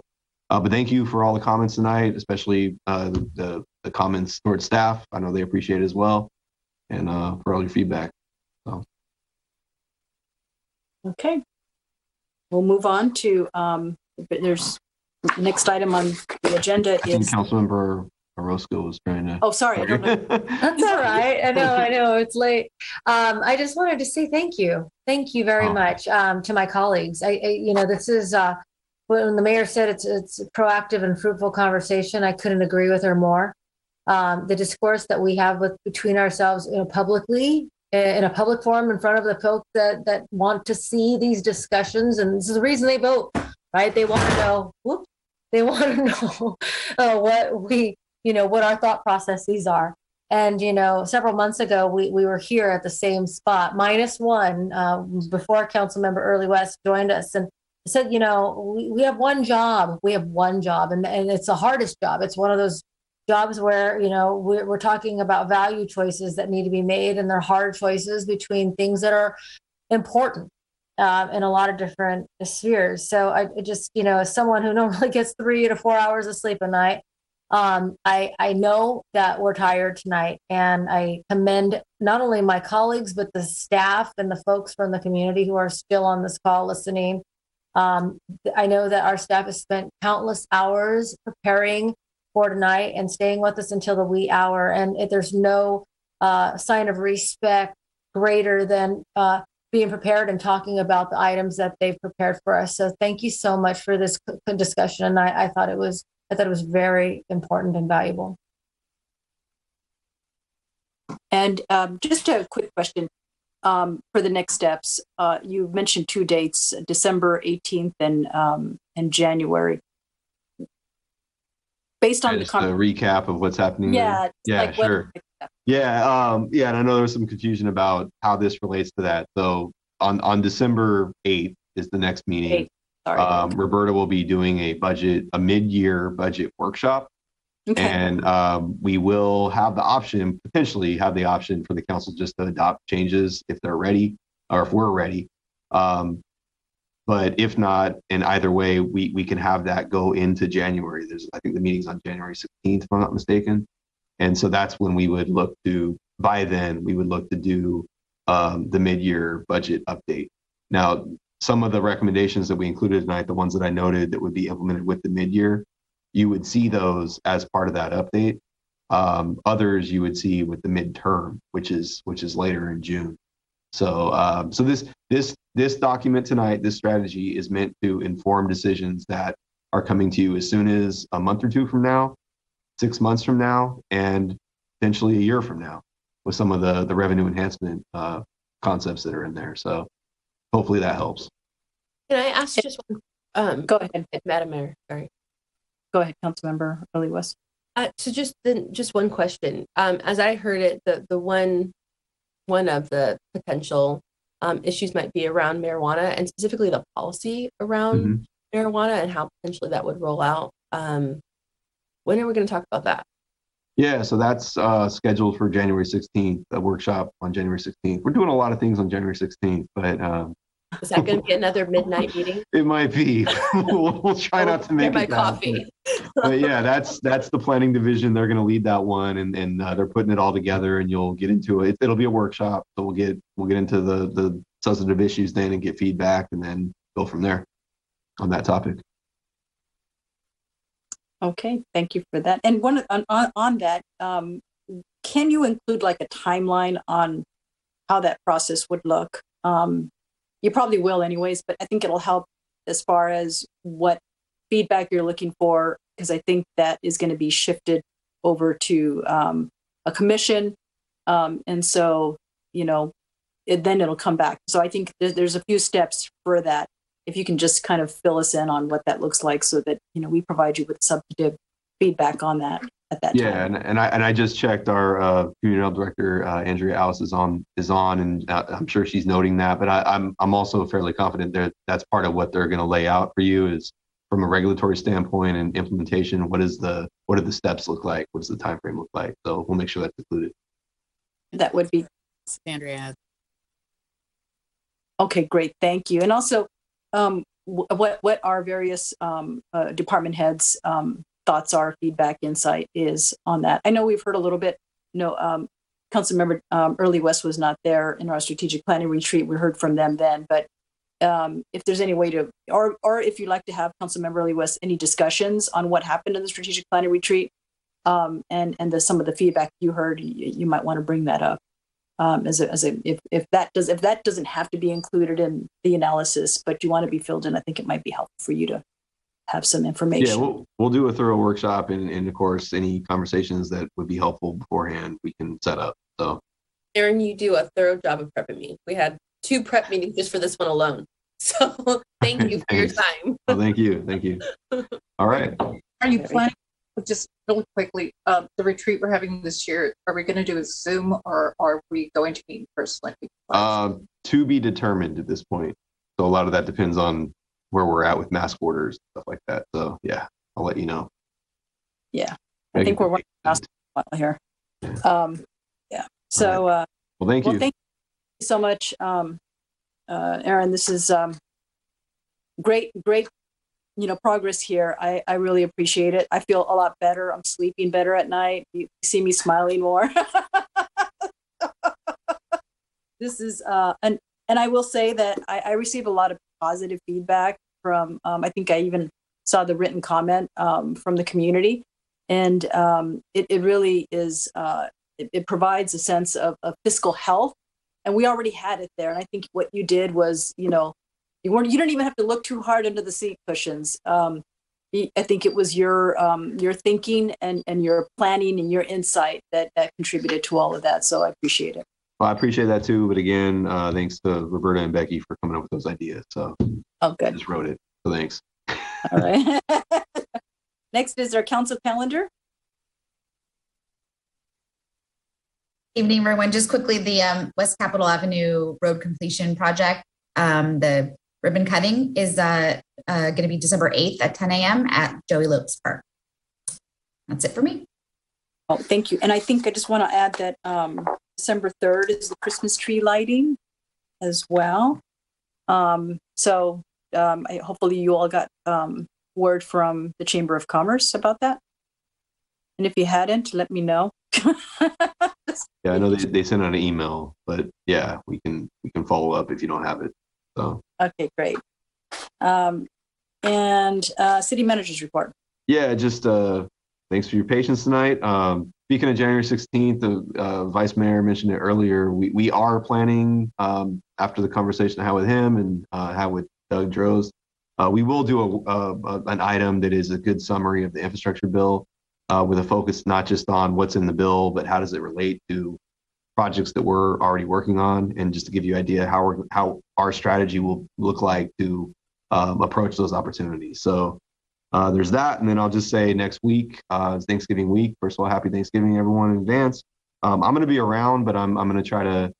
My kids are off school, so I'm going to try to be off, but I'll be available if you need me. So thanks. All right, and safe travels to Monterey. City Attorney report. Yes, I've got about 15 slides I wanted to go through. Wherever you are, it looks like you're having a long day. No, I have nothing to report. Okay, thank you. The staff direction from city council members. Right, future agenda item request by council members. I don't see anything, and I'll accept the motion to adjourn. So moved. Second. Okay, Madam Clerk, please call the roll. Mayor Pro Tem Ledesma. Aye. Councilmember Early West. Aye. Councilmember Orozco. Aye. Councilmember Alcala. Aye. Mayor Guerrero. Aye. All right, we are adjourned. Thank you. Happy Thanksgiving, all. Happy Thanksgiving, everybody.